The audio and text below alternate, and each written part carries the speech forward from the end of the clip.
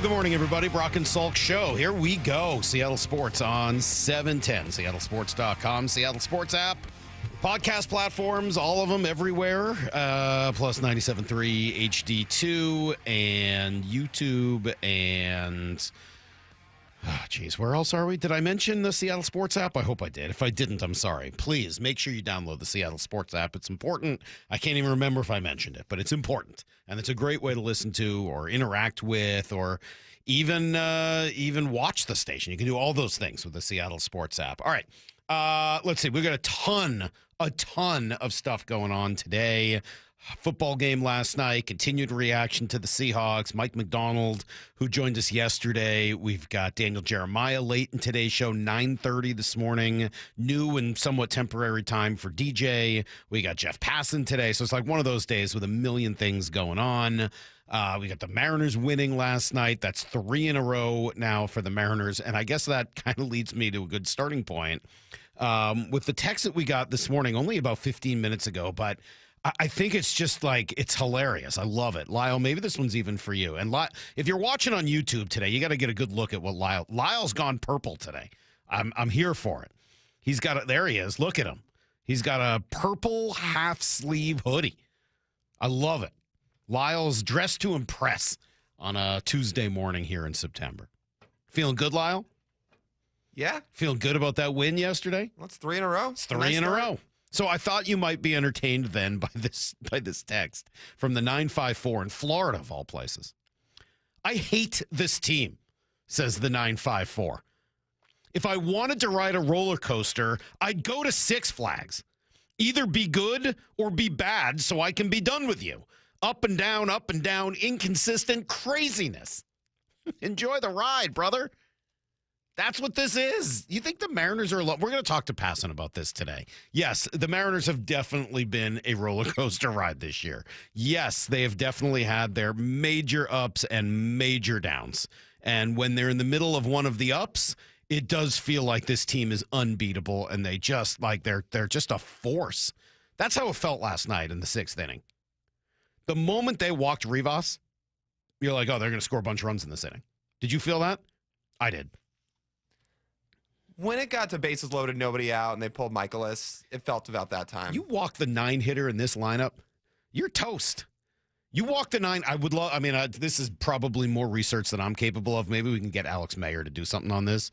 I would love to see how, it's such a small number, but how many times since they really put this lineup together, when the number 9 hitter has been walked, what happens afterwards and how many runs they've scored?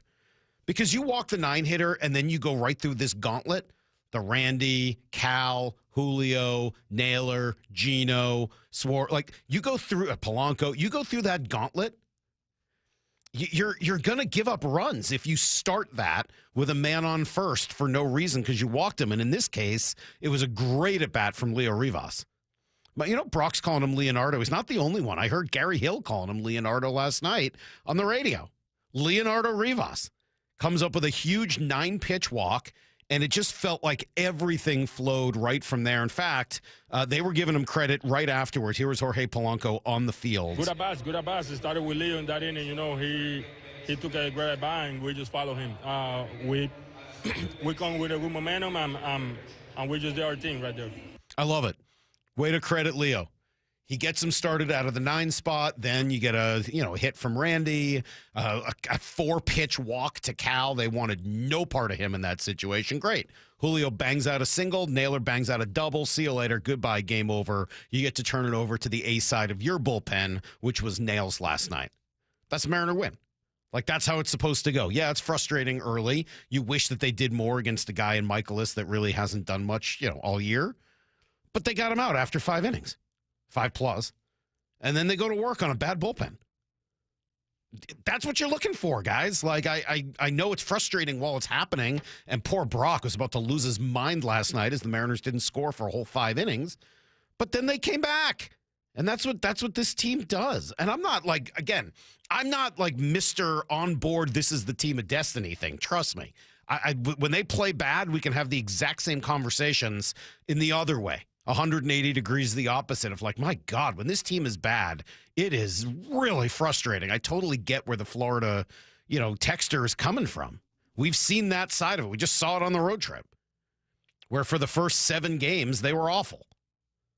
And now for the last 3, you get to see that almost they really have almost a force of inevitability at times in a positive way. That word's in my brain. I told you I watched The Matrix on Friday night with my daughter, and there's that great line. Agent Smith is such a great character in that movie. I love Hugo Weaving. Love his voice. Love the way he plays that character. Love it all. And there's a line in there where he says something about, that's the smell of inevitability. I love the way he talks. I can't even imitate it. It's too good.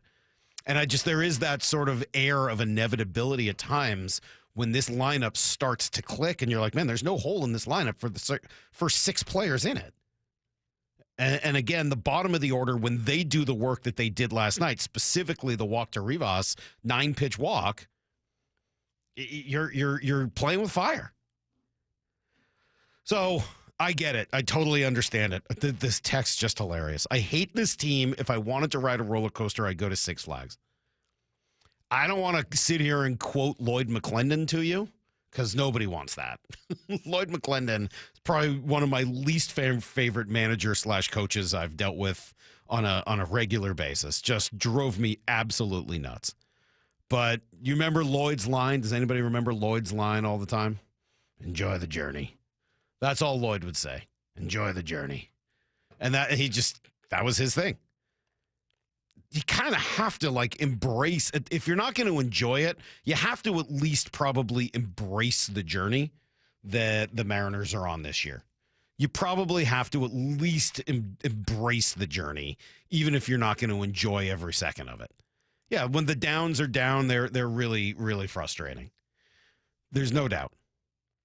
But you gotta find a way to enjoy the journey, or at the very least embrace the journey. Here's Lloyd. Enjoy the journey. Thank you, Lloyd. He said it with such enjoyment, too. You could really tell he was enjoying the journey, couldn't you? Listen to the excitement in his voice. Enjoy the journey. Yeah, boy, he was pumped up. Kind of like when you ask Lyle how he's doing every morning. Similar, yeah. Or when I asked Mike Macdonald much of anything yesterday, I would say. Same kind of vibe. Same kind of vibe. Anyway, this is the upside. If you're going to get frustrated by the downside of this Mariner roller coaster ride, and it is that, don't get me wrong, make sure you're at least taking the time to enjoy the journey, to enjoy the positives, to enjoy the upside, because otherwise you're just going to let them drive you crazy. There's going to be a downside again.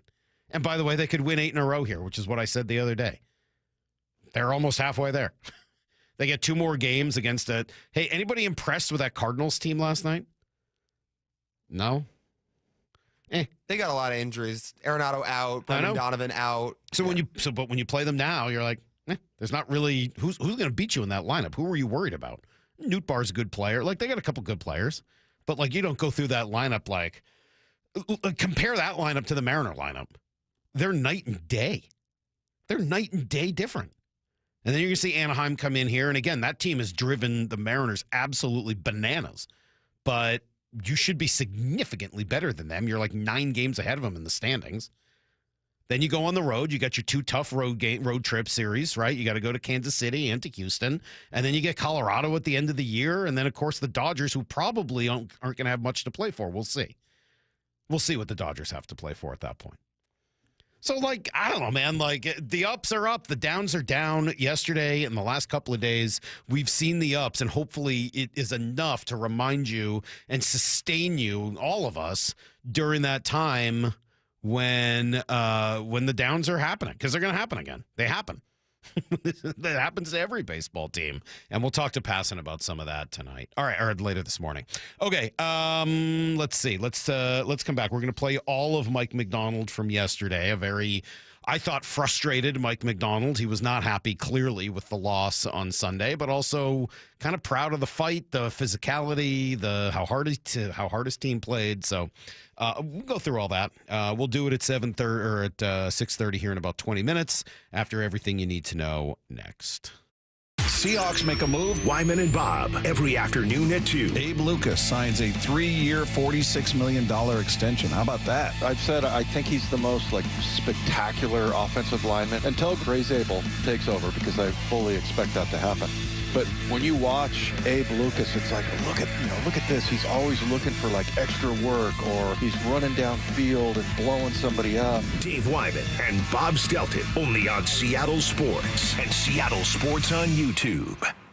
We at Three Tree Roofing understand that your home is your castle. That's why our certified technicians use state-of-the-art installation methods to deliver the highest warranties available. Check out our hundreds of online reviews and schedule a free estimate to see for yourself. Three Tree Roofing, your Puget Sound roofing experts.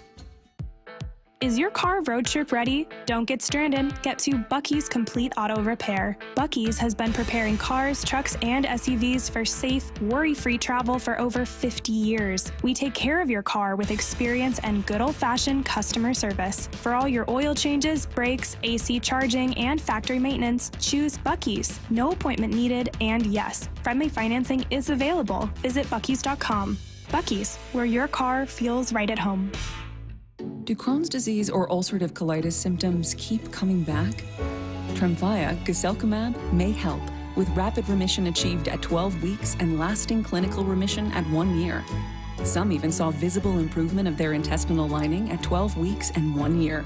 Tremfya is a prescription medicine used to treat adults with moderately to severely active Crohn's disease and adults with moderately to severely active ulcerative colitis. Serious allergic reactions and increased risk of infections and liver problems may occur. Before treatment, your doctor should check you for infections and tuberculosis. Tell your doctor if you have an infection, flu-like symptoms, or if you need a vaccine. Healing is possible with Tremfya. Approximately 3 out of 10 patients were in endoscopic remission at 1 year, based on areas visualized on colonoscopy, which may not represent the deeper bowel layer or entire GI tract. Individual results may vary. Ask your doctor about Tremfya today. Call 1-800-526-7736 to learn more or visit tremfyaradio.com. You've heard the saying, you never get a second chance to make a first impression. Since 1926, my family's been helping local businesses make great first, second, and long-term impressions. We know how to make your company look good with quality uniforms, logoed apparel, floor mats, linens, and more. If you're paying for linen service or doing it yourself, let's have the conversation. The information and quote are free, but the savings and service can really add up.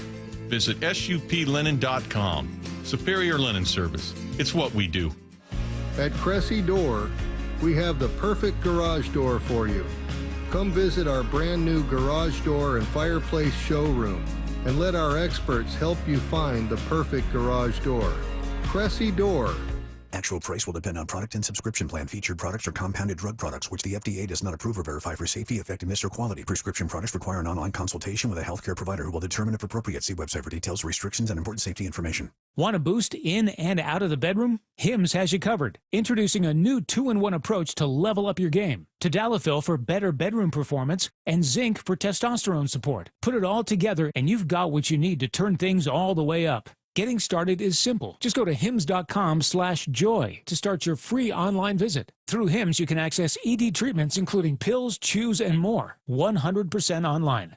No office visits, no pharmacy lines. Just fill out a simple intake form and a licensed medical provider will determine if treatment's right for you. If prescribed, it ships free and discreetly to your door. Find affordable treatment options at up to 95% less than brand names at hims.com/joy. That's hims.com/joy, hims.com/joy. Heading outdoors or on the water this weekend? Check in with Joey and Nelly on the Outdoor Line from 6 to 8 a.m. every Saturday on Seattle Sports and the Seattle Sports app. Temperatures are dropping, but you don't have to settle for a chilly home this winter. Keep cozy and safe with energy-saving products during Washington Energy's home heating sale on now. Upgrading your home is as easy as $1,000, $2,000, $3,000 off. Take $1,000 off furnaces, fireplaces, and water heaters, $2,000 off high-efficiency heat pump systems, and $3,000 off whole home generators and ductless mini splits, plus free financing. Washington Energy Services, your expert resource for affordable home comfort. Call for a free estimate. Toyota Renton is in the playoff chase with game-winning deals on your next ride. Score a 36-month lease on the Tacoma at $279 a month with $39.99 due at signing. The RAV4 leasing at $299 a month with $39.99 due at signing. Drive smarter with the all-hybrid Camry leasing as low as $299 a month or the Corolla from just $219. Whether you're gearing up for the fall or chasing savings, Toyota Renton is the place to go. Visit toyotarenton.com and get in the playoff chase today. Offers valid through September 30th, 2025. Excludes tax, title, license, dealer accessories, and $200 negotiable documentation fee. Model 7540, 4432, 2559, 1852. History, it had the gold rush. Then came the oil boom, the tech boom, but right now it's the Wi-Fi boom, and Xfinity Wi-Fi is booming. Xfinity has everything you need to tap into the Wi-Fi boom with seriously powerful and seriously reliable connection. It's got 99.99% network reliability and incredibly low lag, so your streams are smoother than making a decision on what to stream. And did I mention that you can even connect to hundreds of devices so you, your kids, your parents, your poker group, and whoever else is at home can all experience the Wi-Fi boom with Xfinity. And the Wi-Fi isn't the only thing that's booming. Get the most reliable Wi-Fi and our best in-class equipment for one consistent price for 5 years guaranteed all in. Plus get unlimited data included and no annual contract, all with the 5-year price guarantee from Xfinity. Visit Xfinity.com, call 1-800-XFINITY, or visit a store today. Restrictions apply, not available in all areas. New residential customers only. Select plans only. Xfinity Gateway with X5 Complete required for unlimited data except in certain areas. Most reliable Wi-Fi based on Open Signal Awards, USA Fixed Broadband Experience Report, August 2024. Actual speeds vary. Need to know. 15 minutes past every hour with Brock and Salk. Here's what you need to know. Up first. Yeah, it's 3 wins in a row now for the suddenly hot, maybe reborn Mariners. We'll see. No double-digit explosion offensively in this one, but they did wait out starter Miles Michaelis and just got to work on the pen in the 6th inning. Couple of walks, couple of singles, and then Josh Naylor doing the damage. Pitch to Naylor, swung on, drilled, gap right center field. It's down, going to the wall. Everybody's running. Randy will score. Cal right behind him. Here comes Julio, the throw home, the tag applied. He is out. Naylor into second base. A 2 RBI double, and the Mariners have taken the lead. It is 3-2. I mean, doesn't that, maybe it's just the way it's mic'd up, but that sounds about as loud as I've heard T-Mobile all year. And I don't think it was that many people there last night, right? I was looking at the crowd. It didn't look gigantic, but man, were they going crazy for that Naylor double. And yeah, it's a frustrating base running error from Julio, and it does sort of kill some of the momentum there. But you know what? Naylor steals third. You drive him in with a sac fly, and the next thing you know, you've got a 4-2 lead in the 6th inning, and that's really all they needed. Another excellent night for Brian Wu. He was very good last night, and you're able to turn it over to the pen at that point, and they were nails. Brash, Bizzardo, Munoz, they shut down the final 3 innings. Dan, throwing a lot of credit Josh Naylor's way. Anytime you can throw up a 4 spot, it's big. But you're right. We had been a little snake bit up to that point. We hit some balls hard. Hadn't had too much to show for it. Had a little bit of traffic as well, just not able to get them in. But Nails with the big hit there, the big double. I think really kind of put us all a little bit more at ease and gave us the lead. And then tacking on that extra run for insurance was big. But I think. Like I said, a good way to start the homestand and come back tomorrow ready to go again. Yeah, and they'll have to do that. Another one coming against St. Louis, Game 2. George Kirby and Matthew Liberatore. Former first rounder. Do you know who he was traded for? Randy Arozarena. That's how he made his way from Tampa to St. Louis. He was traded for a young Randy Arozarena. Let's see. Texas wins. They shut out Milwaukee last night. Cleveland beat Kansas City. Everybody else was off. So 2 games back still, or now in the West. They pick up half a game on Houston. Game and a half up on the wild card. No change there with Texas. And unfortunately, hate to say this, but tough news for Ryan Bliss yesterday. He tore his meniscus in his knee while on a rehab start from his torn pec that's kept him out most of this season. Just brutal. Going to need surgery, going to miss the rest of the season. I don't know whether he was going to contribute in any way for the Mariners, either for the rest of this season or on the postseason roster. Probably not, but still, just a bummer for a good guy who was trying to make his way back from a tough injury at the start of the year. Here's the second thing you need to know. Well, speaking of tough injuries, a day later, it seems like the news got a little worse for Nick Eamon-Wari. When we talked to Mike Macdonald in the morning, he said he'd have an update later in the day, but that it didn't look great. Well, what at first looked like no structural damage does appear to be a significant problem. It is a high ankle for Nick. Let's call it like week to week at this point. If we make a move, it would be probably the next day or two. We got to decide whether or not to make a move on that front. Meaning whether or not he goes to IR. Now, he could obviously be designated to return with the newer rules, but still, just a huge bummer. Guy comes in, makes one play, and see you later.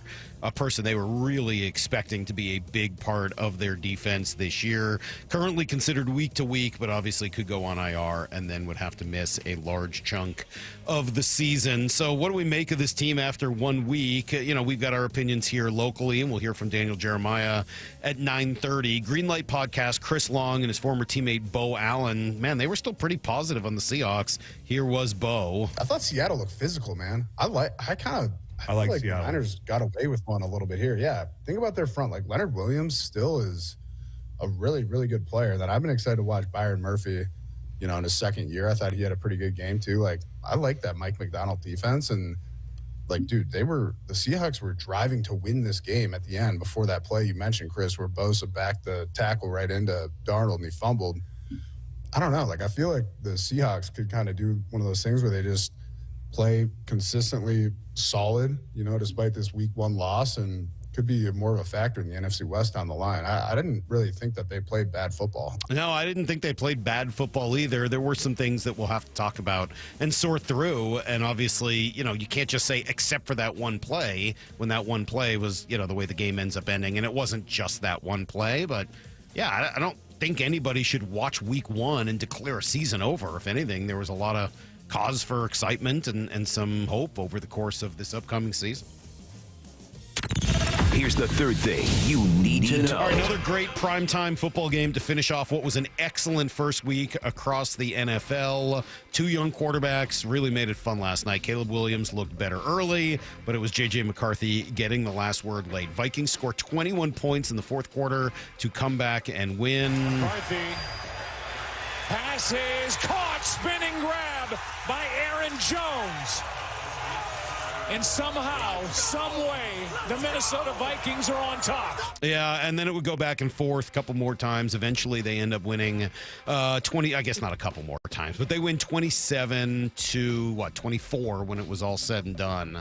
Pretty impressive, and J.J. McCarthy's getting a ton of the credit, specifically because his head coach is throwing it at him. Look, there's no way to deny we don't win this game unless J.J. plays the way he did in the second half, and most importantly, kept the belief of his football team behind him, and now we know it's possible. So, you hope to not be in these circumstances very often, but this team's made of the right stuff. Players have built something special within that locker room and on that sideline, and I'm just very, very proud of them, and you have to be so proud of JJ, leading the group back. Yeah, that'd be fun. It'd be fun to be having JJ McCarthy in your quarterback room. Platt talked you into him. Huh? Platt talked you into him, and then he just wasn't an option.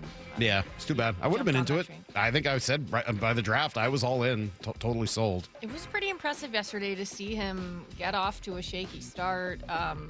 Just some bad sacks. He threw a pick 6 and then just completely launched this comeback where he looked really good. Is he a winner? Is it just ingrained in him to be a winner? I don't Maybe, know. but he's definitely got some resilience, if nothing else. Yeah, pretty cool. That's everything you need to know. Quarter past every hour here on the Brock and Salk Show. Let's see. Text messages 206. Salk, you call it a base running error, but Julio was safe. Watch it again. No, he was up by 10, 15 feet. I don't care what happened. Yeah, I don't care if the guy was blocking the plate. You can block it at that point. Yeah, got the ball. And if his foot sneaked in there as he was tagging him, no umpire should call him safe. They should call him out every single time at that point. You get thrown out by 15 feet, you should be called out. Sorry. I don't care what happened. It's a base running error. It's just a base running mistake. Now, I'm not sitting here killing Julio for it. I think Julio should be aggressive. Do I like him running through a stop sign with nobody out? No. But Julio should be aggressive. He's one of the fastest people in the league. Try to use your speed as much as possible. If occasionally you get thrown out, so be it. I'm okay with that. It wasn't a great spot for it, but they had the lead. It wasn't crucial. You're trying to be extra aggressive. I'm good with that. I don't love it with nobody out and he made a mistake. but like I'm willing to live with some of those mistakes from Julio in order to get the aggressiveness and his speed. I think it works out. All right, let's shift gears. We'll come back here to Mike Macdonald, who we had the opportunity to talk to yesterday. I see a ton of people have gone to YouTube and already viewed or watched the interview with Mike from yesterday. If you missed it, you'll hear it next on Brock and Salk.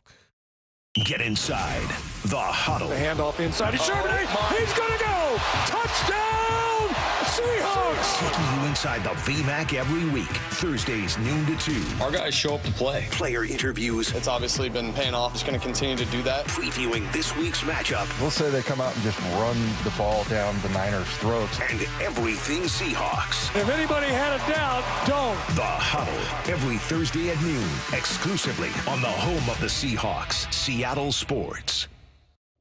Hey, it's Mike Salk here. This is the time to call Crawl Pros. I've done it. They came out to my house, did a free corner-to-corner inspection, and after they did it, they were able to determine what was going on, why we were getting some, really high heating bills in the winter and some high air conditioning bills in the summer. And it turns out we just didn't have the right insulation. It just wasn't good. And so they fixed all that, and the bills went down afterwards. It was great. This time of year, improper insulation can make your home an oven on those hot days, or pretty soon going to turn it into a freezer on the cold ones. Crawl Pros can help. They can take care of any issues you've got, and you might get some help paying for it because Puget Sound Energy is offering a once-in-a-lifetime rebate. If you're a customer and your home was built before 1990, you could qualify to get a rebate on up to 95% of the cost to properly insulate your crawl space and attic. Yeah, 95%. So you got to call Crawl Pros. Learn what's going on behind that crawl space or attic hatch for free, and also what energy rebates you're eligible for. Don't take the risk. The best way to learn if you got any issues is to have Crawl Pros visit your home and inspect your crawl space for free. Get in the zone, AutoZone. Welcome to the end of summer sale at AutoZone.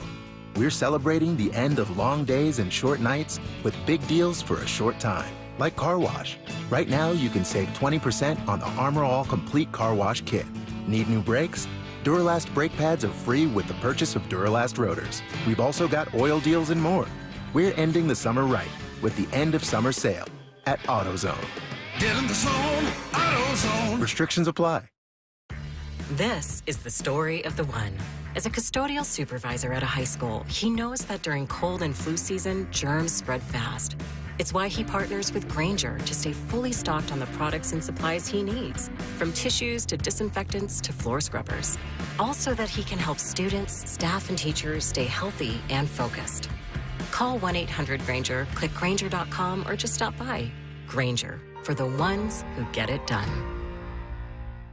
Paying extra for tire care is BS. You know, bad service. So at Midas, we're rolling out our BS-free tire guarantee, included with paid installation and tax on every purchase. You'll pay nothing for flat replacements, nada for flat repairs, and zilch for tire rotations every 5,000 miles. That's $0 for all that. So with this limited lifetime tire guarantee, you'll pay a whole lot of nothing compared to what the other guys charge for tire care. That's the BS-free tire guarantee, only at Midas. Whoa, it's you, the Capital One Bank guy. That's what they call me. Mind if I get a selfie? Yeah, sure thing. Say no fees or minimums on your Capital One checking account. Wow, that's a keeper. So, where are you heading? I'm off to spread the good news that Capital One helps people keep more money in their wallet with no overdraft fees. Oh, you're the best Capital One Bank guy. Hey, mind if I get a selfie? Sure. Say, Capital One, what's in your wallet? Terms apply. See CapitalOne.com/bank for details. Capital One N.A. member FDIC. Seattle Sports has your chance to win 4 tickets to the Seahawks game Sunday, September 21st. Head to the Seattle Sports app, click the Win tab in the bottom right corner, and enter to win. You can enter once per day, so the more times you enter through the Seattle Sports app, the better your odds. Do it every day, September 9th through September 15th. Details and rules at seattlesports.com/win. From the home of the Seahawks, Seattle Sports. The home of the Mariners. Left off to center. It is on its way. Julio, 2-run home run. Hear every pitch on 710 and the Seattle Sports app. It's G. Scott. School's back, and it's rally time. Time to rally around the campaign to keep kids healthy. Kids need fruits and veggies to grow strong and stay focused, but for families on tight budgets, that's not easy. Safeway and the Washington State Department of Health have teamed up and need your help. Every dollar you donate at Safeway checkout helps families in need. And with SNAP Produce Match, they get twice as much for the dollar. Next time you're at Safeway, please donate to keep kids healthy. Hey, it's John Curley with some great news. If your home's heating or cooling is uneven, noisy, or expensive, listen up. The Quilt Ductless Heat Pump System from Home Comfort Lines is changing the game. It gives you room-by-room control and next-gen efficiency, so you're only heating where you need it. That means real comfort and real savings, and every Quilt system qualifies for max tax credits. Trusted for 50 years. Call the comfort people today at HomeComfortAlliance.com. Hey, everybody, it's Bob Stelton here. Now, if you have joint pain, this is going to interest you. Wednesday, September 17th, Dr. Mark Wagner, MD, is having a free live webinar to talk about stem cell therapy. I'm really looking forward to this live webinar to educate on how using your own stem cells can be an extremely successful method to help regenerate native tissue in rotator cuffs, meniscus tears, and reduce pain in osteoarthritic joints. So what joints have you seen good success with? Shoulders, elbows, hips, knees, even wrists and ankles. And in this live webinar, we'll tell you all about the procedure, how simple and safe it is using your own stem cells, and how we determine if you're a candidate. Dr. Wagner has performed over 20,000 stem cell procedures. Are you in pain? Join the free live stem cell webinar Wednesday, September 17th at 6 p.m. to learn about stem cell therapy with Dr. Mark Wagner, MD. Register at drmarkwagnermd.com. That's drmarkwagnermd.com. Brock and Salk's Rewind is presented by Toyota of Kirkland and Toyota of Renton. This is the Mike Macdonald Show, presented by your local 76 and Conoco stations, exclusively on the home of the Seahawks, Seattle Sports. Well, and with that, we will welcome in the coach, Mike Macdonald, who's pulling up to our little set here and checking himself. How are we doing there, man? Good morning. Good morning. Doing all right. Did you get a chance to watch film and go back over everything? Yeah. Changing up the routine this year, so watched it at my house last night and reviewed it again this morning and went through our process. So, I mean, I haven't met with the coaches yet. That's after this. Haven't really talked injuries yet, so that's after this as well, but got a pretty good feel for it. What, after watching on tape, what jumped out? I think it's the same, similar things we talked about after the game. We played really hard, put ourselves in position to win, and there's plenty of opportunities that were out there that we had that we could have secured the game probably earlier, and even at the end that we'd love to take advantage of those opportunities, and we'll learn to do that. But it stings, it really stings that that's a game that we feel like we should be able to win. When you characterize that, Mike, as you played really hard, and it's obvious, to me, and seeing the effort the guys played with throughout that thing, what are some ways that you judge that? What are some ways that you evaluate how hard a team plays? Well, you're looking. What I'm looking at is individual effort on a per play basis. So, are we straining on the backside? Are we finishing plays in a down position on offense? It's a function of how you finish plays, probably, Brock. Honestly, okay. I mean that's probably the litmus test there. You can feel the spirit on the sideline, of what the guys are, and you can on tape too, holes kind of disappear that were there, and because guys are running, so that's what we're looking at. Was it as physical in person as it appeared on TV? Yeah, that was a really physical football game, our guys brought it, man. I mean, give the Niners credit too. They played a good game. They played good enough to win. And but our guys played really physical. I know we're going to talk probably over the course of the season a bunch, Mike, about a word you used in the post game, a word you've used with Mike and I over last year and this year, and that's complementary, right? Mm-hmm. Playing complementary football. Kind of just, again, week one, throwing it out there here early. What did you see in that kind of phase of it or that description of it yesterday? Yeah, I think probably the most indicative stat was the time possession. The number of plays we ended up playing on both sides of the ball was pretty lopsided.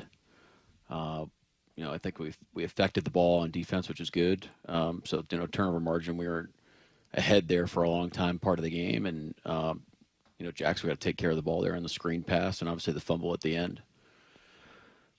So we'll keep bringing the ball to life on defense, and we need to protect it on offense. And special teams, I thought we did a good job protecting the football, and I thought those guys played really well. But the time of possession was probably the most indicative of just playing complementary ball. And it's not just the offense.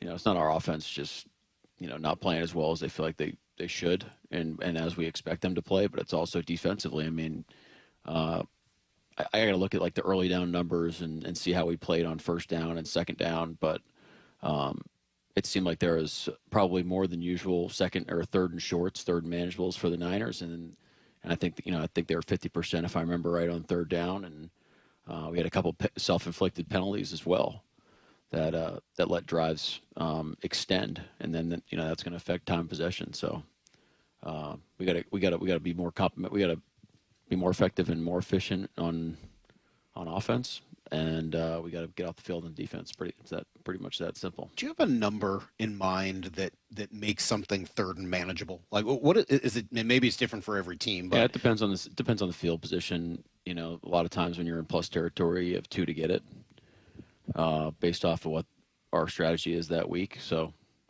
yeah, it varies. I mean, I don't want to give you a number because that might be that might be a giveaway on how we handle third down. Yeah. But you have a number for your offense, I would assume, as well, of sort of this is a target of where we want to be by third down to make it manageable. We're trying to not be in third down. Fair. I mean, you're trying to convert on first and second downs is really how you want to operate, but you want to keep it moving forward so you're not, in third and super long. And then if you feel like the kind of the balance beam, it shifts a little bit, or the seesaw, like if it seesaws back into like, okay, now defense can be more aggressive, that's probably too long.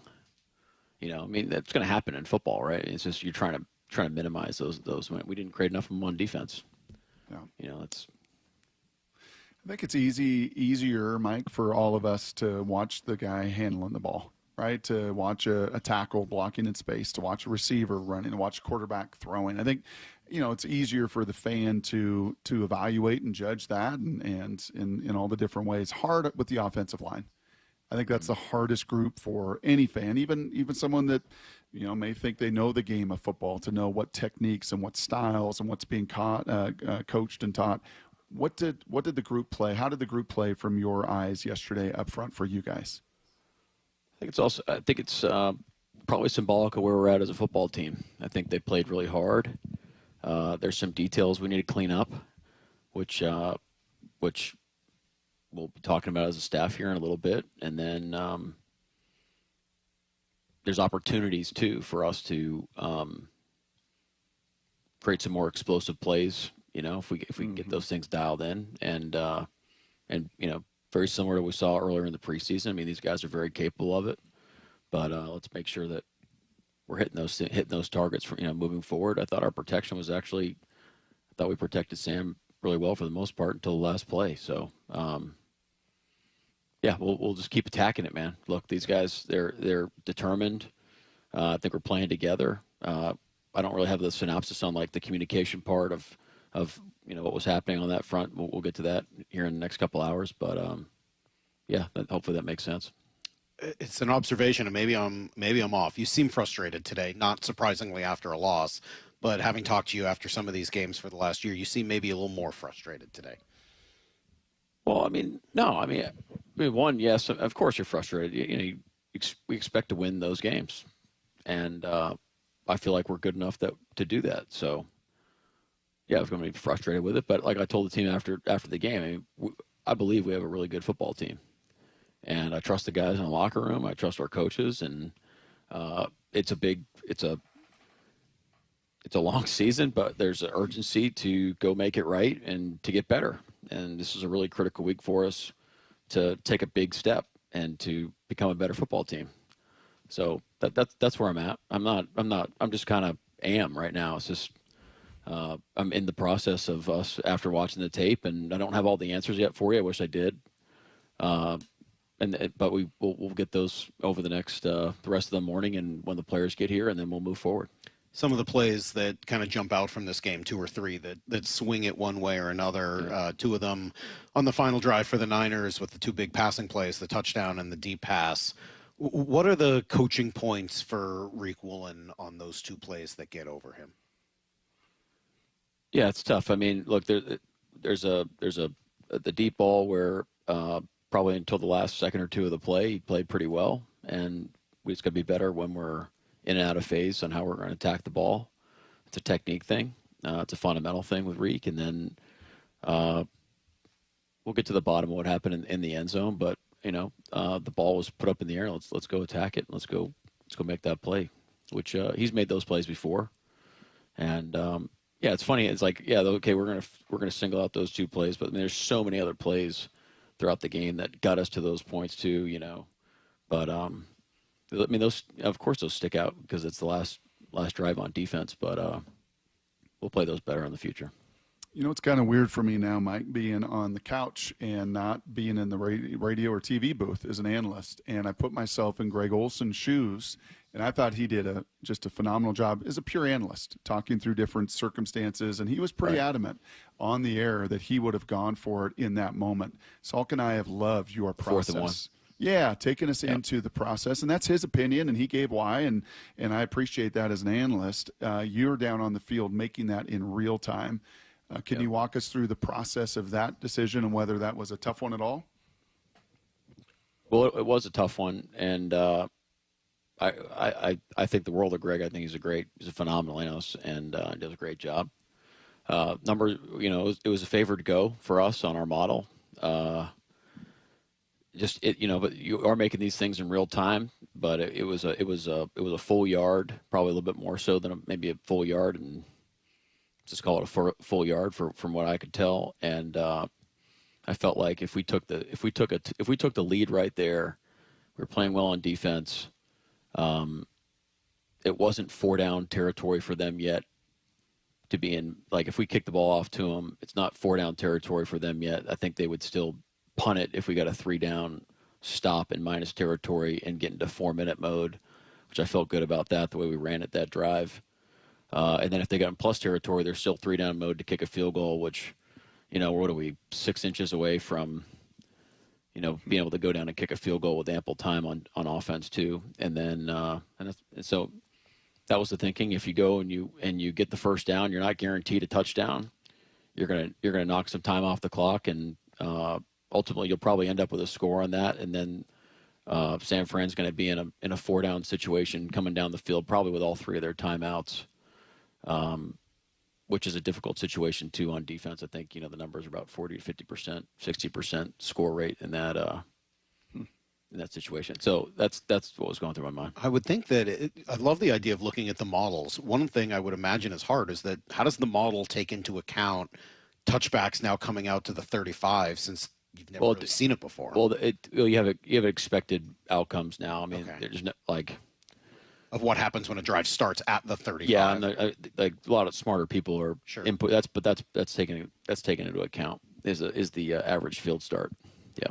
It does seem like a pretty big deal. I mean, the 35. I know I'm getting old, and I think about touchbacks coming out to the 20 on a kickoff, and that's been a while since it's been that. Yeah, I mean, look, the 35. Yeah, my God. The kickoff is an extremely important play now, which is the spirit of the new rule and the new setup. But it definitely affects your end of game situation,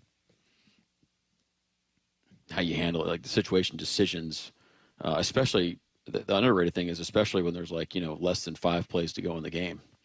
Are you willing to go kick the ball off? Do you want to kick a touchback? Things like that. I mean, those are all big time discussion points. When you're factoring in all of the models and the game situation and all of that in that moment, how much are you considering the message, quote unquote, you're sending to your team, whether it's your offense, your defense, of trust, belief? How much does that factor in? I mean, of course it factors in, but our guys trust. I mean, look, I trust the heck out of our guys. I think they trust the heck out of us. We're trying to win the game, So, I think that one I felt pretty strongly about the decision in real time, but it wasn't easy. You know, there's definitely an argument to go the other way about trying to, let's go run it for a yard or our best 4th and 1 play at the time. But I'm not worried about how the guys feel. I think they have our backs, and I know we have theirs. How do you feel about the rookies? Their first taste, and it was violent, and it was physical, and it was an opponent that you all know pretty well. Just as a total rookie class, how did you feel like those guys handled game 1? Solid start, I guess. I mean, go through it. I mean, I think Elijah had a catch. I don't know if Torrey had a catch. I got to go back and see how he did in the run game. Torrey, I think, great played solid. Some plays. Again, same thing with the rest of the offensive line, but off to a decent start. And then, Nick's, it's really unfortunate what happened with Nick. I mean, trying to get him going and blitz him early in the game, and then just a fluke. It's football, man. Gets landed on his ankle, and then we got to audible and switch up from there. You said after the game it does not look like a high ankle, and the X-rays were negative and everything else. Any further updates over the course of the night into this morning on him? Yeah, I'll have more update later, but let's just say we're not sure on the timetable right now with Nick. So, okay. You referred to it, I think, afterwards as the Jax show, talking about Jackson Smith and Jigba, and 13 of 22 targets in the game and a whale of a game. Let's start with that part. How well did he play yesterday? He played well. He's productive. I think Jax will be the first person to tell you there's more opportunities for him out there where we expect more of some of those situations for him to come through, and he'll do that. But he'll be the first one to tell you that. Look, we got great players on our offense. I mean, some guys that haven't really proved it yet and haven't done it, but they've done it in practice. Guys like Torrey and Elijah. But I mean, Cooper Kupp's going to get open, man. Like the guy, he's done it all camp. He's a great player. We got great tight ends. I think our backs can come alive in the pass game. So we got plenty of guys where the ball can go to, and did, and it will, moving forward. But our guys we're going to be just fine. Those guys in the offices and cubicles at PFF really liked Sam's game yesterday. He was the highest graded according to PFF at nearly an 83 grade on everybody offensively yesterday. Through your lens and your grade, how would you evaluate Mr. Darnold? I thought the same thing. He's going to get a feel for the time, but I'd rather make decisive decisions and play ahead of things rather than the opposite. And I felt like that's what he did. Mm-hmm. So got us in and out of plays and operated our offense. Operation-wise, I think we're not there yet offensively, but solid start. Look, I mean, Sam played the way we expected him to play. He put us in position to win the game at the end. I thought we had 2 solid 2-minute drives. It's just unfortunate that, I didn't realize. I thought the ball in real time slipped out of his hand, but I didn't realize that it got knocked out from the pass rush. I'm looking at that again. What did you see on that play? Well, he's about to throw the ball to a guy that was open, it looked like, and the ball got knocked out of his hand. You guys saw the same thing, right? I'm watching the same game. Yes. Yes. Well, I wasn't sure whether, is that an offensive line issue? Is that something that the quarterback has to feel and move up and around and open up more space for himself? I don't know all the details and intricacies of the play there. Well, look, I mean, plays have to work together, right? Like the timing of the route, the progression of the read, the footwork of the quarterback, and the protection all need to be together. So when your timing is off and when one of those things get out of whack, that's when you get a chance for a play not to go the right way. And that's what happened. Timing just got out of whack. And he was throwing the ball, and fortunately, there's somebody's back right there. Salk, and that's why you feel a little what you feel, and that's why I walked around the airport in Vegas the way I did, as if I lost $150,000 on the craps table, which I did not, thankfully, but some other despondent fools I'm sure did. because it was right there. I mean, it was just right there on that side with the check down, and even on the front side of the play with Cooper on the little in cut as well. So right there. Hey, just a couple personnel questions for me, Coach. We saw Tyrese Knight, and I know he missed a ton of training camp and just kind of working himself back. Is that why there was a little kind of platoon with Drake? Yeah. It's I think, look, we're in week 1. We got a long way to go. And just like we told the team, look, after the game, I mean, in these things, let's take the emotion out of how we assess things, how we move forward. It's all about, like, if we're going to really be about chasing edges and trying to be better, then, like, that's how we're going to operate after, no matter what happened. Whether or not we do the touchdown pass at the end, we'd be thinking the same thing. But these personnel decisions are going to be considered along the same lines. Everything's under consideration. I think we have some competition at that position right now. Also, T-Knight's coming back from the knee. And he's going to be just fine, but you can't deny that Drake's playing really well too. So Drake deserves that opportunity, and it also is a way to limit T-Knight's exposure going through the first game. If I would have told you before kickoff you're going to pressure Brock Purdy more than he's ever been pressured in his 4 years as a starter, 57% it ended up, at least on the stats that we're privy to, 57% pressure rate, the most that he had ever faced.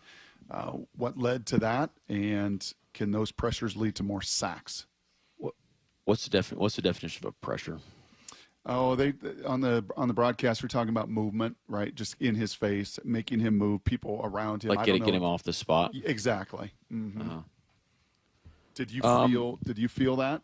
Is that something that matches what you guys and how you evaluate? I did. I mean, look, I'm never going to be like, yeah, we were the best pass rush team of all time. I mean, like, you want to get the quarterback on the ground, and you need to affect the passing game. So what's the best way to do that? Well, disrupting the timing. Not let the quarterback play in time and in rhythm. For the most part, I thought we did that. Gave up the explosive there at the end. There's a couple other plays we need to get cleaned up. There's plenty to improve upon. I mean, our third down pass rush and pass coverage, we need to play better as a football team there, more complementary to keep them to hold it. So now we have opportunities to sack them. But there's a lot of great stuff on tape too. I mean, our guys, again, they played extremely hard. They played together. There's a lot of details we're going to chase and we're going to improve from.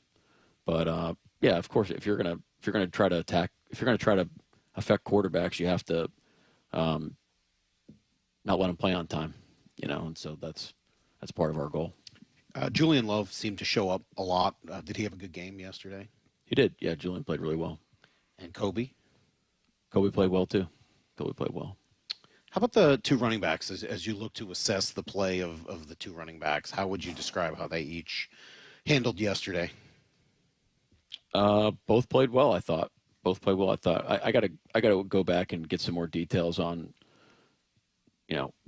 who got what read and what was there for what guy, and we'll kind of get all that stuff ironed out. But both guys are playing well.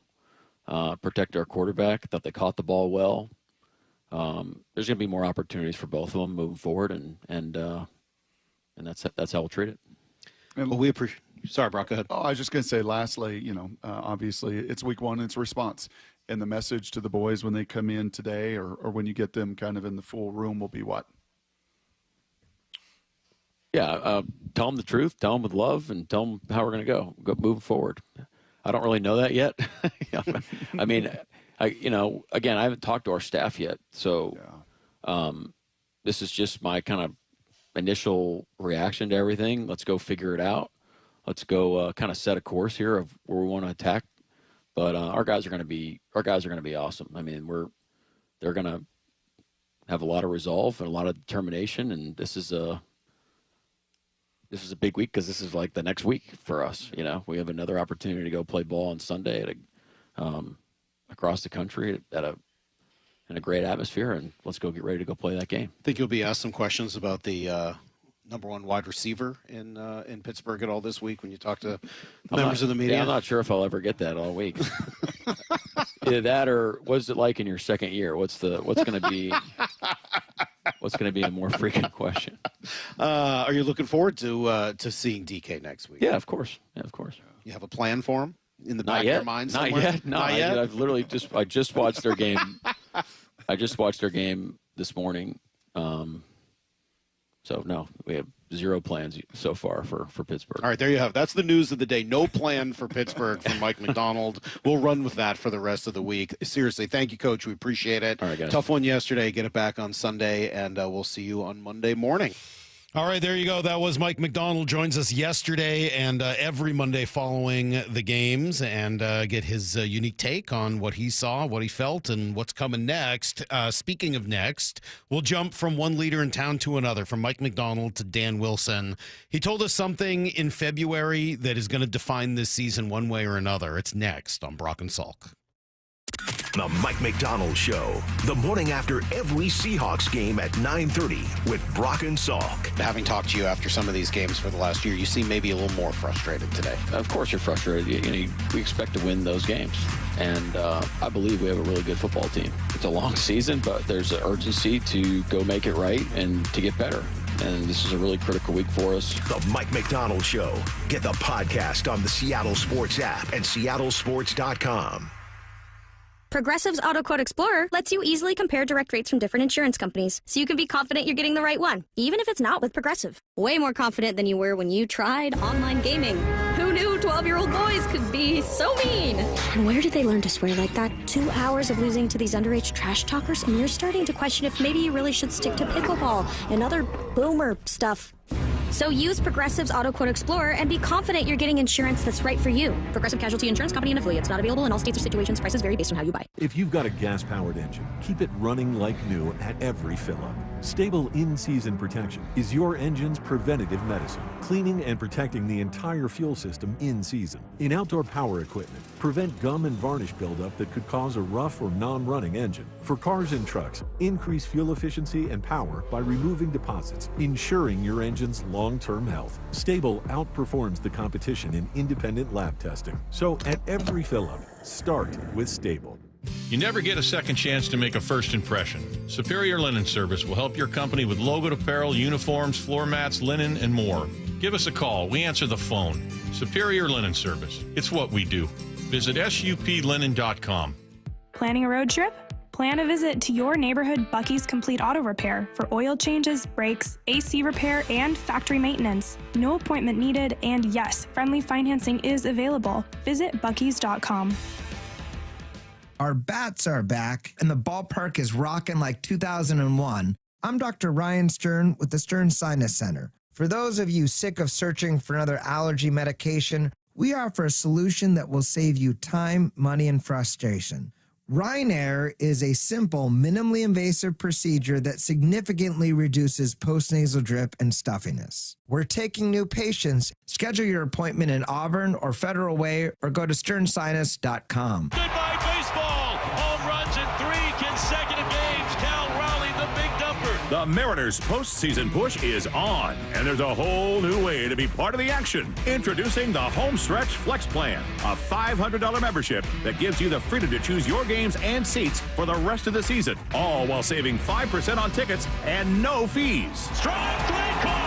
Triple digits to end it and complete the sweep. You can use your credit however you want. Go big with club seats for a couple high-stakes showdowns, or stretch it out into the final series against the Dodgers. And the best part? Homestretch Flex members get priority access to our postseason pre-sale. That means you're first in line when October comes calling. The team is locked in. J.P. Crawford! Game winner, walk-off fashion in the 9th inning.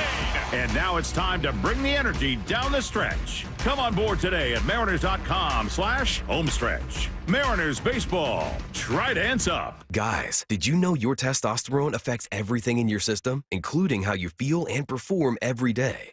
Right now, Revive Men's Health Seattle will check your testosterone for free. Knowing your T levels is the first step in understanding if you have low T. Your testosterone level impacts your energy, libido, sleep, weight, hair loss, mood, and even ED. Maintaining an appropriate T level can change your whole life. Most men start to see changes in their hormone levels in their 30s. Experience and results matter. So what are you waiting for? Get your T levels checked today by local, experienced, and trusted men's health experts. They've helped thousands of men since 2011. They're so confident they can help you, they even guarantee it. Call Revive today and schedule your free testosterone test, free exam, and free consultation. Call Revive Men's Health at 206-529-1111. That's 206-529-1111. Or visit ReviveMen'sHealth.com. Actual price will depend on product and subscription plan. Featured products are compounded drug products, which the FDA does not approve or verify for safety, effectiveness, or quality. Prescription products require an online consultation with a healthcare provider who will determine if appropriate. See website for details, restrictions, and important safety information. Want a boost in and out of the bedroom? Hims has you covered. Introducing a new 2-in-1 approach to level up your game. Tadalafil for better bedroom performance and zinc for testosterone support. Put it all together and you've got what you need to turn things all the way up. Getting started is simple. Just go to hims.com/joy to start your free online visit. Through Hims, you can access ED treatments including pills, chews, and more. 100% online. No office visits, no pharmacy lines. Just fill out a simple intake form and a licensed medical provider will determine if treatment's right for you. If prescribed, it ships free and discreetly to your door. Find affordable treatment options at up to 95% less than brand names at hims.com/joy. That's hims.com/joy, HIMS.com/JOY. This is Seattle Sports. Streaming through the Seattle Sports app. KIRO AM Seattle. KIRO FM HD2 Tacoma. Home of the Seahawks, Mariners, and everything Seattle sports. Give me a freaking auto! From the Quantum Fiber Studio, this is Brock and Salk on Seattle Sports. Brock Ewert is my hero. Jay Buhner just punched me in the kidney. We're going to excuse you on the interview. Doesn't really work that way, Sherm. This is a show that has my name on it. It kind of does, though. Now here are your hosts, Brock Ewert and Mike Salk. Hello! You know, Brock, there's a lot of things I love about you.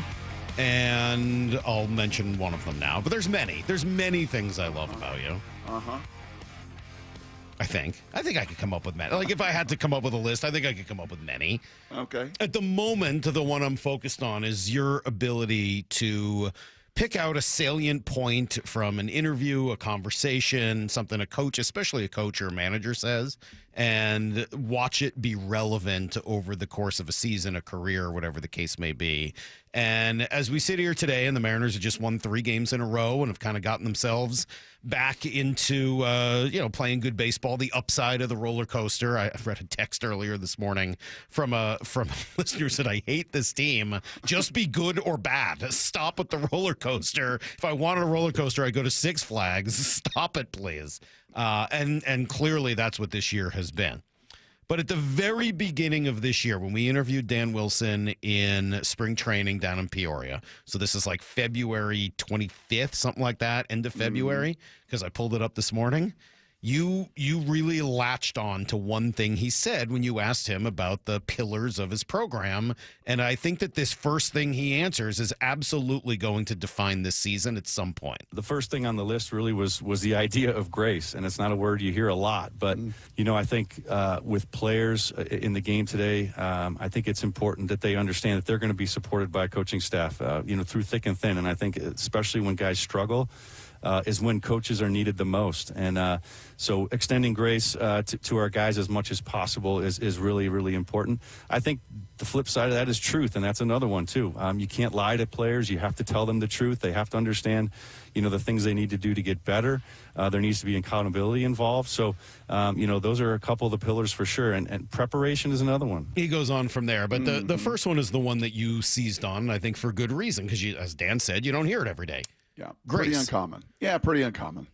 Right? It's certainly the truth and the accountability and the hard work and the sacrifice and all of those things. But I don't know. I don't hear a lot of coaches in the spheres that I'm in, was in for a couple decades. It's not a term that Lloyd McClendon and everybody does it differently. Certainly wasn't. Was it Eric Wedge? You said if you strike out but you get hit by lightning, it's still a strikeout. Yeah, I think was that so. Wedge or was that Lloyd? I already mentioned Lloyd today. Did you? I did. Well, for the guy who was hating on the roller coaster, I said enjoy the journey. That's right. It's just not a term you hear a lot. It's not.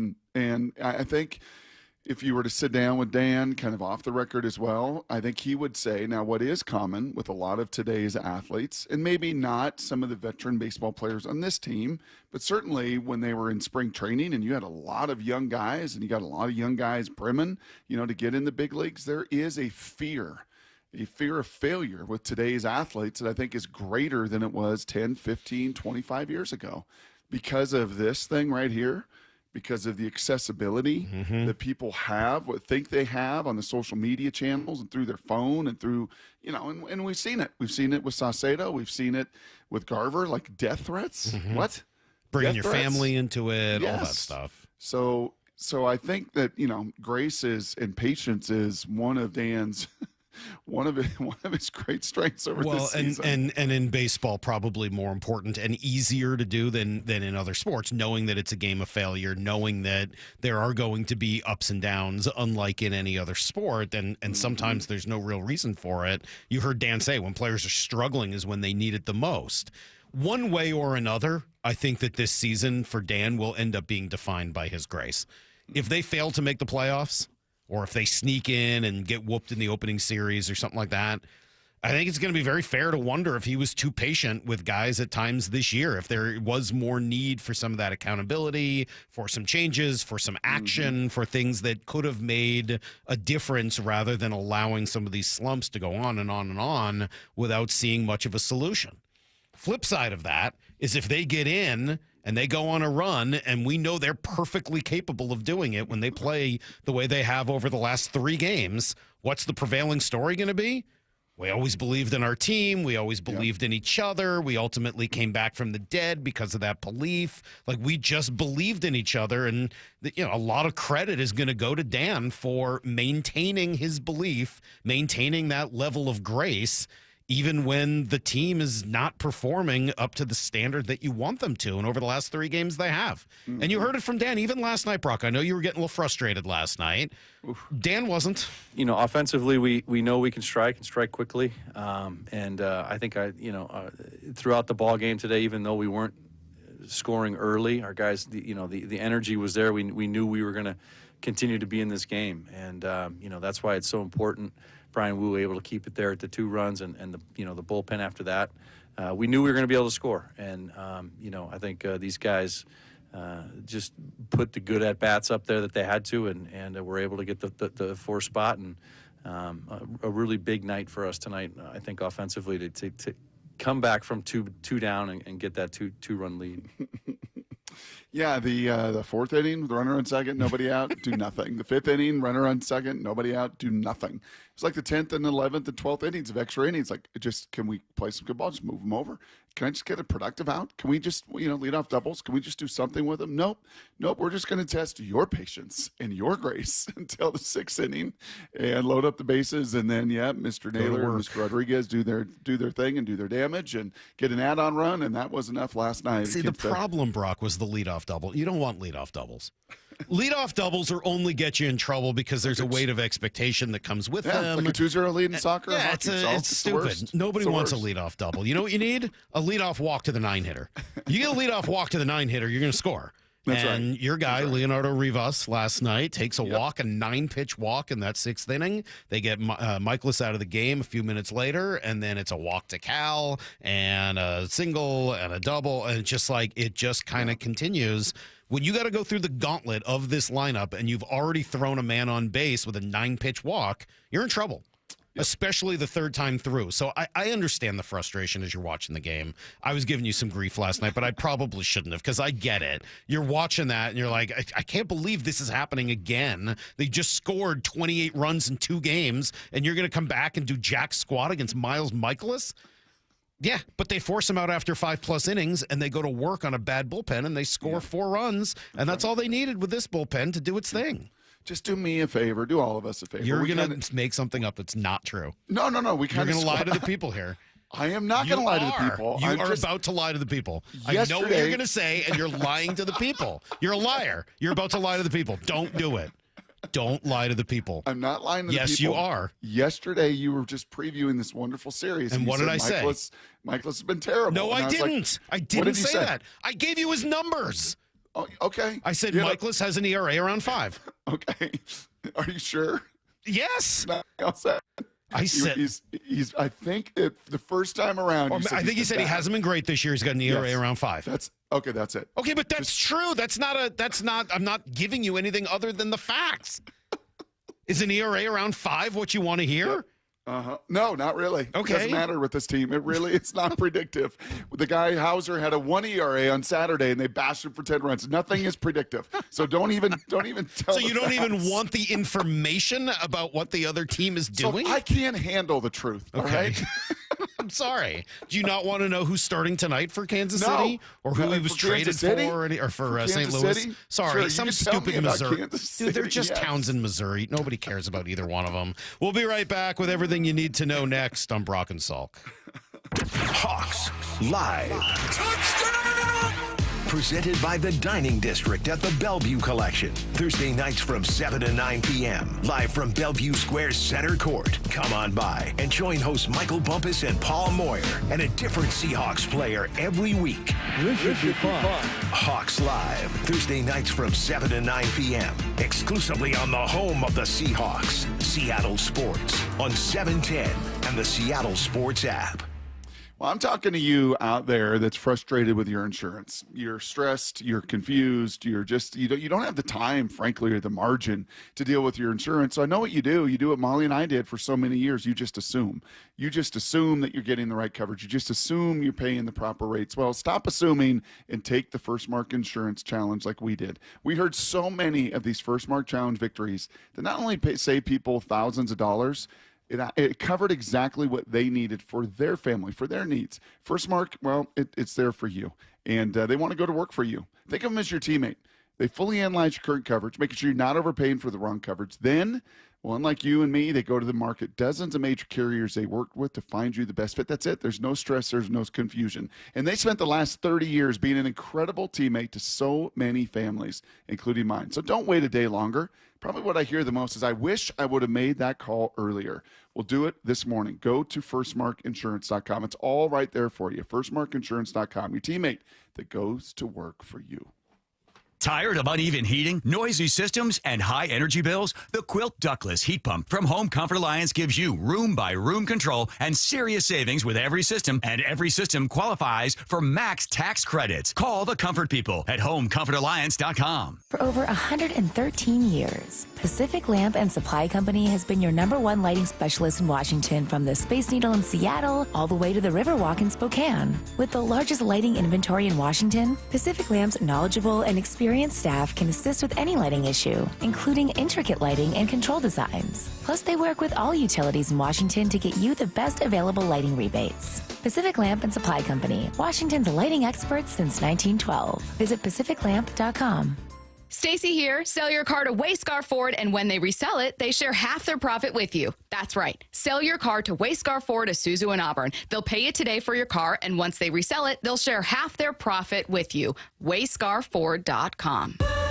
I love a day on the water with friends, but my moderate to severe plaque psoriasis sometimes holds me back. Now I'm all in with clearer skin thanks to Skyrizi. Risankizumab Riza, a prescription-only 150 milligram injection for adults who are candidates for systemic or phototherapy. Teaching music is my passion, but my active psoriatic arthritis can limit me at times. Now I'm treating my joint symptoms with Skyrizi. With Skyrizi, most people with plaque psoriasis saw 90% clearer skin at 4 months. Or if you are an adult with active psoriatic arthritis, Skyrizi helps you move with less joint pain, stiffness, swelling, and fatigue. Don't use if allergic to Skyrizi. Serious allergic reactions, increased infections, or lower ability to fight them may occur. Before treatment, get checked for infections and tuberculosis. Tell your doctor about any flu-like symptoms or vaccines.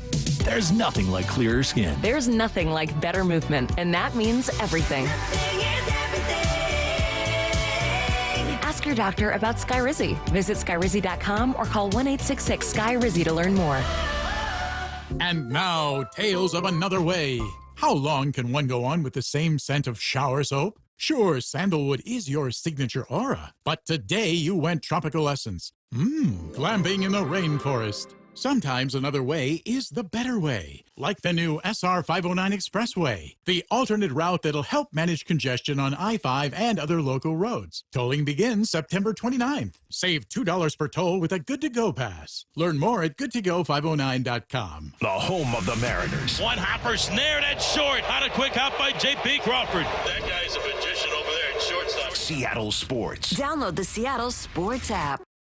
Hey, it's Bob Stelton here, and I can see clearly now. It's amazing. Let me tell you about one of the best decisions I've ever made in my life. That's when I went to K2 Vision for Refractive Lens Exchange, or RLE. Dr. Kopstein started K2 Vision with Dr. King from King LASIK, the most experienced LASIK surgeon in the Northwest. King LASIK plus K2 Vision equals freedom vision for every stage of life. No glasses, contacts, readers, or cataracts. So if you're somebody that struggles with distance vision and now you always need a pair of reading glasses, K2 Vision RLE could be your perfect permanent solution to spending your good active years not needing reading glasses. And here's the capper. You're never going to develop a cataract. I'm somebody that needed readers in every room of the house. I needed to see the scoreboard out at ball games. I just couldn't see clearly. That has all changed thanks to RLE. Whether it's LASIK, EVO ICL, or RLE, trust the most experienced team of doctors to point you in the right direction. Schedule your free Zoom consultation today at K2VisionRLE.com. That's K2VisionRLE.com.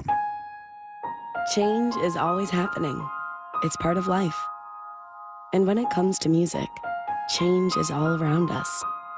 Songs are rewritten, classics are remixed, bands and artists come and go. Even our taste in music changes. Here at Xfinity, we know there's still good in keeping some things the same. That's why we want to do our part with a 5-year price guarantee on our internet. It means no matter what changes, you get 5 years of the most reliable Wi-Fi with our best equipment included for a price that stays exactly the same. Surprised? Life is full of them. One internet price, 5 years, guaranteed. Learn more at Xfinity.com/deals. Restrictions apply. New residential customers only. Taxes and fees extra and subject to change. Most reliable Wi-Fi based on Open Signal Awards USA. Fixed Broadband Experience Report, August 2024. Need to know. 15 minutes past every hour with Brock and Salk. Here's what you need to know. Up first. Yeah, that'd be 3 wins in a row now, Brock, for the suddenly hot, maybe reborn Mariners. We'll see. No double-digit explosion offensively, but they waited out Miles Michaelis. They got to work on the pen in the 6th inning. Couple of walks, couple of singles. Josh Naylor. Pitch to Naylor. Swung on. Drilled. Gap right center field. It's down. Going to the wall. Everybody's running. Randy will score. Cal right behind him. Here comes Julio. The throw home. The tag applied. He is out. Naylor into second base. A 2 RBI double. And the Mariners have taken the lead. It is 3-2. All right, a little over-aggressive from Julio there, running through the stop sign with nobody out. But what was he doing? He was just being over-aggressive. He's trying to use that speed, Brock. He got a little ahead of himself. But let's focus on Naylor. Let's focus on the crowd and the pandemonium in there. My God, that feels like about as loud as I've heard T-Mobile Park all year. Lyle, did you ramp up the crowd noise? I don't think I have the ability to do that. You didn't do that? No? No.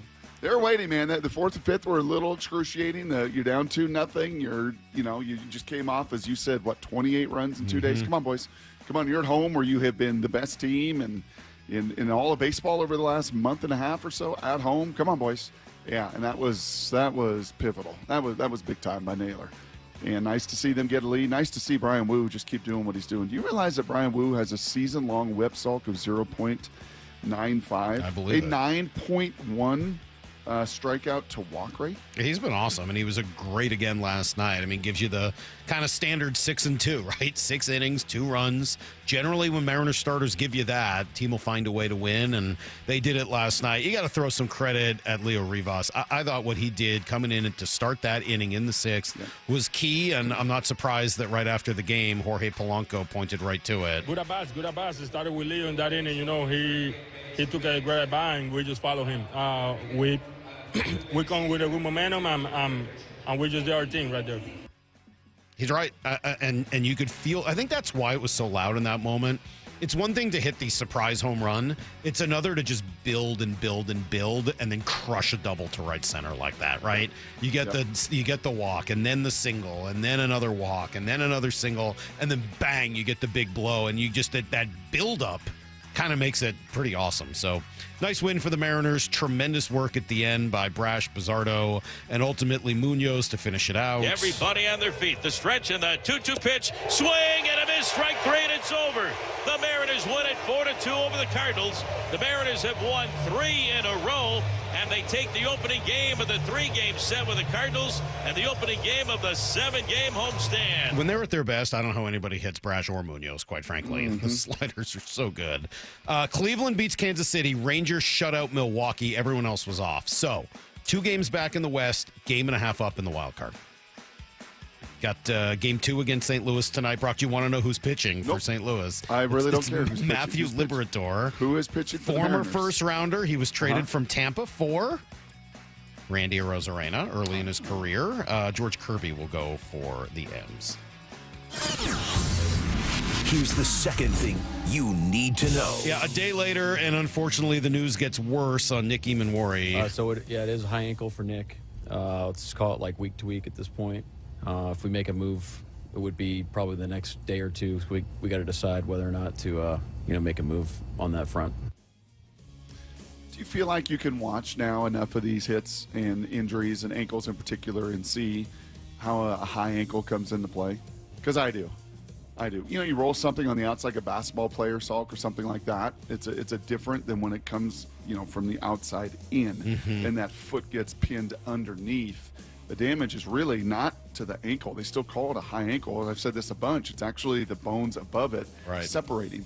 And, how severe that is, different for every case. They'll continue to, as Mike said, to test that thing yesterday, get more imaging on it done. Do they need to go in? And what they do a procedure now where they go in and they wire those bones closer together to help the healing process. Do they have to do all of that?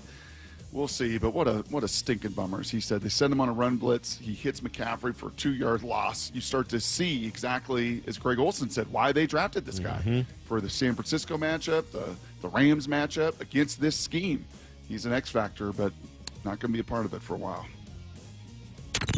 Here's the third thing you need to know. Well, a pretty good primetime game last night as the NFL finished off what was a tremendous first week of the season. What did I see? It would have been the highest ratings maybe ever for week 1 were it not for the rain delay in the Carolina-Jacksonville game. Otherwise, I mean, they just had tremendous games, tremendous ratings all around. J.J. McCarthy got the last word after Caleb Williams stole the beginning of the game. Vikings score 21 points in the fourth quarter to come back to win. Thielen in motion. McCarthy keeps. He's got it.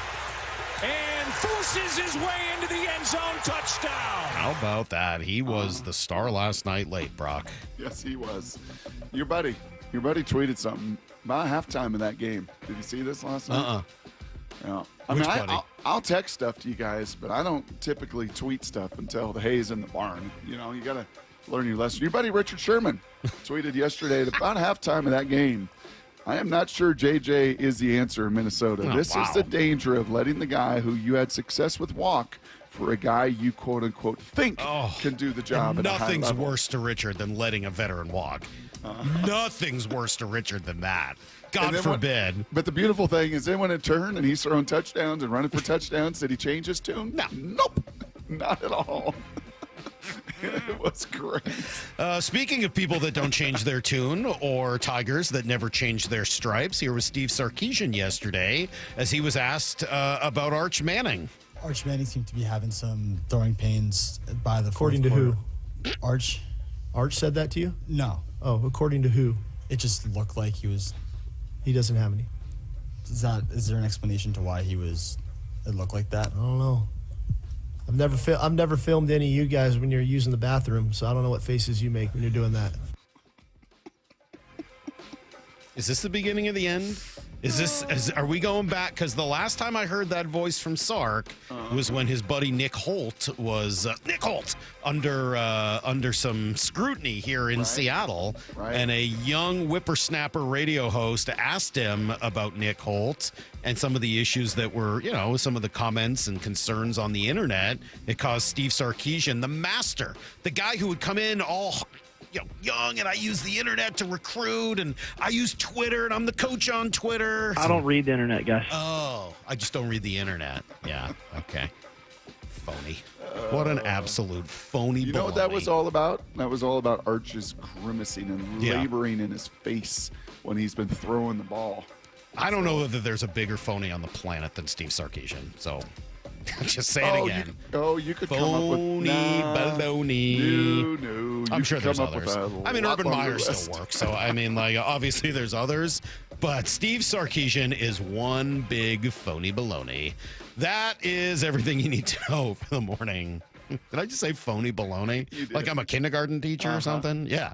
You like bologna? I haven't had it in a very, very long time. Lyle, you ever eaten bologna? I know you're PB&J. You ever eaten a bologna and mustard and American cheese on white bread sandwich? I think it's been forever. Bologna is gross. Yeah, it is. But I had it a lot as a kid. It's lunch meat, hot dog lunch meat, basically. No. It doesn't feel like the first type of choice you'd make at a deli. No. Yeah, but we used to eat it all the time in the 80s. Like, it was a big staple as of kids, lunch. it was a thing. Yeah. People eat salami, but not bologna. Salami's good. And I remember as a kid not really knowing the difference between salami and bologna.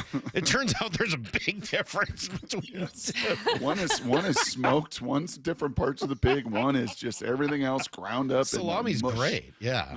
Yeah, no, I didn't know the difference between salami and bologna as a kid. Eventually, I think I... How about Spam and bologna? I don't think Very I've ever eaten similar. Spam. You've never had Spam? I don't think so. Oh. No, I've had bologna, but I don't think I've ever had Spam. That one's beyond me. Anyway, big phony. Tigers don't change their stripes, man. You can tell me about all the changes Steve Sarkisian's made in his life and this and that, but he's still a big phony, and he's still the same guy deep at the core of who he is. All right. Coming up, regardless of what he might have said yesterday, I think I heard a frustrated Mike Macdonald. Why? It's next on Brock and Salk. Bump and Stacy, weekdays 10 to 2. I don't think the game was fundamentally lost on that touchdown to Tunges. When to you was the moment this game was lost? So I don't look at one play and say, that's why you lost the game. So offensively, I'm looking at the way that the 49ers are playing against the Seahawks offense, and they can almost predict what's going to happen. And that 49ers D-line did their thing. Bump and Stacy, weekdays 10 to 2 on Seattle Sports, the app, YouTube, and your smart speaker. All right, guys, now's the time. We talk about it all throughout the year, but roofing season has been upon us here for a while. And what makes it so? Well, long, dry days. For the most part, we've had them. Roofing crews working realistically sun up to sundown, cranking out projects all over the region with Riverside Roofing, of course, leading the charge. They're here in Marysville locally, and they serve the entirety of Western Washington, doing amazing work.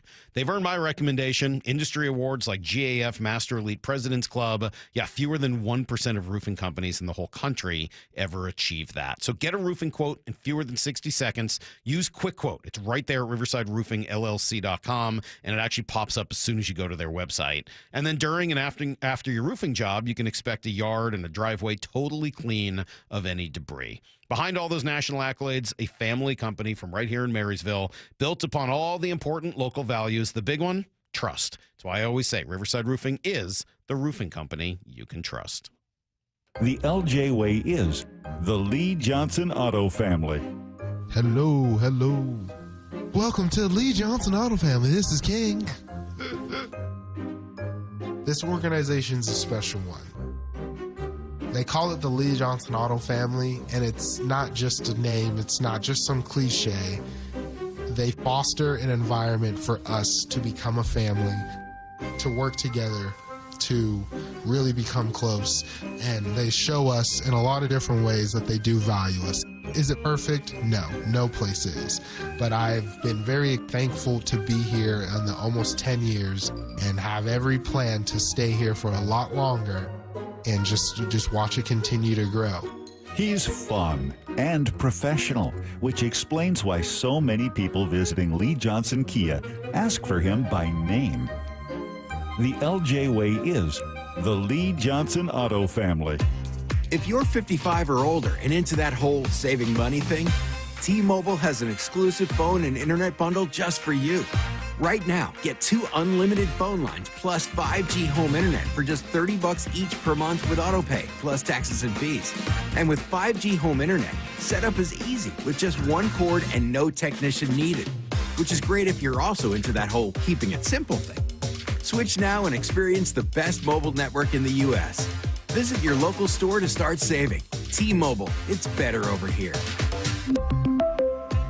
Based on analysis by Ookla of Speed Test Intelligence data Q4 2024 to Q1 2025. Ookla trademarks used under license. Unlimited on our network. Customers on voice plan may notice speeds lower than other customers and further reduction if using more than 50 gigs a month due to data prioritization. Video streams and SD on this plan. Home internet pricing after $20 a monthly bill credit plus $5 per line without autopay. Debit or bank account required. See 5G device coverage and access details at T-Mobile.com. Seattle Sports has your chance to win 4 tickets to the Seahawks game Sunday, September 21st. Head to the Seattle Sports app, click the Win tab in the bottom right corner, and enter to win. You can enter once per day, so the more times you enter through the Seattle Sports app, the better your odds. Do it every day, September 9th through September 15th. Details and rules at seattlesports.com/win. From the home of the Seahawks, Seattle Sports. The home of the Mariners. It is gone! Cal Raleigh, 2-run home run! Hear every pitch on 710 and the Seattle Sports app.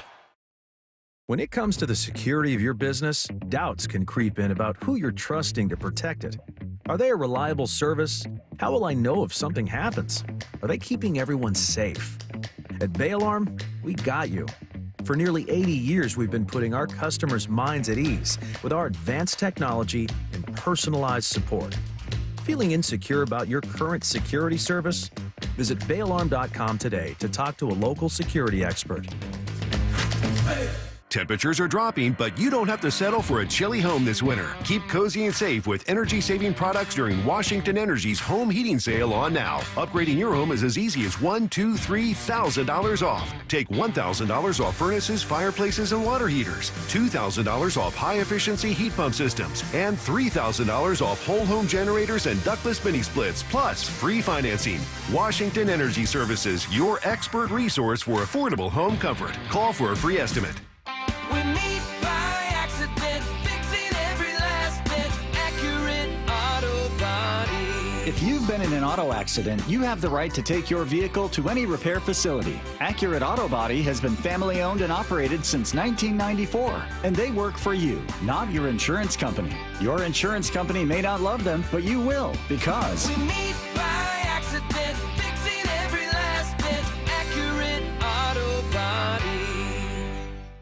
Yay to Bruce, the streaming king. With quantum fiber internet, he's gonna binge. He wants more, he's got to have more. More bedtime true crime. More podcasts in the shower. Quantum fiber Wi-Fi has the power. More fast internet speed. He's got the gigs to go big, bring him the games. Right now. And his royal we. More sports non-stop. His quantum fiber's on top. Yay to you. Switch today at quantumfiber.com. Limited availability, service, and speed in select locations only. This hour of the Brock and Salk Show is powered by Star Rentals, preferred supplier to the West's best contractors. From the Quantum Fiber Studio, you're listening to Brock and Salk. Weekdays 6 to 10 on Seattle Sports and 97.3 FM HD2. Let's see. Text messages. Mortadella over bologna. Salk, you've never had musabi? No, I don't think so. Musubi? I don't know. I don't think I've ever. Rice is pretty good. Yeah, I don't think I've ever had that. I should. I mean, I'm not like against it. I don't think I ever have. I tried Spam like a year ago just to see, because we had some growing up. My grandparents, Oma and Opa, of course. You know, budget was a little tight when they immigrated from the country. So eating cow tongue and Spam and those things and bologna were a big part of it. And man, Spam is just salty. I bet. I think the S in Spam is for salty. Salty pig. Are you trying to give me a lead into Mike Macdonald from yesterday with the word salty? Was that a setup? Maybe. Okay. Maybe we're just good teammates. Yeah, Salk. that was pretty good. 253 says Salk's the big fat phony. I got to tell you, man, I'll take a lot of different heat on this show, and I am many things that I'm accused of. Yep. You think I'm a phony, Brock? No. I think if anything, the opposite is the problem. I wish I was phonier more. I think that's my biggest problem is I need to be phonier. Yeah, I don't know. I don't. Not I'll take a lot of grief. I'm not going to take that one. Mike Macdonald seemed frustrated yesterday. He kind of disagreed when we asked him about it. I don't know, Brock. I heard a pretty frustrated coach yesterday. He didn't like it, I don't think, when I asked him about being frustrated. I can play you the sound of that. Yeah, I'd like to hear that again. I asked him, I said, hey, it does seem this is, I don't know, maybe 10 minutes into the interview, essentially saying, hey, it strikes me that you seem pretty frustrated by this loss. And here was his response. Well, I mean, no, I mean, one, yes, of course you're frustrated. You know, we expect to win those games, and I feel like we're good enough to do that. So yeah, I was going to be frustrated with it, but like I told the team after the game, I believe we have a really good football team, and I trust the guys in the locker room. I trust our coaches, and it's a long season, but there's an urgency to go make it right and to get better.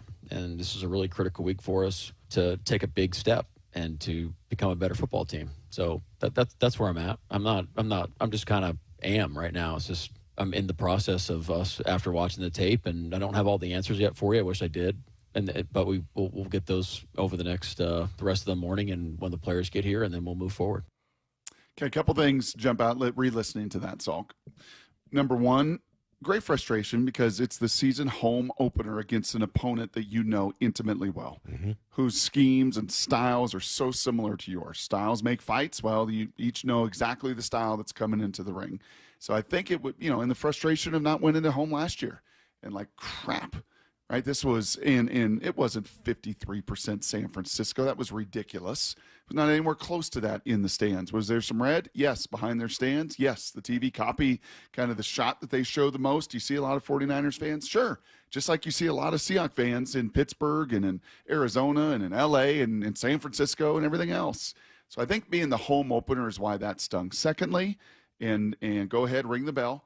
Go ahead and ring the bell if you got the bell ready. Secondly, and just in the coaching just response and where he is in that arc when we talked to him yesterday, Salk, he's still right in the middle of it. He's watched the tape. He watched it live. He's changing some of his process. As he said, he watched it the night before, but he is literally like when we get him at 9:30, he's like right in the middle of response phase. Because he leaves us to go watch it then with the coordinators and the coaches and really try to put the whole thing together. So I think we kind of capture him on these Mondays at a tough time. Yeah. Where he's formulated his thoughts and his opinions, but now I got to gather with my troops and my coaches, and we got to figure out and respond to the data that frankly wasn't good enough. Right? And I think so where we catch him plays a little role. So just the time. Yeah, I was trying to come up with reasons why because we've heard him after losses before, and he's been frustrated, but I felt like yesterday was more than I remembered. I don't know, maybe you disagree with me, but he felt to me anyway, just being there, a little bit more frustrated than usual. So I was trying to figure out why. Was it losing in general? Well, no, we've heard him after losses. Was it losing to the Niners, a division game against a big opponent? Was it losing a winnable game? That was kind of where my mind went. Like, that was a winnable game, and they kind of let it slip through in the last 3-4 minutes. Mad at some of the specific plays because we talked about the 3 or 4 plays that maybe ended up costing them the game when it was said and done. I don't know the answer to it. I guess I was just sort of speculating. Sure. But it did strike me that all of those things had some level of truth to them. Yeah, and I think they all add up, and it is frustrating. And when you've got on the final 2 drives defensively, you have a lead. Right? You've got a 3-point lead. You kick the field goal, and I really appreciated his process. And Blue 88, I actually chatted with Greg Olson about it yesterday, sent him the clip, actually, of Mike responding and giving him some praise and then responding as to why he did it. Greg has a good comeback to it, but ultimately, Mike Macdonald trusted him and his defense to get it done. You have a 3-point lead. Yep. 3.5 minutes at home, and you picked this guy off twice, and you played really good defense against him. Go finish him. And then you don't. And you don't because of really 2 boneheaded plays. And he tried to defend Reek and say, well, he was in the right position, the right phase, just didn't play the ball. And, well, that's your job. Don't give up the big play. You have one job. Stay on top. Don't get beat over the top on a double move. Don't get me mad again. I'm in a better response phase. Seems like you are pretty mad. No, I'm in a better response phase than I was yesterday, where I was really mad at Reek Woolen. And then you come back and you make a great play, a huge play, an explosive play. You got the ball 1st and 5 inside the 10 to go finish them. And you don't on a play that's open. And you can't execute it. So, those things, I think, for him still, what was it at that point? 12 hours later, stung? Yeah. And I think, honestly, just in the response phase as a coach, where he's at 9:30 on a Monday morning. Yeah, it's interesting, kind of catch though. him right in the middle of that cocoon. Yeah, I get it. I think what surprised me maybe about it is that usually when I think of coaches being especially frustrated, it's with effort / not playing hard. And I think we kind of covered that. The team played really hard Like he felt like they were very physical. Is one of the first things he said. We asked him, "Hey, what'd you see watching the film?" He went right to how hard they played. I think it's the same, similar things we talked about after the game. We played really hard, put ourselves in position to win, and there's plenty of opportunities that were out there that we had that we could have secured the game probably earlier, and even at the end that we'd love to take advantage of those opportunities, and we'll learn to do that. But so you can hear some of that frustration, right? Like, yeah, no, it's not that we didn't play hard. We had the opportunity. We just didn't take advantage. So it was more of an execution thing. I really liked your question and his answer on how to evaluate, how you determine whether or not a team is playing hard. Well, you're looking – what I'm looking at is individual effort on a per-play basis. So, are we straining on the backside? Are we finishing plays in a down position on offense? It's a function of how you finish plays, probably, Brock, honestly. Okay. I mean, that's probably the litmus test there. You can feel the spirit on the sideline, of what the guys are, and you can, on tape too, like, holes kind of disappear that were there, and because guys are running, so that's what we're looking at. Mm-hmm. I would agree.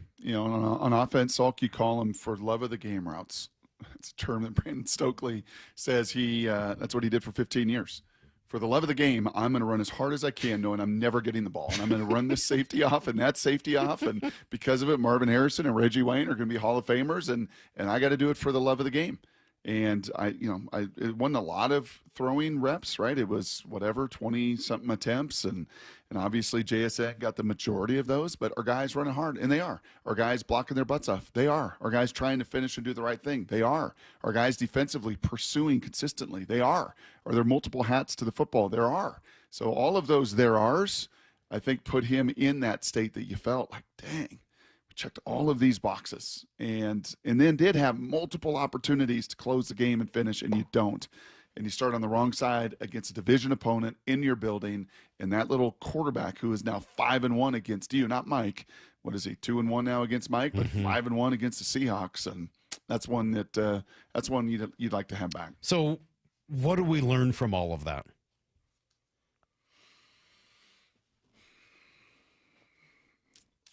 Yeah, I think what you learn is what we've been ingrained with the guy that preceded him for 16 years. It's all about how you finish. You can compete and have a really high compete level, and this team culturally has a really high compete level that is carried over, I think, from Pete to Mike. That's what we learn. And then you do learn that, and you can watch how many different games in the NFL. Salk, you talk about the ratings. Why were the ratings off the charts? Because every one of these games is largely compelling theater. I think it was 13 of 16 and now 14 of 17 after last night. They're all compelling theater down to the one possession in the final 5 minutes of each and every game. And do you have the ability, the details, the talent, the playmakers, however you want to characterize it, to finish these games when they matter at the end?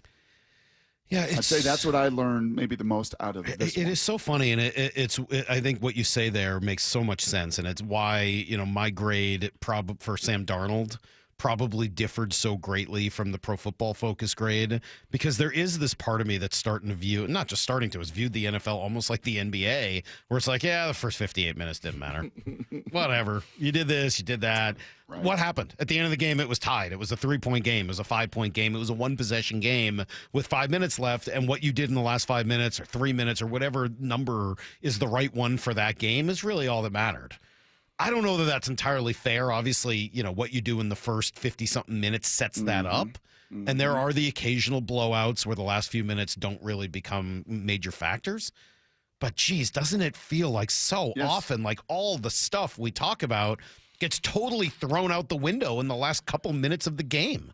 Like, Brock, how much time did we spend talking about the two offensive lines for Minnesota and Chicago throughout the offseason and the work they did and this and that? Were they better? Yeah, I think so. I think they both look pretty good.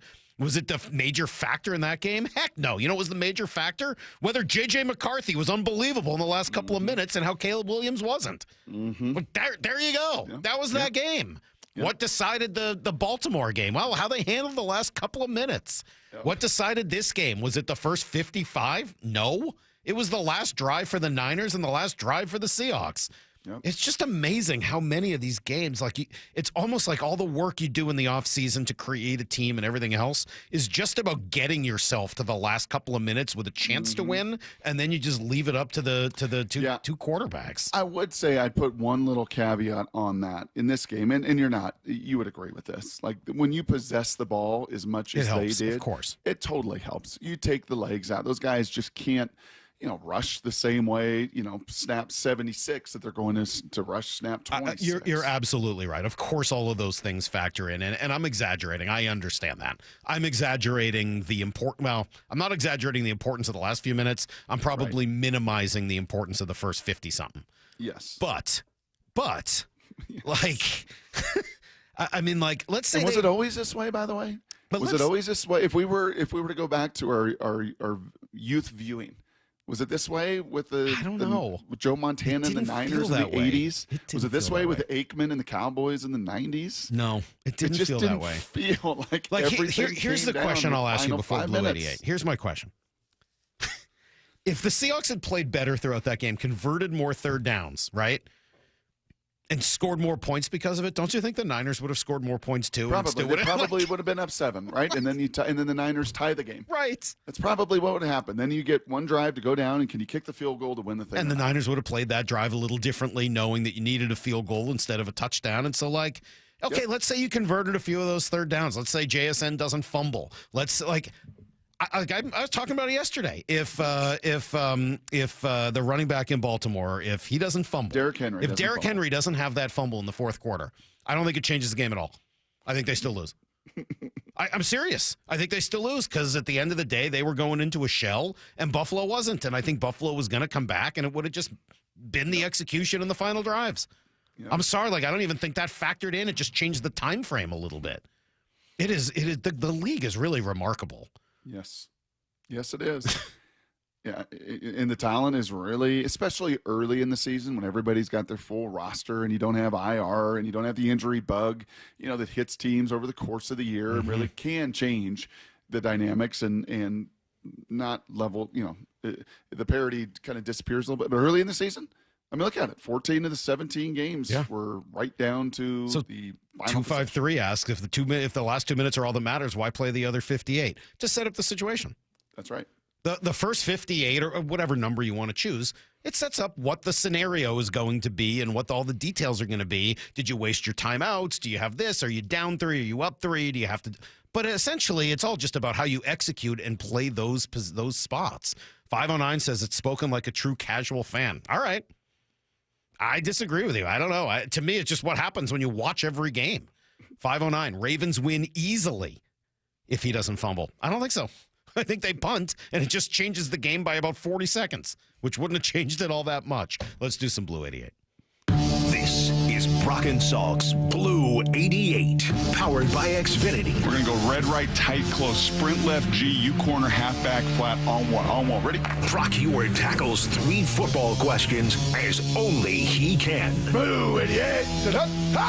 Now here's your hosts, Brock Heward and Mike Salk. All right, Brock, 3 good football questions for a non-casual viewer like you. Let's start here with question 1. After reviewing yesterday, what was controllable in that game that unfortunately got away from the Seahawks?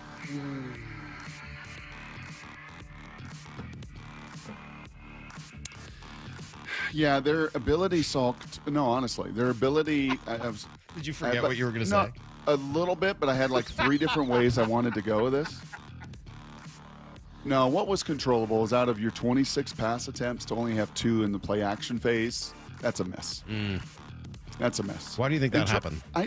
Trying to understand why. That's where I was pausing just a little bit of, okay, I know the number, but the why in that is a little more difficult. Our buddy, our Hawk Blogger talked about sequencing, and I think there's something to that. I think we got to get to these screens and we got to slow them down. And I kind of like these screens, and screens can be great. But when screens are run, then you can't really run and then run the play action off of it, right? And do those things that are kind of in those tunnels. So it was like, I really like this concept. It's going to be open. And it was to JSN. And there's some completions to be had. And we can get empty. And we can find a completion here. And in an easy completion out of our hands here, and you did. And all of a sudden you look up and you're like, whoa, we had 2 play action passes out of 26 attempts for Sam. That can't happen again. I think that is a controllable. And that's, I think every voice in that headset over the course of a game. And, hey, this is our first time doing it with the real bullets flying against a very good defense that knows us and knows the scheme. But there's got to be some conversation on those headsets of, hey, let's get back to the DNA. And the DNA is the run, the outside run, the boot, some of the play action pass off of it. We got to get to some more of that. I will say one other little why is you got some edge defenders, and Bosa in particular, that's a problem. That's a problem. So your whole boot game, your whole, hey, let's move the pocket game, your whole, hey, let's run and play pass, you turn your back to that guy, bad things happen. And you saw it even when you don't turn your back to that guy and you go straight drop back and he knocks the ball out of your hand through Abe Lucas's 330 pounds. So I would say, though, that is a controllable moving forward. I'd like to see more called play action pass. All right, question number 2. You mentioned you chatted with Greg Olsen afterwards and told him or showed him or played him what Mike Macdonald said about going for it or not going for it there on 4th down. What did Greg say? Well, he said the same thing. He loves Mike Macdonald, like Mike loves Greg, and, just a different approach in this situation, different reasoning. He said by going up 3 at that point, this is Greg, San Francisco didn't want to kick a field goal. They were going to go try score a touchdown to beat you at all costs. If they would have failed on 4th down, San Francisco got to be careful they don't go 3 and out so quick and give Seattle the ball back tied. I think he had to consider Shanahan didn't want a field goal attempt in that situation, changes kind of the whole thinking and paradigm.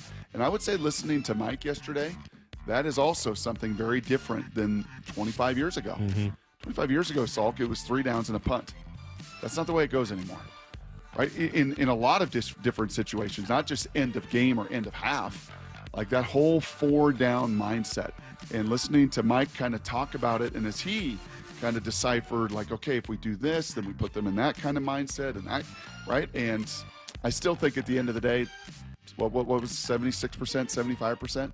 I still think it was that close.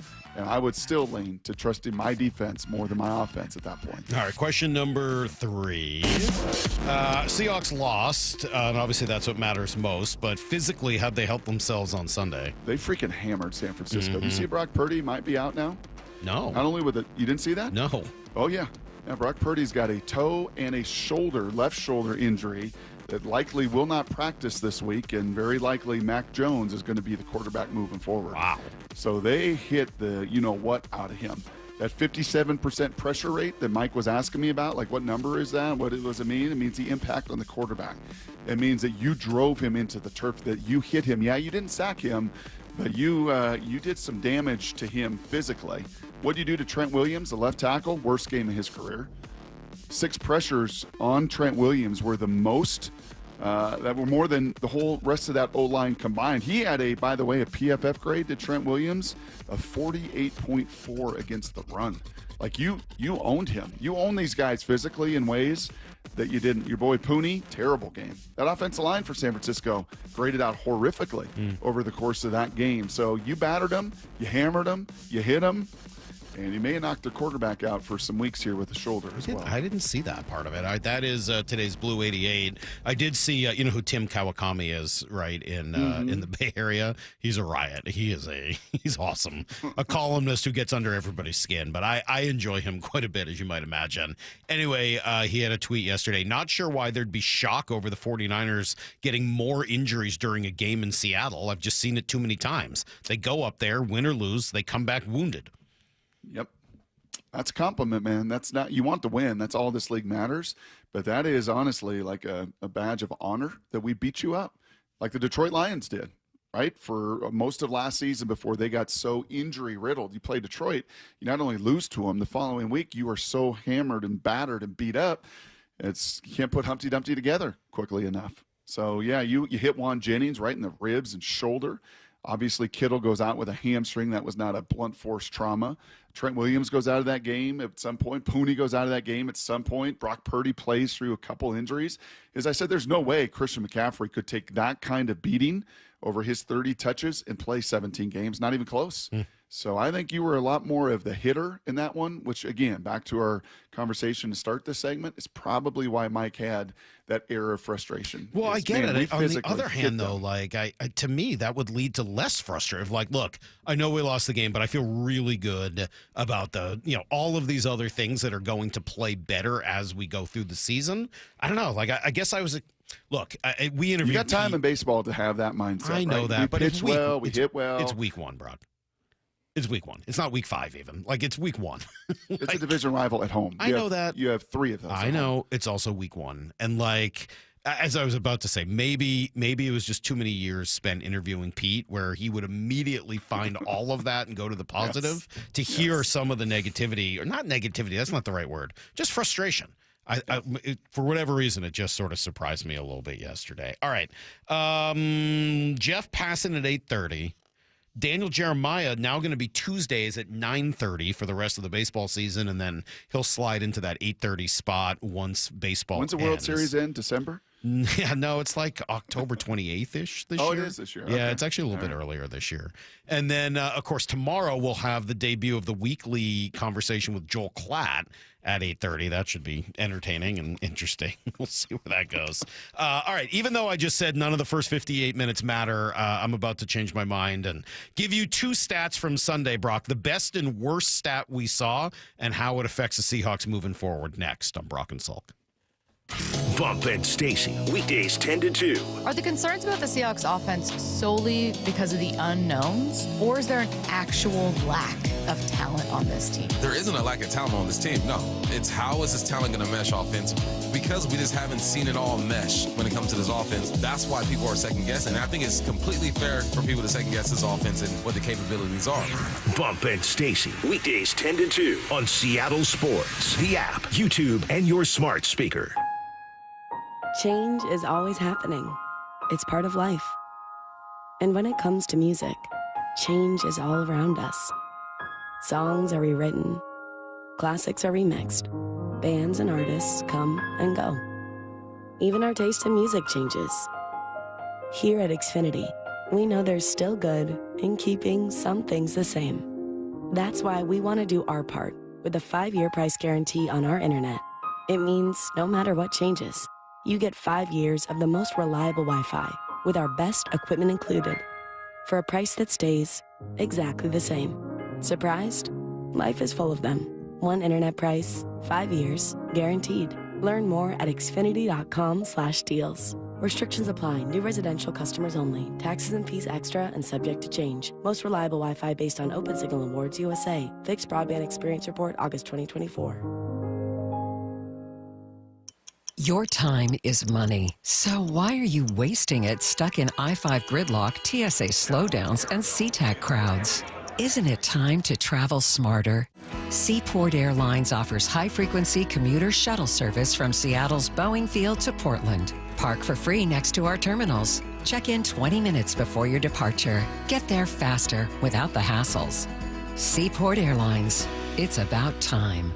Book today at flyseaportair.com. At O'Neill Plumbing, we don't just promise to get the job done, we back it up. No travel charge, no show-up fee, no overinflated pricing, and no out-of-town owners. Just clean, fast, and professional each and every day.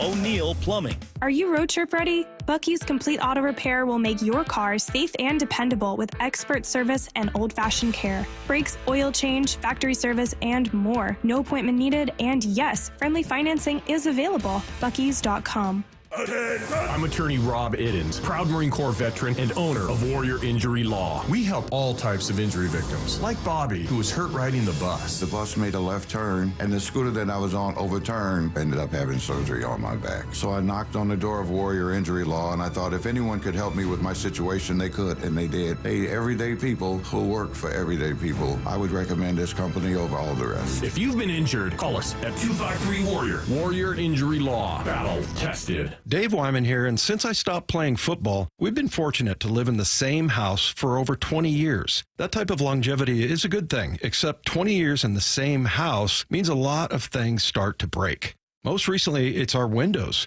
Virtually every seal has broken, and that's why I reached out to Harley Exteriors. They're local, they're huge fans of our teams, and big listeners to the station. Better yet, they have the best product. Olympic Series windows offered exclusively through Harley Exteriors are manufactured in Washington, designed for Pacific Northwest homes and climate. That means cooler in the summer and warmer in the winter. To celebrate the start of football season, the guys at Harley Exteriors are offering no interest and no payments for an entire year. Also, buy one window and get the second one 40% off. And take another $200 off your entire project. Call 833-HARLEY. That's 833-HARLEY. Or go to harleyexteriors.com. Toyota of Kirkland's service department has you covered as the summer winds down and the fall approaches. At Toyota of Kirkland, be confident in your brakes with the complimentary brake inspection. Get winter ready with a free battery health check, wiper blade installation, and multi-point inspection.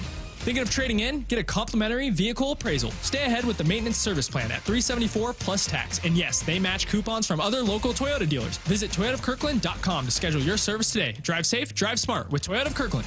O'Brien. Cap off your summer with an incredible night at the ballpark.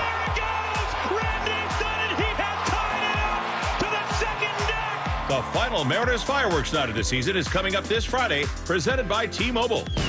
Cal Raleigh and the crew are taking on the Angels in a divisional showdown at 7:10. And after the final out, we'll be lighting up the sky with a dazzling post-game display.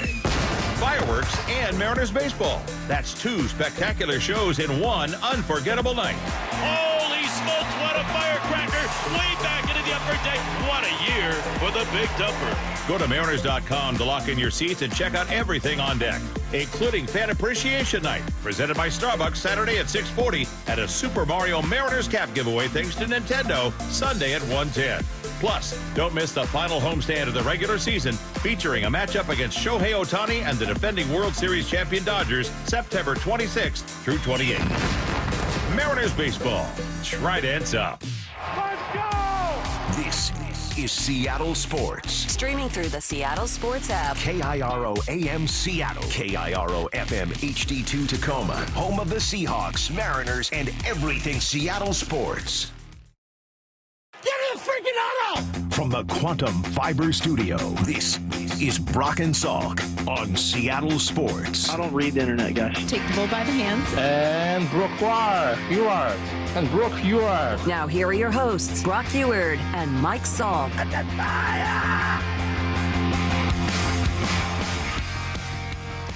Jeff Passan coming up in 30 minutes. We'll have him for like the 90th time handicap this race towards the end of the year. You only got a couple of weeks left to go. We're around 20 games? Not 18. Even 18 games left to go. 18. 2 homestands, 1 road trip, and that's about it. So we'll talk to Jeff and see what he's seeing right now as we come down the final stretch. Before we do it, I promised Brock 2 numbers that really jumped out to me as I was looking through it last night from Sunday's game. One great, one terrible, and they're both very similar, but I think they show 2 very opposite stories. Best number of the day for me, just looking at the box score again last night. What jumped out? The Niners had 36 carries for 119 yards. That's a 3.3 yard per carry. Not great. You held them with Christian McCaffrey, arguably the best back in the league, or certainly in the conversation. Now, I know some of that is because of all the different things he does, and he did catch the ball out of the backfield, so I'm not trying to go crazy on this. But at the end of the day, you got to stop the run, and they did against a very good running team with a great run scheme, a great running back, a very good offensive line. You held them to 3.3 yards per carry. That's pretty good. Yep. I think that's a really good sign for what you can do moving forward against some of the other teams that you're going to face. I would agree. And a lot of that is because the longest run by McCaffrey was 13 yards. Mm-hmm. That was the only run of over 10 yards.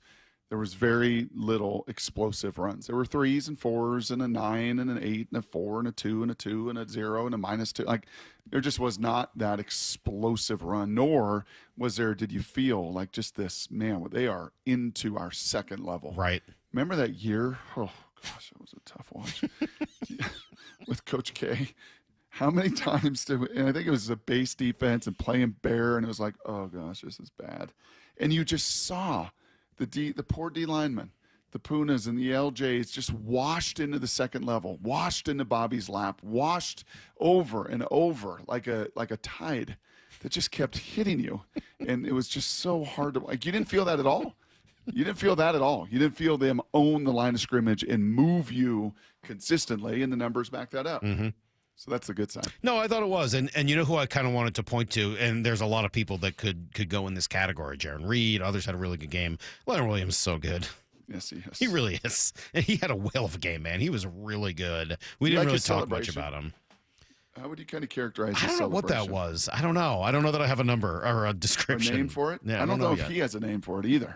Not yet. But, yeah. So that was the positive. Like I did want to start with that. I thought that the run defense was excellent. Here's the other side of that. 26 carries, 84 yards offensively. And it's funny, it's the same number, right? That's 3.2 yards per carry as opposed to 3.3 defensively. So very, very similar. You just only had 26 opportunities to run the ball. Look, they have to run the ball. Like this is the whole thing. This was the whole conversation. This is what we've talked about. If you can't run the ball, you can't play safe in the passing game. You can't win. Like, you're not going to be a very good football team this year if you continue to run the ball for 26 times for 84 yards a game. That will not work. This team won't be good if that's the case. Cosign. Yeah, I'm just saying it as definitively as I can. You cannot be a good football team this year if you run for 84 yards in a game, if you only run it 26 times, if you're rushing for just 3.2 yards per carry. Like, you got to be better than that. That's not going to work for this team this year. Who had the longest rush on the Seahawks on Sunday? Ooh, good. Probably Sam Darnold on the right before the half. 9 yards. Yeah. That was the longest rush. I mentioned Ken had 10 for 20, and he had an 8-yarder. So his other 9 were, 9 for 12 yards. That's a little over a yard a carry. That's just totally unsustainable. It's not going to be good enough. And is that because San Francisco is that good? Are we going to look up at the end of the year and see San Francisco as a top 5 run defense? Maybe. I mean, maybe. Their two linebackers are pretty good. Who's that? That Winters dude was real good. He's undersized. He plays really hard. Is he going to be able to? We see this all the time with linebackers. Can he stay healthy at that size, playing at that level of speed and violence? We'll see. I was loud. His name is D. Winters. Is that right? D-E-E. Yes. Okay, because you know who Dean Winters is? There's a Dean Winters, and you know who he is. You just Comedian, don't. right? You just don't realize you know who he is. Yeah, he's an actor, but you know who he is as an actor? You might know him from years ago. He was on Oz. He was on 30 Rock briefly, some other things. But you probably know him as Mayhem in all of the, was it Allstate or State Farm commercials? Oh, he's the guy who plays Mayhem. And has been Dean doing that Winters? now for like a decade plus. So every time they said D. Winters in the game, I just kept imagining the guy from Oz and he was pretty all much of those mayhem. commercials. I mean, you couldn't Allstate, get to him. And Fred Warner equally is so nifty and is so good. And when we watched that Kansas City game, we wondered in the preseason, can there be carryover? Right, all of the movement they created, getting to the second level repeatedly. We chatted with Baldy about that and the number of times that Sundell and Gray Zabel and even AB in that preseason game were just moving people and getting to the second level. And what you saw, and I gave Coach K a lot of credit for this in my takeaways yesterday, you saw those linebackers in particular puncture that wide zone and puncture that run game and get through, and hit guys before we could really get going. And I think you're right. If that happens consistently, this is going to be a 7-win team. Yeah. But no, I'm not saying it's going to. Somebody's saying, Salk, you can't make that statement after 1 week. Sure I can. Like, I'm not saying they're going to only run for 84 yards per game, but if they do, they're going to be in trouble. They're just not built to allow that to happen. That's not the way the roster was constructed. It doesn't fit with Mike's concept of complementary football or balance or any of that. And obviously the offensive line is going to be at the center point of that, Brock, because that's where it starts. And no matter how many conversations we had about them over the offseason, it was always going to be the biggest question mark. And through one game, incomplete, right? I mean, I didn't think they played great. I didn't think they played bad. I don't know. I'm just not really sure where with to make Mike, it. they actually pass protected better than I thought. Yeah, I think there were a lot of times that Sam was back there and was able to kind of go 1, 2, 3. But overall, Brock, if you're going to have 26 rushes for 84 yards, your offensive line didn't do enough to really open up those holes. And then it becomes a question of the two running backs. We did ask him yesterday to compare and contrast or give us an assessment of the two. Both played well, I thought. I got. Do you think that? Did you think both played well? I'm sorry, I disagree. I'll play the rest, but I don't think both played well. Here's the rest. I got to go back and get some more details on who got what read and what was there for what guy, and we'll kind of get all that stuff ironed out. But both guys are playing well, protect our quarterback. Thought they caught the ball well. There's going to be more opportunities for both of them moving forward, and that's how we'll treat it. Yeah, I don't expect Mike Macdonald to say one was good, one was bad. Like, he's not going to throw his players under the bus, and I don't want him to do that. His answer is totally fine with me. I'm not criticizing the answer, but there's no way that's real, right? Yeah, and Ken had, unfortunately, a bunch of runs that were, on a grade sheet, Salk, you put NC. There's a plus, there's a minus, there's an S for satisfactory, there's an ME for mental errors. And then at times for QBs and running backs, there's just an NC. There's just no chance, right? The play is just overwhelmed at the point of attack. It's a bad call. There's too many numbers. For whatever reason, like there's just that you just really didn't have a chance on that one. And he certainly had a number of those runs that were, just totally clouded and bogged up and didn't have a chance. But the numbers are pretty clear. And, your eyes, to me, don't lie. Charbonnet's an unbelievable pass blocker. Like, Ken's fine. Charbonnet's an elite pass protector. Does Ken have a little more elite home run hitting ability? Maybe, but man, Charbonnet moved that pile. Sure did. Move people forward. Do you think the fact that they use Charbonnet on third down so much prevents him from being in the game sometimes on early down so that you can make sure you can give him a break? Maybe. That was one of the things that jumped out to me of like, all right, he's their third down back, essentially. So does that mean, so otherwise you got him in the game the whole game? Like, you can't do that. So I don't know. I would like to see him run the ball a little bit more, and hopefully we'll see that Sunday in Pittsburgh. All right, we'll come right back here with everything you need to know. Great win for the Mariners yesterday. The offense was not what it was the last two games in Atlanta, but it did everything it needed to and more, all in one inning. That's next before Jeff Passan, Brock and Salk, Seattle Sports on 710. Seahawks make a move. Wyman and Bob, every afternoon at 2. Abe Lucas signs a 3-year, $46 million extension. How about that? I've said I think he's the most spectacular offensive lineman until Gray Zabel takes over, because I fully expect that to happen. But when you watch Abe Lucas, it's like, look at this. He's always looking for extra work, or he's running downfield and blowing somebody up. Dave Wyman and Bob Stelton, only on Seattle Sports and Seattle Sports on YouTube.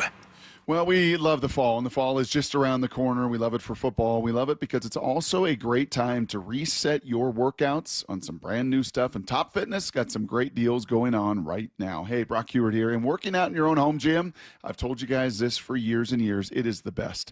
And from flooring to everything that goes in that home gym, like treadmills, elliptical, strength training systems, Top Fitness, they provide it all.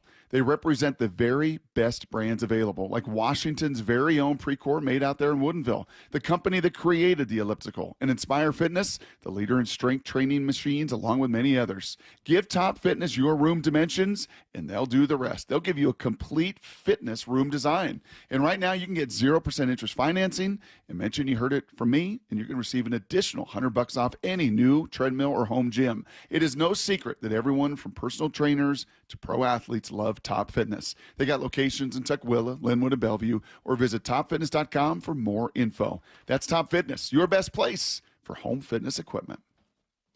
Hi, I'm Justin Shirley.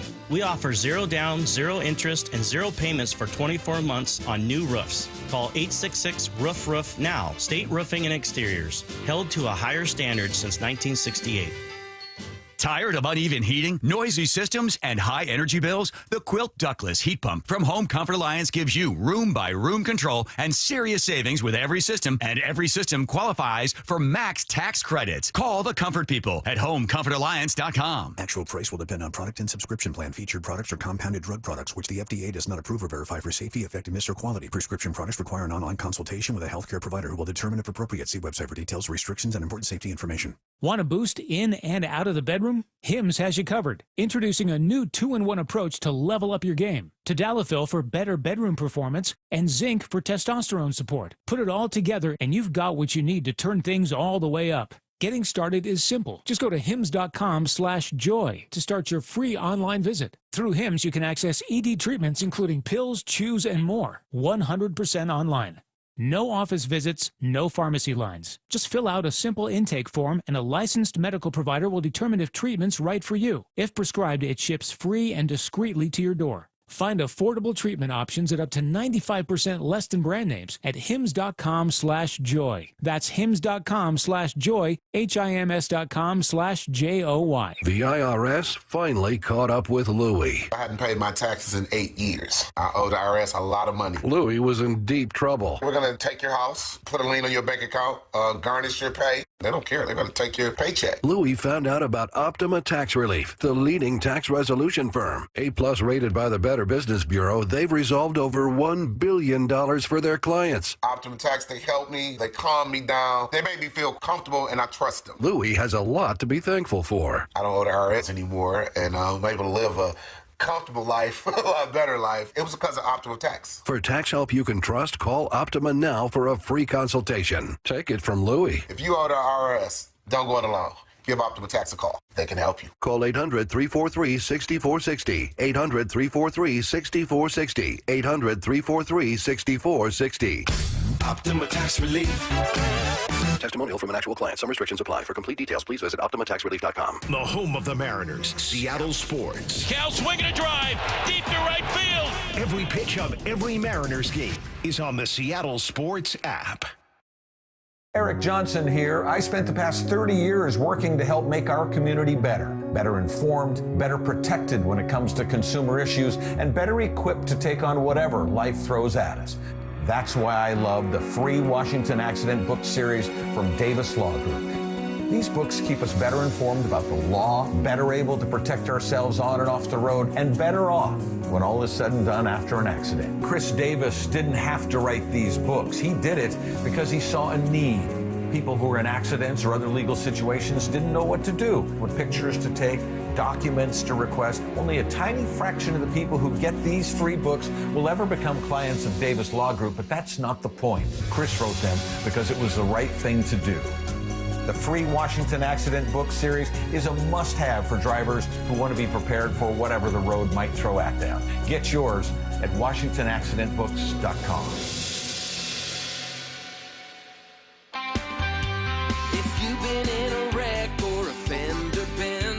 You have the right to take your vehicle to any repair facility, not just where your insurance company tells you to go. Accurate Auto Body has been family owned and operated since 1994, and they work for you, not your insurance company. With over 25 years of auto repair work, they'll exceed your expectations. We meet by accident, fixing every last bit. Accurate Auto Body. At Accurate Auto Body, all their work is performed by certified technicians, only using OEM parts to guarantee the safety of you and your family. For the best in auto body collision repair and customer service, give them a call at 425-883-2450 or AccurateAutoBodyWA.com. Your insurance company may not love them, but you will, because we meet by accident, fixing every last bit. Accurate Auto Body. Need to know. 15 minutes past every hour with Brock and Salk. Here's what you need to know. Up first. Yeah, nice win for the Mariners yesterday. They come home and probably would have been excusable to lose that game. Coming off of, no day off, trip back across the country from Atlanta. And instead, Brock, they did what they needed to do. It was a little slow going early, obviously, as they don't score through the first 5 innings, but eventually they get to the starter, Miles Michaelis. They knock him out of the game in the 6th, and then they just started doing damage. It was a walk, it was a single, it was a walk, it was a single, and then the big blow from Josh Naylor. Pitch to Naylor, swung on, drilled, gap right center field. It's down, going to the wall. Everybody's running. Randy will score. Cal right behind him. Here comes Julio, the throw home, the tag applied. He is out. Naylor into second base, a 2 RBI double, and the Mariners have taken the lead. It is 3-2. I know, I don't mean to focus on the Julio part because it really wasn't that big a deal. And there were a bunch of people on the text machine this morning saying, hey, kind of a late stop sign from Chris Negron. At that point, it might have been too late. He's waving Cal in, and then he gets the stop sign up, maybe late. I don't know. But again, it wasn't a great play from Julio. No, it was not a late. I disagree with that. It was not a late stop sign. I don't know. I got to go How many back and watch times do we see the guys put on the brakes too? Yeah. He had made a decision. He was going. Yeah. He almost caught up to Cal, by the way. I think he saw that big dumper, and he's like, I can jump on that dump truck. I'm right Just there. ride it all the way yes, in. I'll ride it all the way in home plate. He'll be my shield. All right, I don't want to focus on that, though, because that's not the story yesterday. It didn't cost them at all. Naylor with a tremendous piece of hitting and what they needed in that moment. Dan Wilson says it's what the team needed. Anytime you can throw up a 4-spot, it's big. But you're right. We had been a little snake bit up to that point. We hit some balls hard. Hadn't had too much to show for it. Had a little bit of traffic as well, just not able to get them in. But Nails with the big hit there, the big double. I think really kind of put us all a little bit more at ease and gave us the lead. And then tacking on that extra run for insurance was big. But I think like I said, a good way to start the homestand and come back tomorrow ready to go again. Yeah, Polanco added the sac fly. Brock, 4 runs were all they needed as they turn it over to the bullpen. Wu was really good. Brash, Bizardo, Munoz, all perfect. Great game for them. Really nice. Salky, I asked you for some numbers there and some stats with the Seahawks. Brian Wu, 20th quality start, most in baseball. Okay. Got a WAR of 3.9, leading the pitching staff, obviously. Who do you think is second and third in WAR on this roster when it comes to the arms? WAR probably doesn't for pitchers probably doesn't factor in leverage. So Bizardo might be on that list. Sure is. He's third. And Andres Munoz? There you go. Yep. Andres is second, and Bizardo is third with a 1.6 WAR. How'd I do?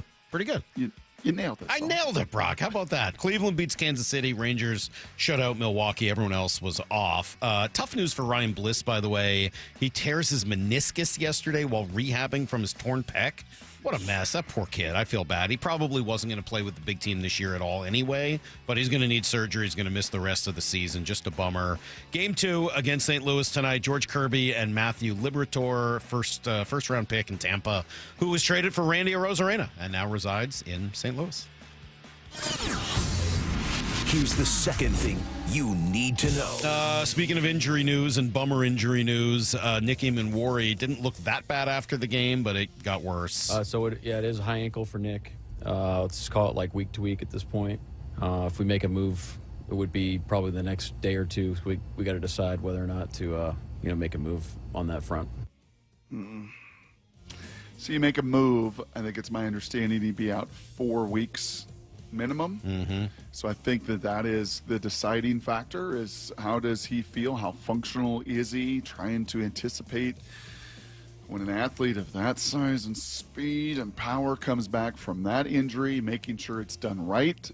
So these high ankle Salk, like a lot of ankle injuries, if you rush them back, they can linger for a long time. Doesn't it feel like he's going to go in the IR?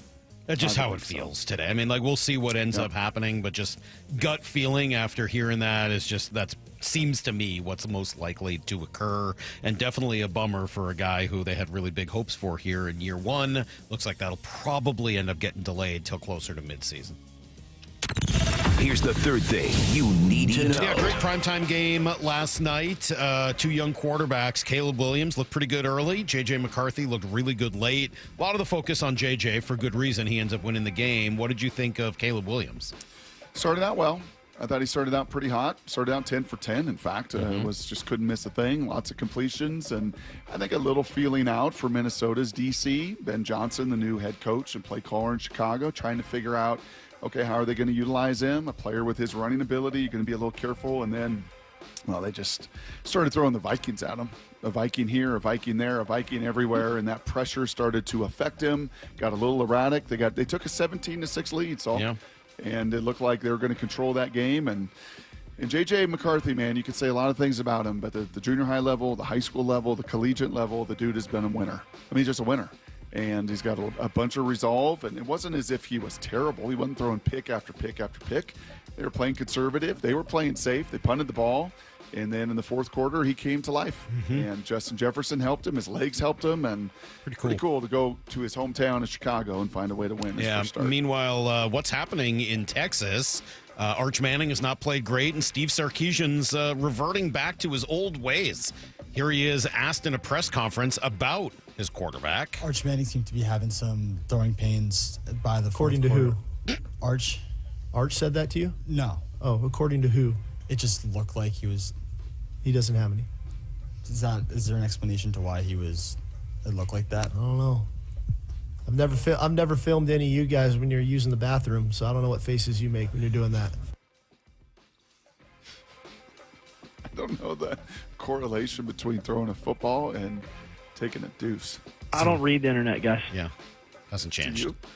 No, I don't understand. It's just Sark trying to like intimidate the reporters, and in college that usually works because the reporters are all like, "I'm sorry, Mr. Head Coach. I'm so sorry. Oh, please don't hurt me. I love you, Mr. Head Coach. Please don't hurt me." And you hear it. You heard it there. I mean, his they sounded like Colin Paisley trying to talk to Jag Zarensing. That's everything you need to know. 1/4 every hour here on the Brock and Salk Show. No, Jimbo. Jimbo, I wouldn't do that to you, Jimbo. Yeah, no, did Jimbo? No, Jimbo. Oh, Jimbo, you know I got your back, Jimbo. I mean, what are we doing?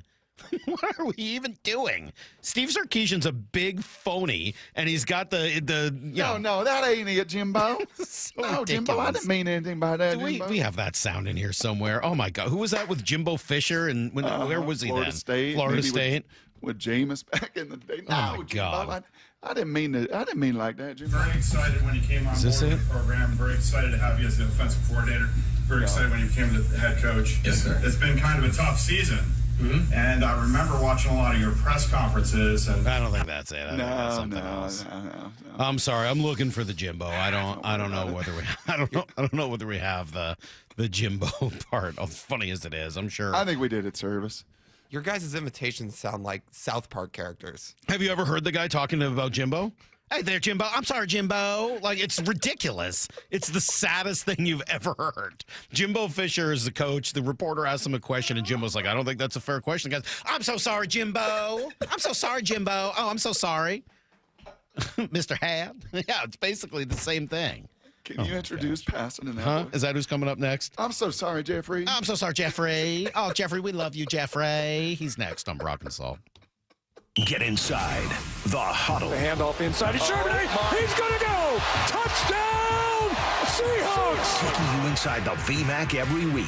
Thursdays, noon to 2. Our guys show up to play. Player interviews. It's obviously been paying off. Just going to continue to do that. Previewing this week's matchup. We'll say they come out and just run the ball down the Niners' throats. And everything Seahawks. If anybody had a doubt, don't. The Huddle. Every Thursday at noon. Exclusively on the home of the Seahawks. Seattle Sports. All right, let's talk about Crawl Pros. You got to get them to come out and do a free corner-to-corner inspection of your crawl space and attic. That's what I did, and it saved me a whole bunch of money long-term because when they figured out I had problems with my insulation, they were able to get that fixed, and now my house stays a whole lot warmer in the winter and a whole lot cooler in the summer. Turns out the insulation's a really big deal, and it's even better for you right now, at least before the end of the year, because there's a great rebate right now from Puget Sound Energy. If you're a PSC customer and your home was built before 1990, you could qualify to receive a rebate on up to 95% of the cost to properly insulate your crawl space and attic. Yeah, 95%. Don't wait. Call Crawl Pros. Learn what's going on behind that crawl space or attic hatch for free. And also what energy rebates you're eligible for. Go to crawlpros.com. At Cressy Door, we have the perfect garage door for you. Come visit our brand new garage door and fireplace showroom and let our experts help you find the perfect garage door. Cressy Door. Jaden Schwartz for Techline Roofing. Summer is the perfect time for a new roof. Take advantage of our easy financing, summer specials, and the best warranty in the business. Have a great summer. See you next hockey season. Trust Techline. Toyota of Renton is in the playoff chase with game-winning deals on your next ride. Score a 36-month lease on the Tacoma at $279 a month with $39.99 due at signing. The RAV4 leasing at $299 a month with $39.99 due at signing. Drive smarter with the all-hybrid Camry leasing as low as $299 a month or the Corolla from just $219. Whether you're gearing up for the fall or chasing savings, Toyota of Renton is the place to go. Visit toyotaofrenton.com and get in the playoff chase today. Offers valid through September 30th, 2025. Excludes tax, title, license, dealer, accessories, and $200 negotiable documentation fee. Model 7540, 4432, 2559, 1852. O'Brien. Progressive knows if you have to choose between everyday life and your RV, RV wins. What, are you going to take the RV to the lake or clean out your closet? RV wins! Putting the dishes away or taking the RV camping? RV wins! Cleaning the fridge or taking a trip to the beach? RV wins! You might want to clean the fridge real quick because, mold. We clean out the fridge, then take the RV out. With Progressive, you can bundle your RV with your home or auto and save with a discount and spend more time enjoying those savings in your RV. Progressive Casualty Insurance Company, affiliates, and other insurers. Not available in all states and situations. Let's go! You're still glowing, flirting, grooving. You still got it. But your immune system weakens as you age, making it harder to fight flu, pneumococcal pneumonia, RSV, and COVID-19. Vaccines are a key part of any health routine and help strengthen your immune response. Ask your doctor or pharmacist which vaccines you need. Schedule in minutes at vaxassist.com. Sponsored by Pfizer. Seattle Sports has your chance to win 4 tickets to the Seahawks game Sunday, September 21st. Head to the Seattle Sports app, click the Win tab in the bottom right corner, and enter to win. You can enter once per day, so the more times you enter through the Seattle Sports app, the better your odds. Do it every day, September 9th through September 15th. Details and rules at seattlesports.com/win. From the home of the Seahawks, Seattle Sports. The home of the Mariners. Left off to center. It is on its way. Julio, 2-run home run. Hear every pitch on 710 and the Seattle Sports app. I'm attorney Rob Iddens, proud Marine Corps veteran and owner of Warrior Injury Law. I'm a 5th-generation Pacific Northwesterner, graduated from UW and Seattle U School of Law. At Warrior Injury Law, we have years of experience in the trenches, fighting insurance companies for the people of Washington, my people. If you've been injured, you need a lawyer that is tough, confident, and battle-tested. Call us at 253-WARRIOR for your free case review. Warrior Injury Law, battle-tested. Eddie's! 1-877 Cars for Kids. KARS Cars for Kids. 1-877 Cars for Kids. Donate your car today. Call 1-877-CARS-FOR-KIDS to reach a friendly live agent. Donation's super easy, and your car can be picked up as soon as tomorrow. Call us now, 1-877-CARS-FOR-KIDS. Donate your car today. Did you know you can donate real estate too? Is your car road trip ready? Don't get stranded. Get to Bucky's Complete Auto Repair. Bucky's has been preparing cars, trucks, and SUVs for safe, worry-free travel for over 50 years. We take care of your car with experience and good old-fashioned customer service. For all your oil changes, brakes, AC charging, and factory maintenance, choose Bucky's. No appointment needed, and yes, friendly financing is available. Visit Bucky's.com. Bucky's, where your car feels right at home.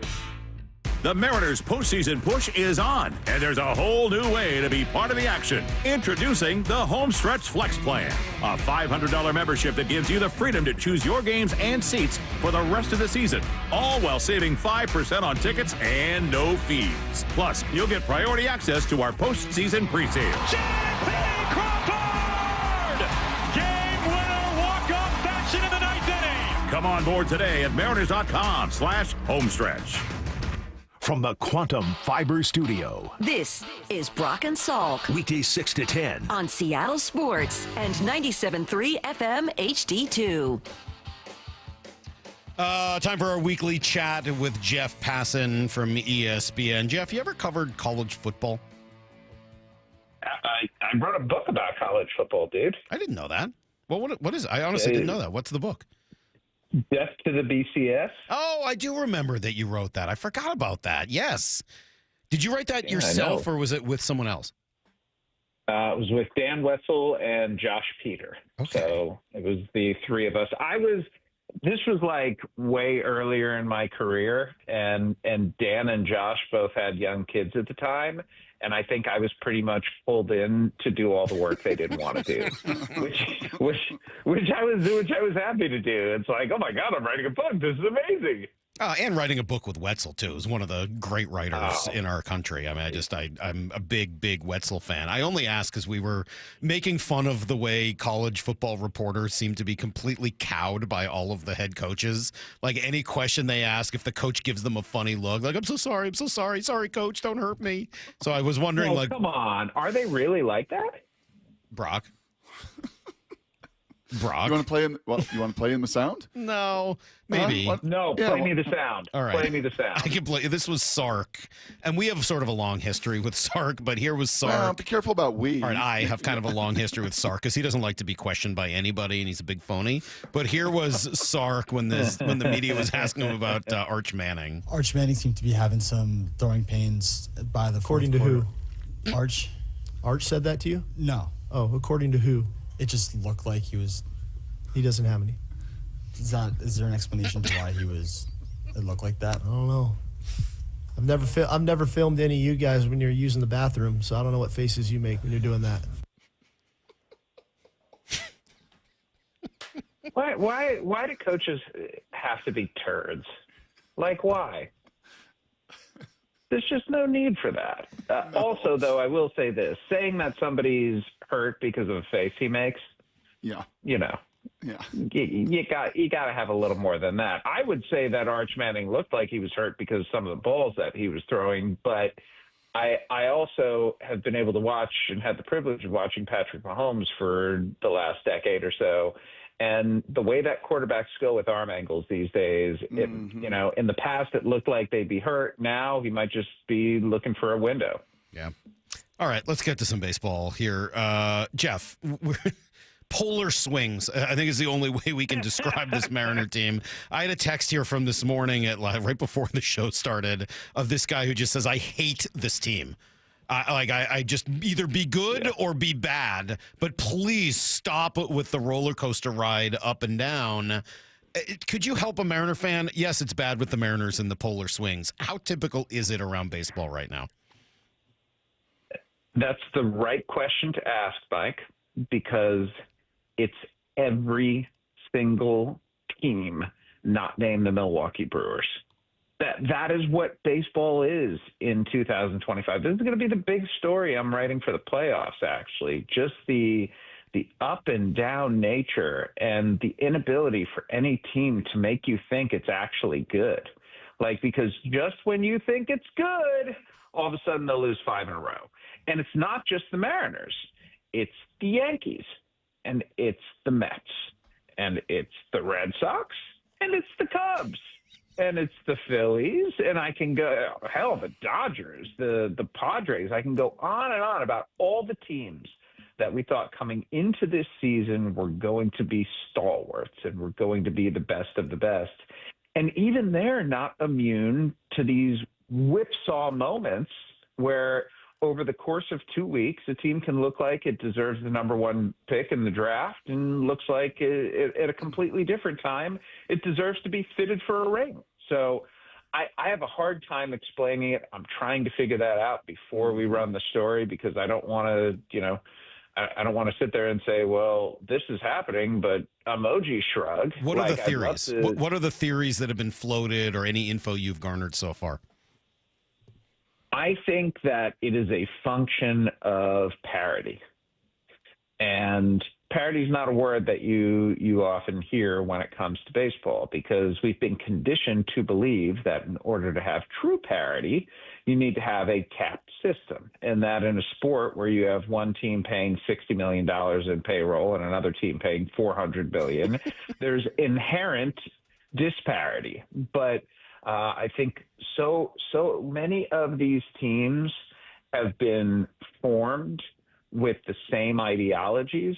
I really do wonder if, the sabermetric revolution's ultimate consequence was going to be that everyone was going to be some slightly different version of the same team. And I do wonder if that's what we're running into this year, where all of the ideals and goals of teams are really, really similar. Like you don't have teams out there that are constructed completely differently from the masses. And so you just have a bunch of the same teams. And the way that baseball works, you're going to have losses and you're going to have skids and you're going to have rough stretches. And it's just what everyone's going through. With the recent heat wave of one Julio Rodriguez, he puts himself with Mike Trout and Alex Rodriguez in many areas, right? Stolen bases, home runs, first 4 years. He's accumulated numbers with those two guys. Why is Julio still such a polarizing yet unbelievable, likable superstar?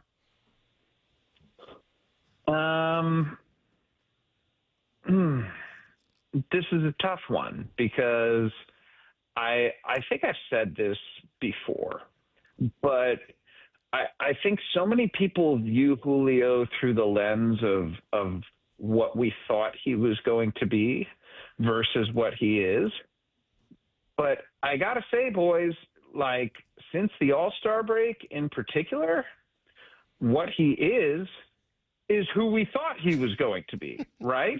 Yes. Like he's been doing this for a good 2 months now. And if you look since the All-Star break, I don't know if you guys have looked at this. Where do you think Julio Rodriguez in the entire sport ranks in wins above replacement since the middle of July? I think he's top 5. I think I saw this, right? Top 5. Yeah, that is correct. Number 5, Corbin Carroll. Number 4, Bryce Terang. Number 3, Julio Rodriguez. Number 2, Trey Turner. Number 1, Nick Kurtz. So is he like an NFL game? We just need to fast forward through the first 3.5 months? Just fast forward to the final. I mean, Julio is ahead of Ohtani. Julio is ahead of Bobby Witt, both of whom, by the way, have had good second halves. Julio's ahead of Vlad, ahead of Juan Soto, ahead of Francisco Lindor, Junior Caminero and Roman Anthony in the same sort of young cohort that he has. One thing about Julio, and we look at the heater that he's been on this past week, he hasn't walked once. In the second half, he has a 2.9% walk rate. The only guys who are walking less are Michael Harris II and Ernie Clement. So Julio, like he has and will continue to have warts because I don't think that that's changing. I don't think he's suddenly going to develop elite plate discipline in his mid-20s. I've been wrong, and doubting guys who are as talented as he is often a fool's errand, but I don't think that's his style. But still, he hits the ball hard enough and consistently enough and puts it in play enough where he has a batting average over 300. The on-base percentage is, in the 330s, which is at the tolerable place, and he's slugging 600 plus. And when you do that with well above average center field defense, it makes you one of the 10 best players in baseball. And that is unquestionably what he's been. Is he a modern day Vlad Guerrero Sr.? Just listening to you describe that, what I'm hearing, I don't think he is as talented a hitter as Vlad Sr. was. With the bad balls that Vlad could hit that were outside the zone. All right, maybe not. But I don't know, not just that, but with the lack of strikeouts as well. Like Vlad had like an 11 or 12% strikeout rate his whole career. Jeez. So I know it was ridiculous. And Vlad also walked more than Julio did. I get your instinct there because it's like, Vlad has this reputation as a guy who didn't walk, and he didn't walk a ton, but it was more the bat to ball with him, and plus the power that made him so incredible. I'm trying to remember, Salk, have we asked Jeff to handicap the race I think we may have once or twice. Have we asked him to do that? We have to do it again, though, because I got to hear what the heck is going on with Valdez and the Astros. Framber's out of control. Like, what is the deal with the Astros right now?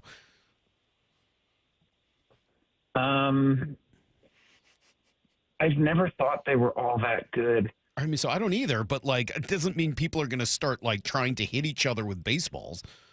Are you serious? We've got Alvarez back. We've got Altuve. We've got Pena having a career year. We've got Correa. We still have a Hunter and a Fromber. And like, you don't think they're that good, huh? I think that they have a number of good players, and I think that their depth is generally problematic. And let's remember, a lot of what the Astros were doing earlier this season was a function of their bullpen just being absolutely otherworldly. Josh Hader at the back end, Brian Abreu has been, I feel like Brian Abreu is the Brad Lidge to Josh Hader's Octavio Dotel. Like, remember when Lidge was the setup guy who was just like unhittable? That's Brian Abreu right now. But Steven Okert's come back to earth a little bit. Brian King's come back to earth a little bit. Bennett Souse has come back to earth a little bit. And the depth that they have pitching wise is just not all that great. And they've absolutely run through starting pitching this year. Like, I think they've started at least like a dozen guys. And a few of those are openers, but I think they're still just trying to figure out what they've got. And I think, I wouldn't have said this last week, so prisoner of the moment caveat. I think the Mariners have as good of a chance of winning the American League West as they do of not making the playoffs. I think they will make the playoffs, but I'm saying I think whatever chance you think in your head, they have to just completely blow it with the Rangers and with the Guardians and with the Royals and to an extent with the Rays on their heels. I actually think they have just as good a chance to go and take first place and win the division. Well, the numbers show that. I mean, they're 2 games back in the division, game and a half up in the wild card. I mean, like, they're basically equidistant from either. And but it's a little different because you have a number of teams at the bottom chasing as opposed to just one team at the top. But you do get 3 games with Houston next week in Houston. Bingo. So, I mean, that's sort of the one deciding factor is whatever happens in that series could have a huge effect on this. Yeah, I mean, I think a sweep. How can you say when I say that and say bingo and then poo-poo it immediately? I think it was did I say bingo? Yes. You said bingo. Or did I say, yeah? First you said bingo. What do you think of bingo? I had no idea that still existed. What do you mean? But we were at the JW Marriott there outside of Vegas, right next to the sports book. You know what they had? Bingo? A huge bingo room. Yeah. With about, 300 80-years. I had no idea. Heather was just out playing bingo a couple weeks ago. Yeah, I had no idea bingo still existed in that way. So, yeah, you did say bingo. Brock, and you said it pretty definitively. Yeah, well, that was a mistake by me. I think a sweep. I think I was saying bingo maybe with regards to the schedule, because in my head, what the Mariners have as an advantage right now is the schedule. Mm-hmm. Like, I think they're scheduled the rest of the way. Atlanta, we've seen them get beaten up pretty recently. Then they can, Texas. I know Texas has played well. I'm still sort of iffy on Texas without Corey Seager and without Nathan Eovaldi. I'm sorry, I'm looking at the Astros schedule right now. I completely screwed that up. Good job, Jeff. This is what they pay you the big bucks for. Yeah. All right, let's go back to you guys were probably sitting there like, what's he talking about? Yeah. I mean, they have the Cardinals suck. The Angels suck. The Royals, they just keep getting hurt. It's like they've lost Seth Lugo, Chris Bubich, their all-star, and Cole Reagan's their ace. And then the Astros after that, and then the Rockies. And I do wonder, like, I figured the Dodgers were going to be resting guys at the end of the season. In that final series. I don't know at this point. Like, I think the Dodgers may be going full bore through the end of the year. Mm-hmm. Either way, though, it's one of the easiest schedules remaining, if not the easiest.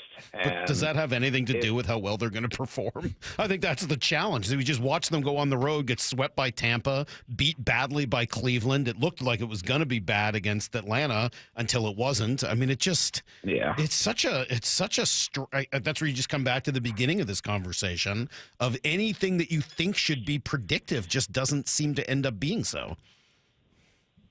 That's a great point. Bingo, even. And I will let's just put it this way. Amid all of the entropy that's going on in baseball this year, I still just go back to like the fundamental things I believe. And one of those fundamental things is every single game where there is one team versus another, I will bet on the team that has more talent. And it's only going to work 54% of the time. But if it does that 54%, then it's, you're going to be a playoff team. Okay, so along those lines, take that a step further. The Mariners win the American League West if they do blank. If they do what over these final 18 games consistently? Get the starting pitching that over the last 3 years we have come to expect from this organization. And it's been interesting seeing like some takes from outside of Seattle. I think there was I don't know if there was a story on Fangraphs this week or somewhere, but talking about how the Mariners starting pitching has really not been as good. It has not been the thing that has defined this team this year. And I think if the Mariners have a chance to win the World Series this year, which I believe they do, it's going to be on the backs of that starting pitching. And so I want to see Walter, and I want to see good George Kirby, and I want to see Brian Wu go 6 innings, and I want to see Luis Castillo have a classic Luis Castillo game. And I want to see Bryce Miller, pumping fastballs. And if all of those things can be consistently good, I'm not even talking great. If we can just get consistent, solid performances out of the starting pitching, I think that the rest will fall into place. I think I agree with that, to be honest with you. And last night was a good example where you get a pretty good start, not perfect, but a pretty good start, 6 innings, 2 runs from Brian Wu.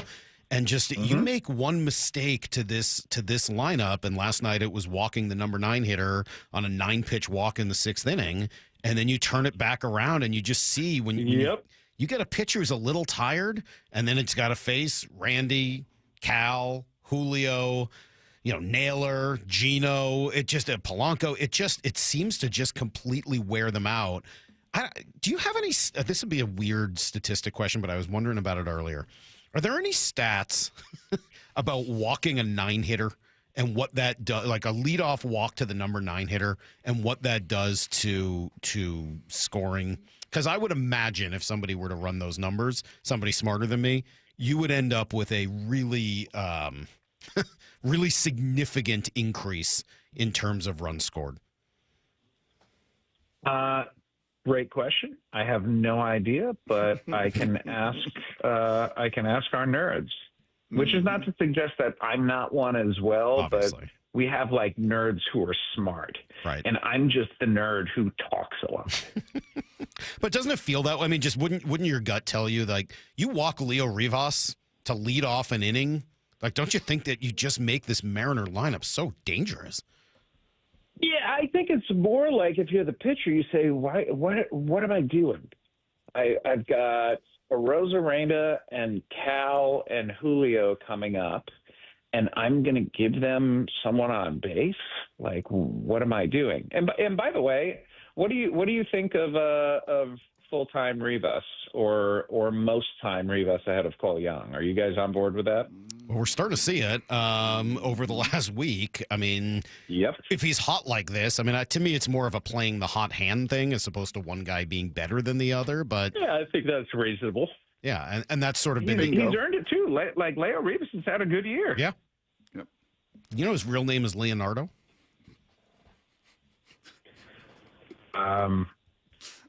I didn't, but I suppose should I be surprised by that? I don't know. No, not necessarily. Just thought it was information you might want. If you were a Leonardo Rivas, would you go by Leonardo or Leo? I think Leonardo, quite frankly. I mean, like, whether it's the Ninja Turtle thing or just the, great artist of the Renaissance. I mean, I think either way, you probably want to go with the full Leonardo, no? Not sure. It's like 5 extra characters. You just have to wonder how many times in your life are you going to write or say your name. You go from one syllable to three. Like, that's a big jump. And that's a problem for Jeff Passan. How? That's a problem for a guy that literally, we just had a text message that said, I have a Jeff bingo card for all of his multisyllabic words. Your problem, you of all people, your problem is that there's too many syllables in a word? I think that you're missing something here. And I think what you're missing is that I pride myself on efficiency, because there are moments where it's worth it making exceptions. And if the polysyllabic word is the exception that I choose, then I appreciate all of my efficiency has allowed me to do that without people noticing. But apparently there's bingo card now. So I would love to play Jeff Passan syllable bingo. Yeah. Like, I am totally on board. That it feels like a drinking game, actually. Too early in the morning for that. Too early in the morning. Can I ask you sneak in one last baseball question? To your point of the only predictive measure when you're, big, broad shoulders, pushed back against a wall is talent. You're going to lean into talent. Can you help me in any way then understand, because I think we all agree this is a talented Mariners team, how they have the best record since the All-Star game at home at 17-6 and one of the worst on the road at 5-13? Can you help me make any sense of that? No, I was trying to earlier this week. I was texting with some people saying, why are the Mariners so much better in Seattle than they are on the road? Why are their pitchers so much better there? The only thing someone could come up with is, I did not look at this, by the way. I do not know off the top of my head what it looks like, but the person said maybe it's a batter's eye thing. And so I'd be curious if the batter's eye in Seattle, how it compares to other places. Well, and they've said that for years, that there was a problem. Teoscar Hernandez was he was the one who was really up in arms about the batter's eye here. But Josh Naylor says it's the best park to hit in all of baseball. So, I mean, it really feels hard to commit to anything around here. Jeff? Brock, it's a totally fair question, and I wish I had a better answer for you. Well, and it's going to come into play, right? I'm sorry for you sending me out on a failure. I appreciate that. No. It's sort of the theme of the day. You didn't really have answers for almost anything today. I don't think that's true. Jeff, we should honor you. Can you give me an example?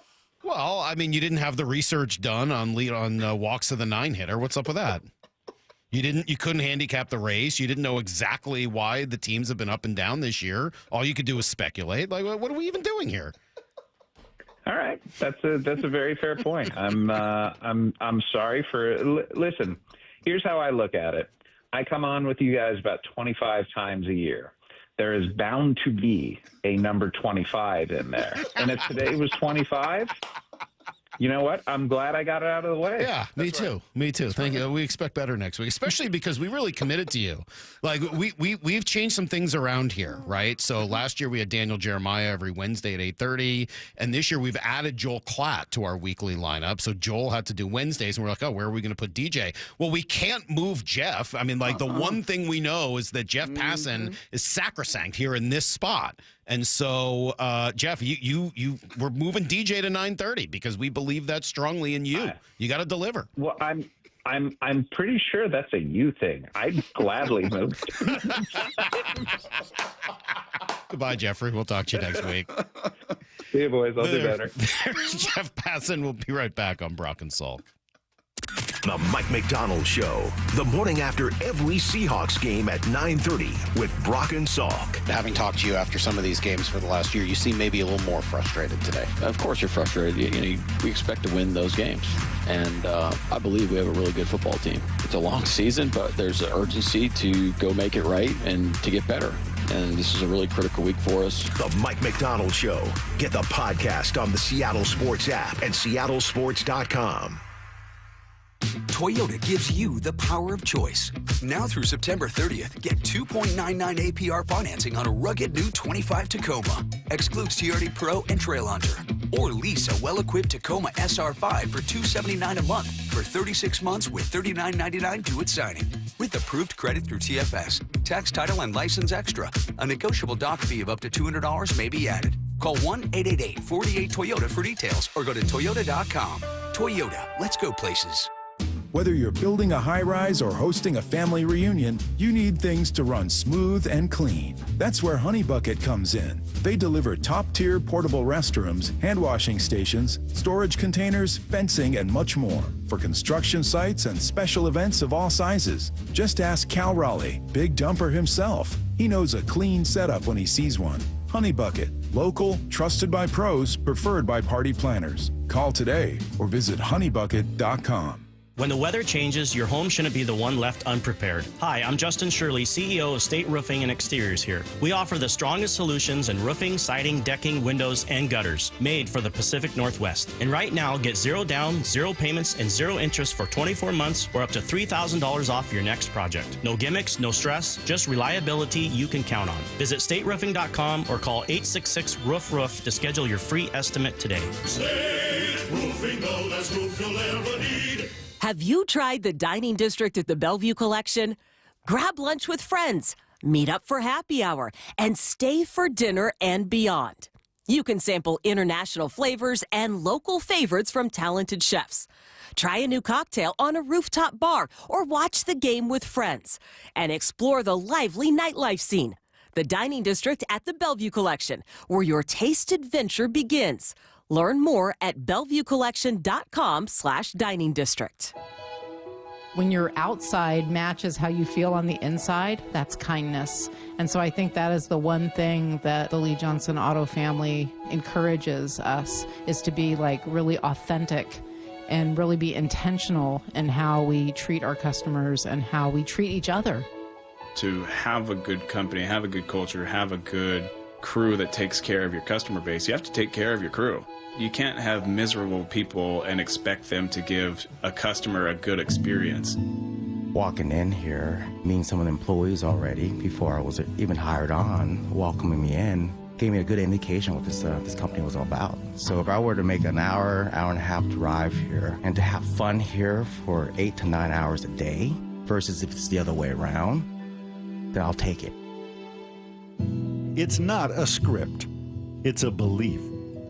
The LJ Way is the Lee Johnson Auto family. Dave Wyman here, and since I stopped playing football, we've been fortunate to live in the same house for over 20 years. That type of longevity is a good thing, except 20 years in the same house means a lot of things start to break. Most recently, it's our windows. Virtually every seal has broken, and that's why I reached out to Harley Exteriors. They're local, they're huge fans of our teams, and big listeners to the station. Better yet, they have the best product. Olympic Series windows offered exclusively through Harley Exteriors are manufactured in Washington, designed for Pacific Northwest homes and climate. That means cooler in the summer and warmer in the winter. To celebrate the start of football season, the guys at Harley Exteriors are offering no interest and no payments for an entire year. Also, buy one window and get the second one 40% off. And take another $200 off your entire project. Call 833-HARLEY. That's 833-HARLEY. Or go to harleyexteriors.com. You're losing your hair and you simply need a solution that works. You want the best. Modern technology, top-rated physicians, something that's guaranteed to work. Guys, you need world-class Dr. Perungo and his team at Advanced Hair. Advanced Hair has completely redefined hair restoration. From the experience itself to their unmatched results. Receding hairline, bald spot, thinning hair, maybe all three like I had. Get your hair back with Advanced Hair's simple one-day treatment that begins to regrow your own natural hair the very next day. Advanced Hair has changed tens of thousands of lives, including mine. And get this, Advanced Hair is once again the winner of the 425 Business of the Year. For your free consultation, call 425-449-8185. Right now, you'll get $250 off and 250 free hair grafts. Refine your hairline with the team that redefined hair restoration. That's 425-449-8185. Or for the before and afters, visit advancedhair.com. Let's go! This is Seattle Sports. Streaming through the Seattle Sports app. KIRO AM Seattle. KIRO FM HD2 Tacoma. Home of the Seahawks, Mariners, and everything Seattle sports. Give me a freaking auto! From the Quantum Fiber Studio, this is Brock and Salk. on Seattle Sports. Brock Heward and Matt Marcus. Sorry about just Mike. Mike Heward, not exactly Joe Cap there in the pocket. Now here are your hosts, Brock Heward and Mike Salk. All right, bit of a wild ride with Jeff Passan this morning. Hopefully you guys enjoyed that. That was it was a lot. Jeff's a lot sometimes. I love that guy. I really do.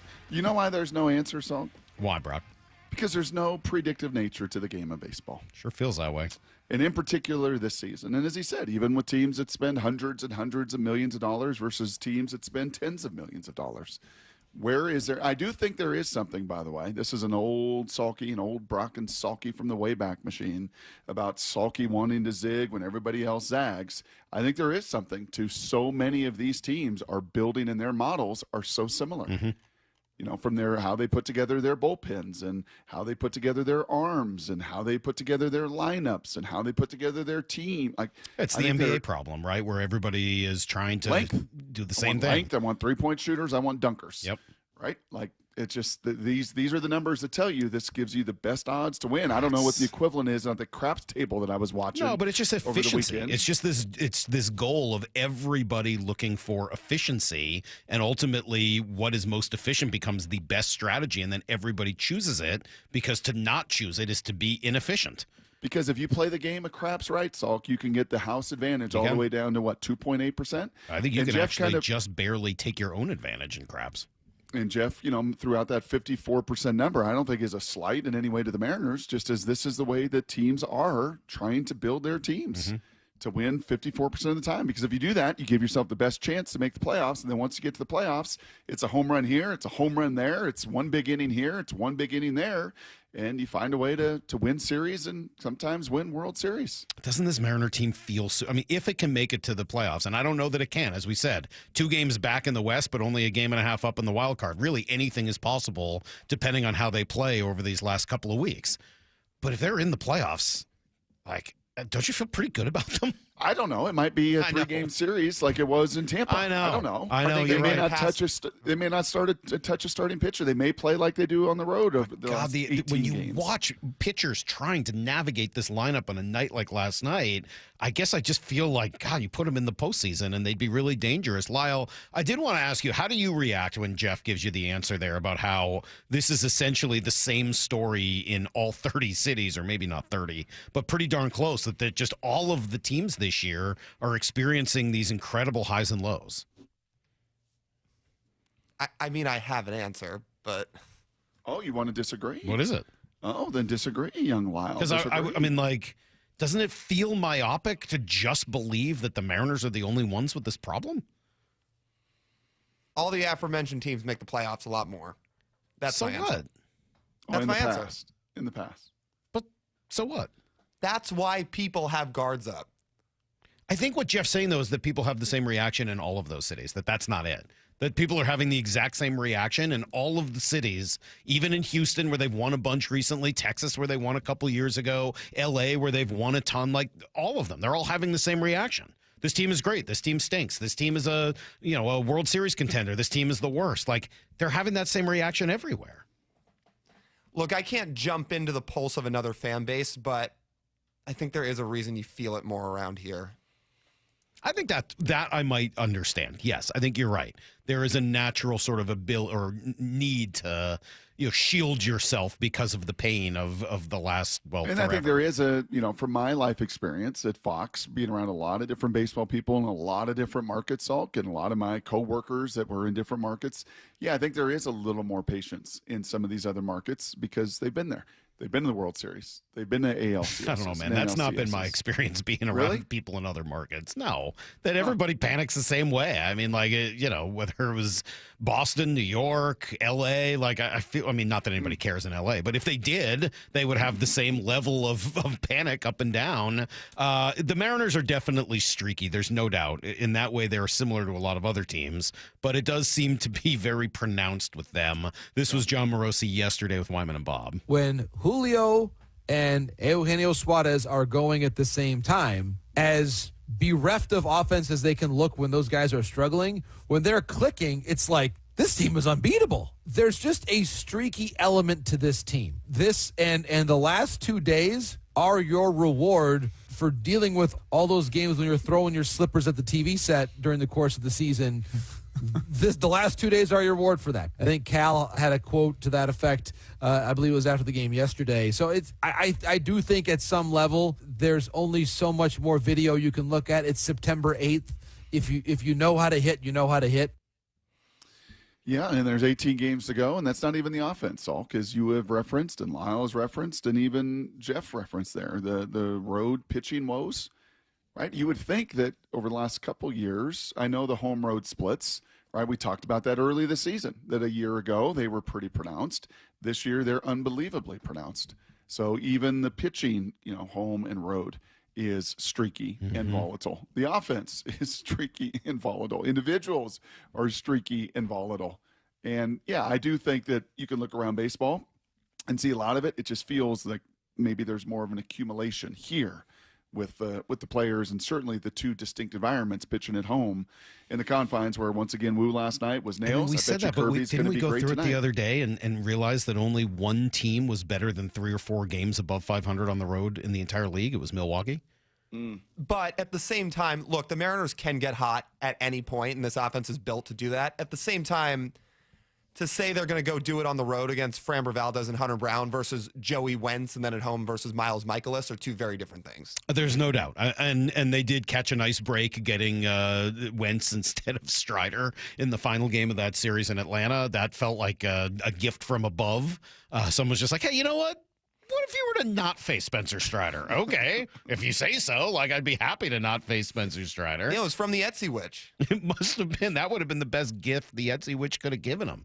No, I don't know. Lyle, those are all good points. I think that's right. And there's no doubt that this team has been incredibly, maddeningly streaky over the course of the season. Nobody is trying to deny that. I mean, obviously, it is as true could be. It's just that it's been true for just about everybody else. And I think you just said it, this team is so capable of getting hot. Here we go. And it's 18 games now, man. And when it happens, they're so good. And it's 12 of those 18 at home. 12 of those 18 are at home. Okay. So keep doing what you're doing at home. Since the All-Star break, it's 17-6. You do that. What do you think they need to do to go to the playoffs in your 18 games? What do you think their record needs to be to make the playoffs?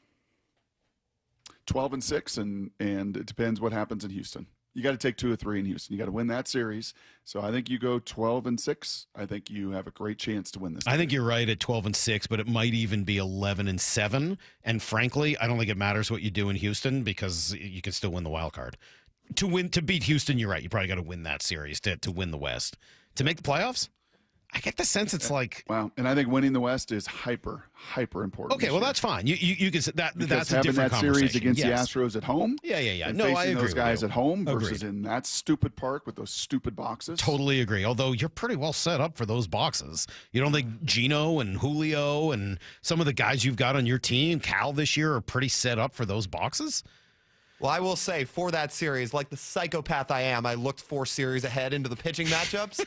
The Astros, unless they reshuffle their rotation, won't have Hunter Brown pitching in that series. Well, then that changes everything. Thanks for being our psycho. Thank you, Lyle. You are psycho. That's the one thing I think we can all agree on today. Daniel Jeremiah going to join us in 20 after everything you need to know next. Hawks Live.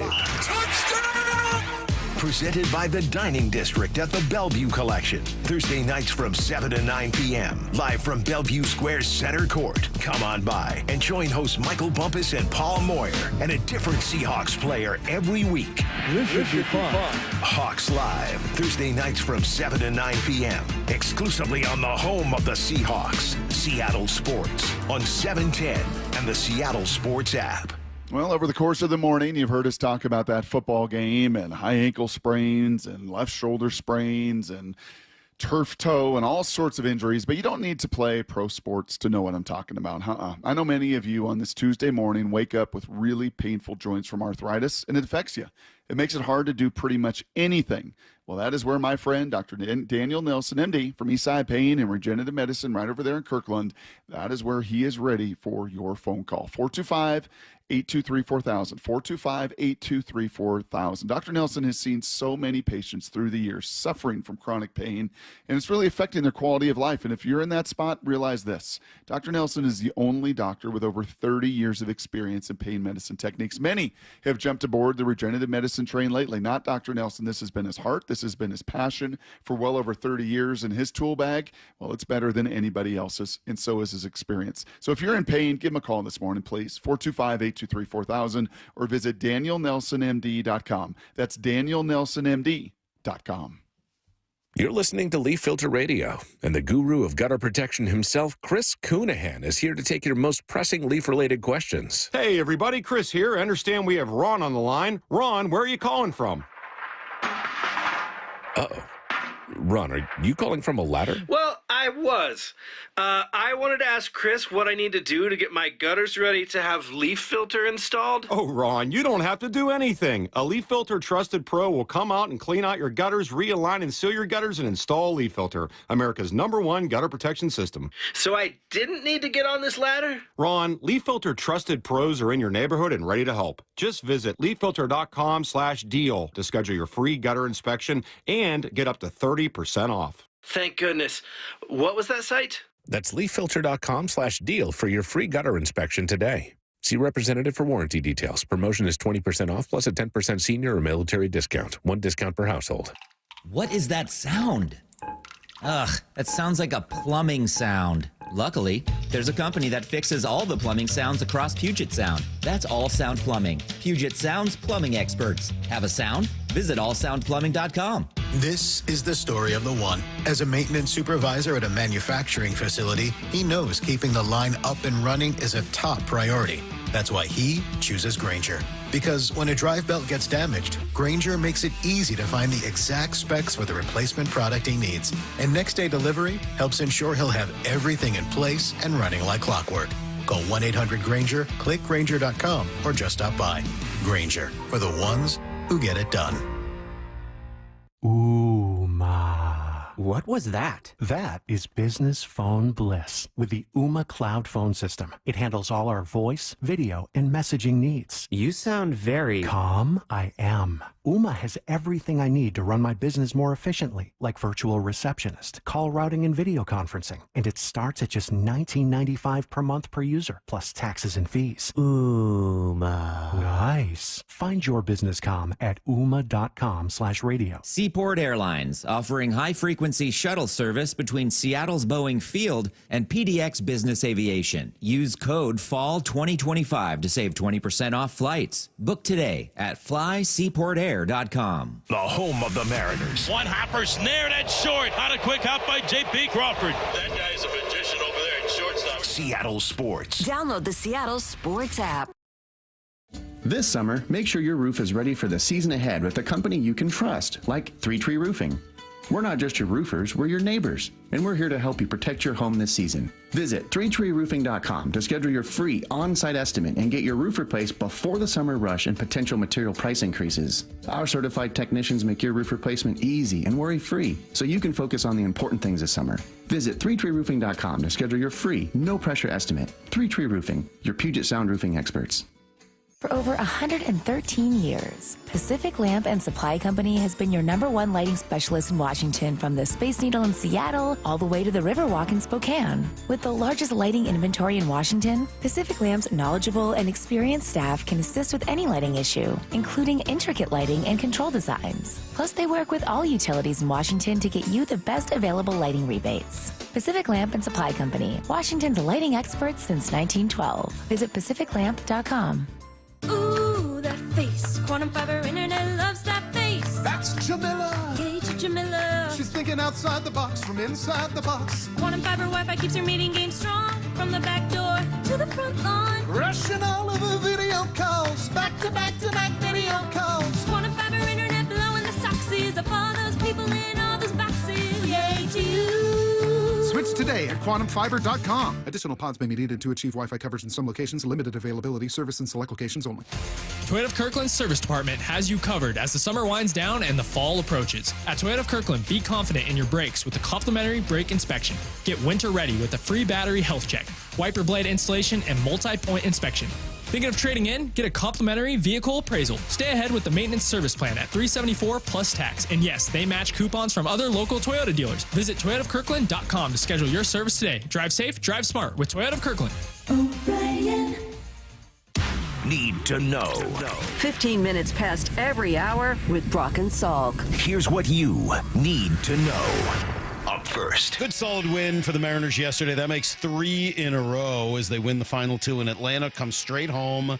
Brock, they were a little slow to get it going yesterday. And as I think about it, and you and I were sort of chatting about it on text. That's a real trip home. That's a real trip. I mean, like, honestly, like, we used to talk about it all the time with East Coast teams. Like, hey, first game out west is a mess. You come straight back with no off day from a 3-gamer in Atlanta.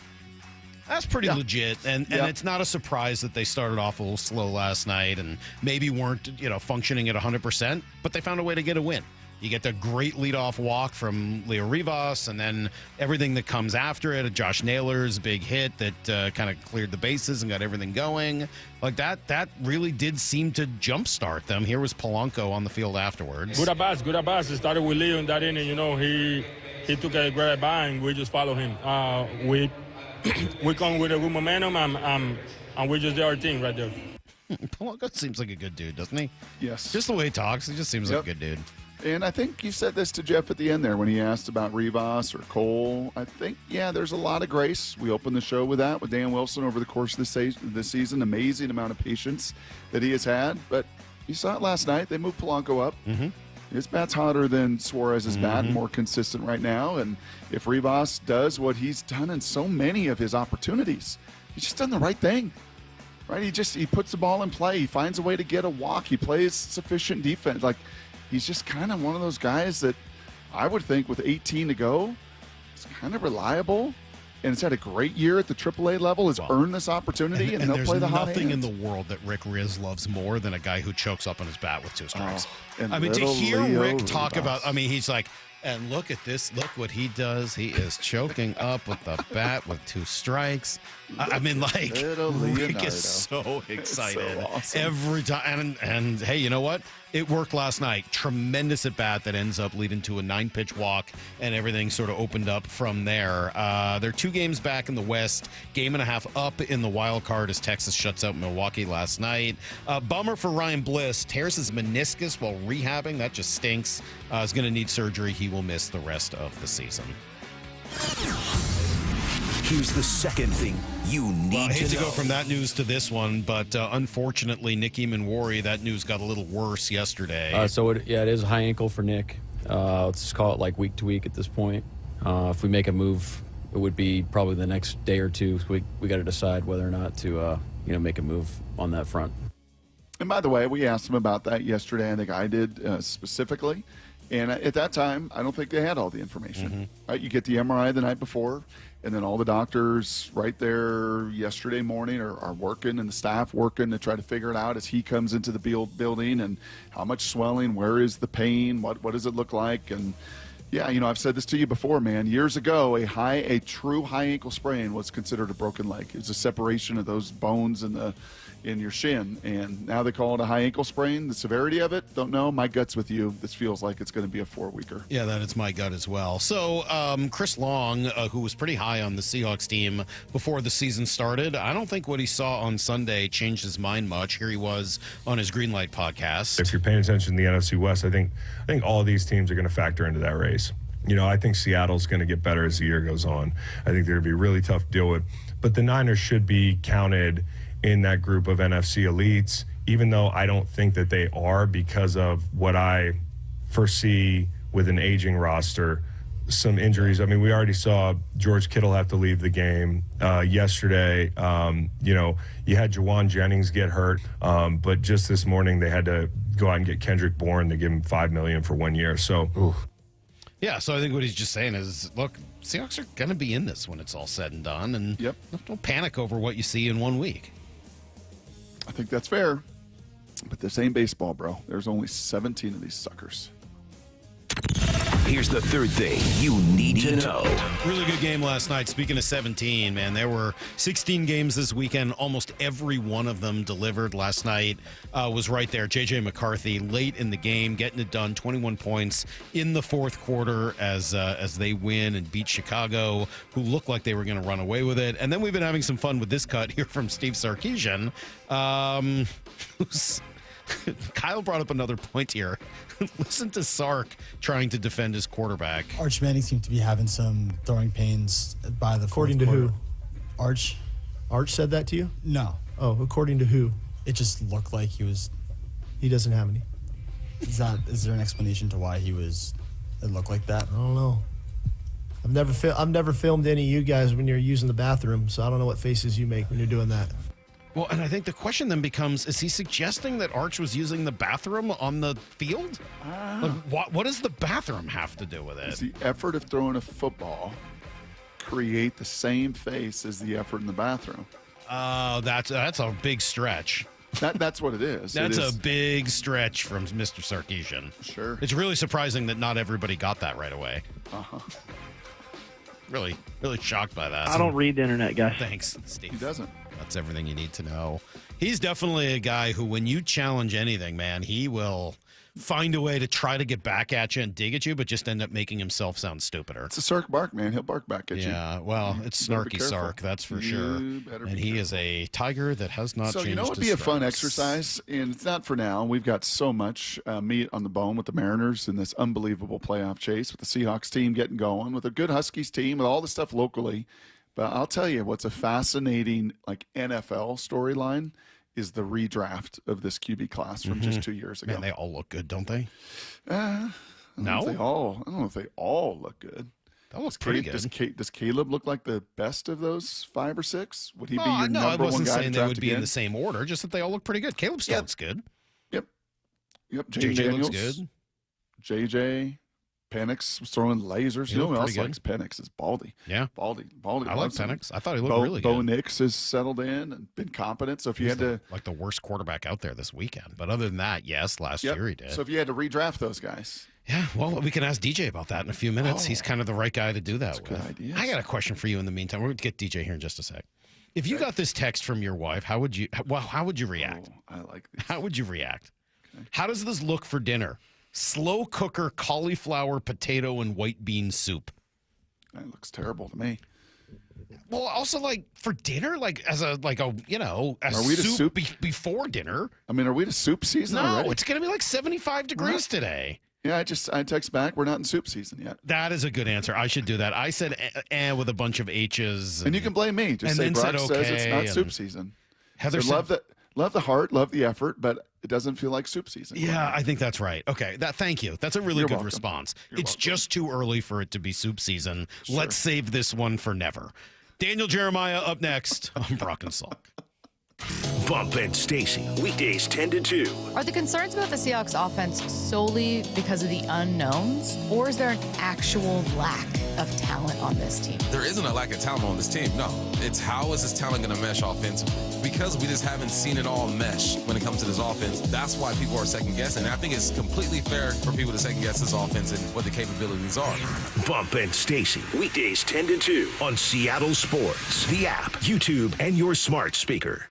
Luxury awaits at Snoqualmie Casino and Hotel. Mike Salker, you can book now for an unforgettable experience. The hotel is awesome. All the new work they've done is really, really incredible. The spa was great. The new pool area with the whole open air concept is really, really cool. It's like indoor, outdoor. So is the new sports bar, which is giant and has great food. Go to snocasino.com to learn a whole lot more. Seattle's closest is now Snoqualmie Casino and Hotel.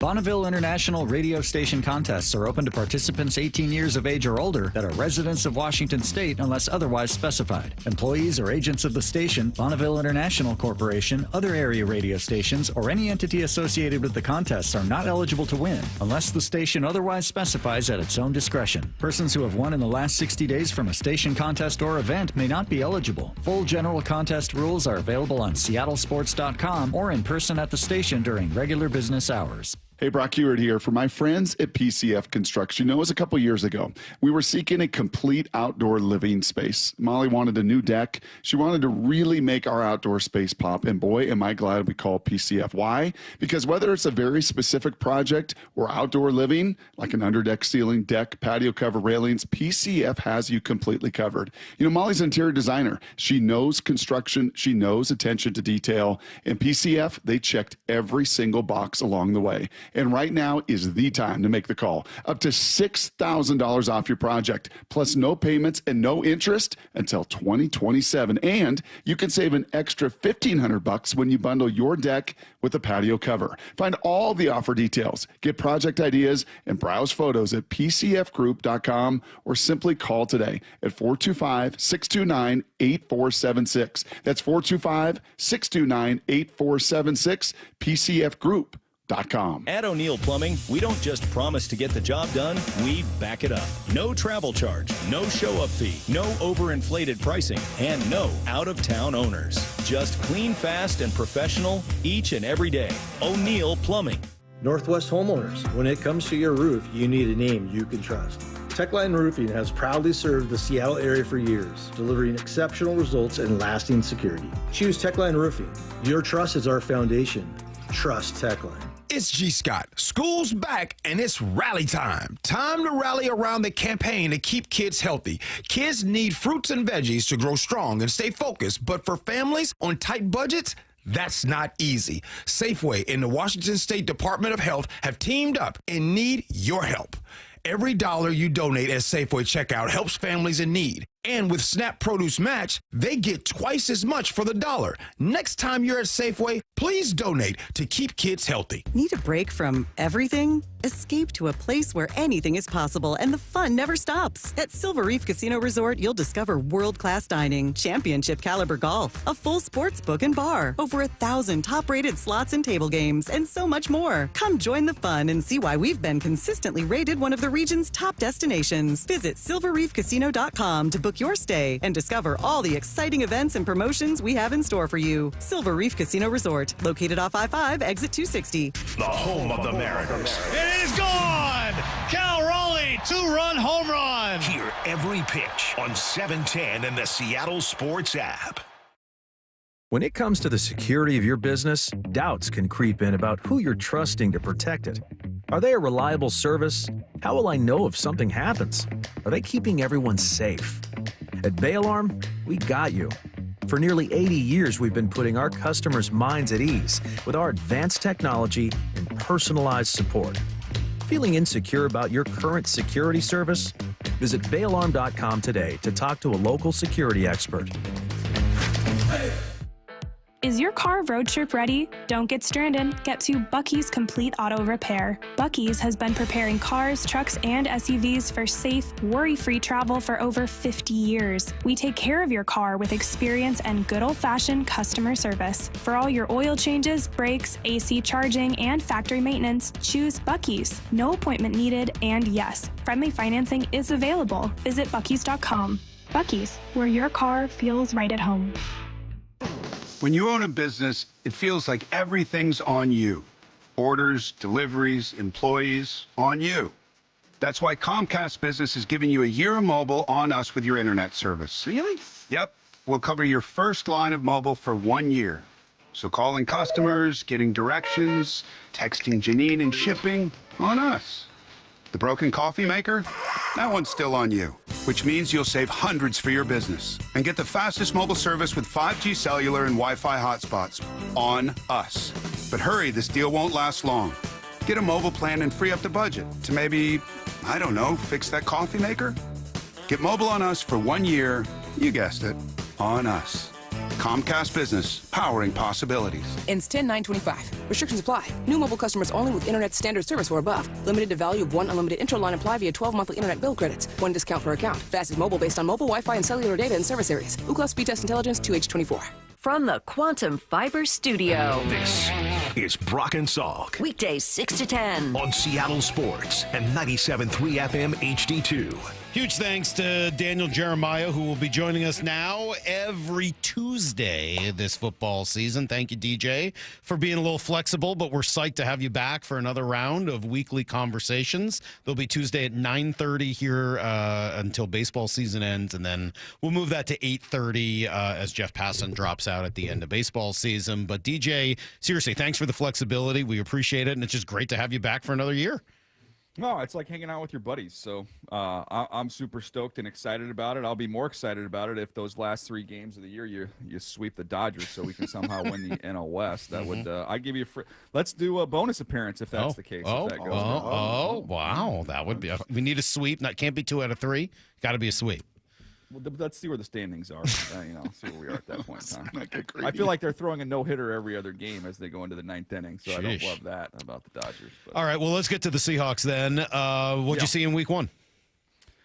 You know what's funny is I didn't get a chance to see the game live, and so I love, especially week 1, because there's so much attention on it, that like these narratives kind of float around and you hear kind of what the theories are on this stuff, and so I go and watch the tape, and my expectation was, gosh, they scored 13 points.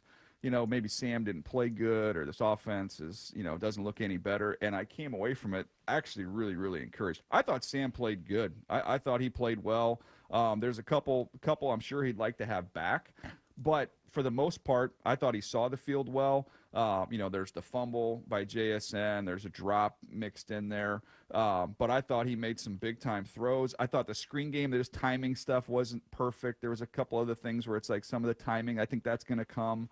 But I thought he looked comfortable. I thought the offensive line in the run game, I thought they were getting movement. I saw Zabel getting underneath guys and did some really good things. Sundell, is it Sundell or Sundell, by the way? Sundell was a mixed bag. There was some good and some bad in there. But I thought as a whole, as a unit, I thought the offensive line was better. Obviously, Bosa got him at the end of the game. But you flip over to the other side, and I'm watching that tape, and you have a hard time telling me that there was a better football player in that game than 99 for Seattle. Just watching what he was doing to guys up front, Leonard Williams was pretty dominant. Yeah. I think that's why Coach was a little frustrated with us yesterday, DJ, and we had him for the first time as we do the Mike Macdonald Show every Monday, and rightfully so. I think, and not like irritated, nothing out of bounds by any means, but just frustrated because you watch the tape, and the Seahawks are younger. The Seahawks in many ways are faster. The Seahawks, now San Francisco played good defense too, but I think there was a frustration coming out of it because that was your opportunity to really hammer an older team as, to me, the younger, hungrier, faster team. That jump out to you at all? That's fair. I would just say that, to me, the difference in that game, if you look at it, and I think that the collective of Seattle, it's a deeper roster, younger, faster, to your point. But when they needed plays, Christian McCaffrey on a big, I believe it was a 4th down, where he's against Witherspoon in the pass game. He converts one. Fred Warner, watching that side of the ball, he's playing as well as he ever has. He is just flying around the field, hitting anything that moves. So he's the star. And then Bosa closes it out. So they're kind of their star guys made those key plays in those key moments. Whereas I think if you look at the collective and we're taking and I go through all my notes and I'm writing down all these good things I'm seeing from all these different Seahawk players, I think there's more depth and I think it's going to prove itself out over a long season when you have some guys dropping off and the Niners are already getting crushed with injuries. But in that game, the only negative I would say, guys, is that there's a lot of really, really good here, but who are the elite guys when that play needs to be made that's going to make that play? Yeah, it's funny how you can look at a football game a couple different ways, and I think the way you just described it is a great one to look like. One team had the better roster and probably played better overall. The other team had 3 stars or maybe 4 that rose to the occasion in the biggest moments with McCaffrey, with Brock Purdy, and with Nick Bosa, and probably throw Warner in there as well. Yeah. And the Seahawks probably don't really have anybody at those positions as good as those players. And Mafe did great, and Derek Hall did well, and DeMarcus Lawrence at this stage in his career. Awesome. But they're not Nick Bosa. And at the biggest moment of the game, Nick Bosa made the biggest play of the game. So, that's a really interesting, sort of star power versus complete roster look at the game. The other is, and we talked a lot about this yesterday, the Seahawks just had like 3 or 4 plays where they just didn't make the play. Unfortunately, Rick Woolen completely failed on 2 of the biggest plays of the game. Unfortunately, you can say Sam Darnold had a really good game, and for 99% of it, you're right. But you can't fumble the ball at the 5-7 yard line, whatever it is, in the final minute of the game when you're trying to drive and score a touchdown. That's just how quarterbacks get judged. So how do you kind of look at the game in all those different ways and determine what you're really seeing? Yeah, I mean, some of it, I don't know how much carryover there is. I don't know how many times, hopefully not many, where Lucas is going to get chucked into Sam Darnold's lap on one of the biggest, plays of the game, on the game-deciding play. There's not many. That's literally the best power rusher in the National Football League who just got under him and chucked him back into the quarterback. So I don't put that as much on Sam for that one. And the other ones, guys, if we were going to do a draft, if we called it 3 flies up when I was growing up. I don't know where you guys were when you grew up, but that's what you did outside. You'd go outside, you'd take a ball, there'd be a scrum of people, and we throw it up, and as soon as you catch 3, you win. Rick Woolen might be like a top 5 pick in the NFL in a game of 3 flies up, and then they lose the game because he doesn't make a play on a ball up in the air. I don't know how many times that's gonna happen. That was pretty unfortunate. I think we called it 500. That's what we called it. You called it 500 too? Yeah. I think we called that 500. It's a great game. DJ, do you have your binder? You have your binders there with your draft classes? Who we got? Go back to 2022. Go back to Rick Woolen. Because Rick is hard for me. He is really hard. And I was telling Salk, I think offline, that the one thing about coaching this year that's changed my optics or sharpened my optics even more is just players that sense of urgency and attention to detail just aren't there. Like a double move. I mean, kudos to Kyle Shanahan. You knew the weak link. If somebody's going to bite on a double move, it's going to be that guy on the final drive of the game. What was Rick Woolen's scouting report for Daniel Jeremiah in 2022? Sure. He was my 10th corner. He was my 79th overall player. He was size-wise a little over 6'4", 205 pounds, ran 4.26. Former wide receiver, fluid. He builds speed. Hit, back then this was, we were just getting this MPH stuff. So 22.45 MPH at the Senior Bowl, which was the fastest guy there. I thought he played with some toughness. You saw him shed blockers, played with some want-to. I just thought everything he did, he played high, and that showed up with missed tackles. That showed up in space. And then I wrote the last thing I had in there is just limited opportunities. He just didn't have – I didn't get as many opportunities to see him, in the action as I would have liked going through his tape. What the tape show in this one? You talk about the inability to play the ball. Anything else jump out as you kind of watch him play in and play out? Yeah, I'm kind of going through my notes on here. I mean, that was the big one. Because what jumps out to me, DJ, I thought he was late. I just didn't think he was late. Triggering. No, and to me, this is, and we were spoiled. Let's be really honest about this. We were spoiled with Richard Sherman's ability to process. He would call it the information and the formation. And they were simple. They didn't do nearly as much, obviously, within the scheme that I think is at times asked of these guys. It was a lot of man, a lot of single post, and you played it and you played it and you played it so you could study your opponent and you knew him inside and out. And he was so elite at that. And I just, that's my bias. Those are my lenses. I look through it the way Richard Sherman played it. And if you would only do that, because if Richard Sherman ran a 4.2, he'd have been the greatest corner in the history of the NFL. No kidding. That's a very good point. One of the things that's the advantage of being close to a team is gleaning that type of information. And I'll give you, just one quick example on the Chargers side of things, doing their games and being around their team and talking to their coaches and being with them on the road. And when Joe Alt was in his first start was against Max Crosby, and the coaches said he came in with his notebook completely full and had watched every pass rush of the last couple years of Max Crosby and had tendencies broken down on him and what he likes. And this guy has got all this physical ability, but the fact that he's going to that level of studying, that guy's going to be a stud. So I don't know what Rick Woolen's study habits are. I don't know, how invested he is in the process to get the most out of his ability, because just in terms of height, weight, speed, he's pretty much a one of one in the NFL.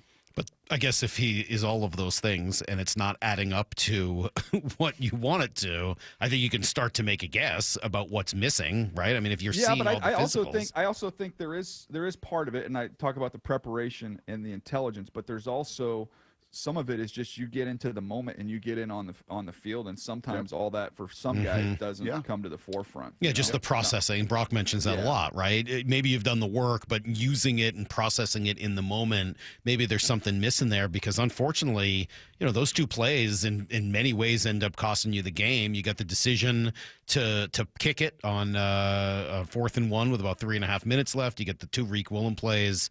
And then, as I said, the fumble at the end of the game, that's kind of your ball game. Now, the other side of this. Who is that, by the way? Is that Pearsall? Who got him? Yeah. It was number 1. Yeah. Pearsall got him on the first one. The other guy was Tungus, I think. Yeah, that tight end at the end, but the deep ball was 1. Yes, Pearsall. Pearsall, yeah. So the first 2 weeks, I was talking to Baldy about this morning. The first 2 weeks when you're watching tape, it's like you're constantly going, trying to, what are the numbers for some of these guys? But, you don't know Tungus? You're not a big Tungus guy? Do you not have AM/PM down in San Diego? You don't know about Tungus? AM/PM? Are you kidding me? I was a 7-Eleven guy, but did you never have Tungus? No. Did you ever see those commercials with Tungus? I haven't heard that ad in forever. I know, but that guy went up and beat Reek Woolen. What all this? Oh, you haven't seen the new fresh section yet? A lot of great options. Of course. There's rabbit treats, morning ice cream, plant nachos, elongated burgers. You mean? Yeah, Tungus made quite the play on Reek. It's tough. You don't want to get beat by a monster like that. Here's by the way, it's such a knockoff Slurpee, by the way, AM/PM. That thing wasn't even close to a Slurpee.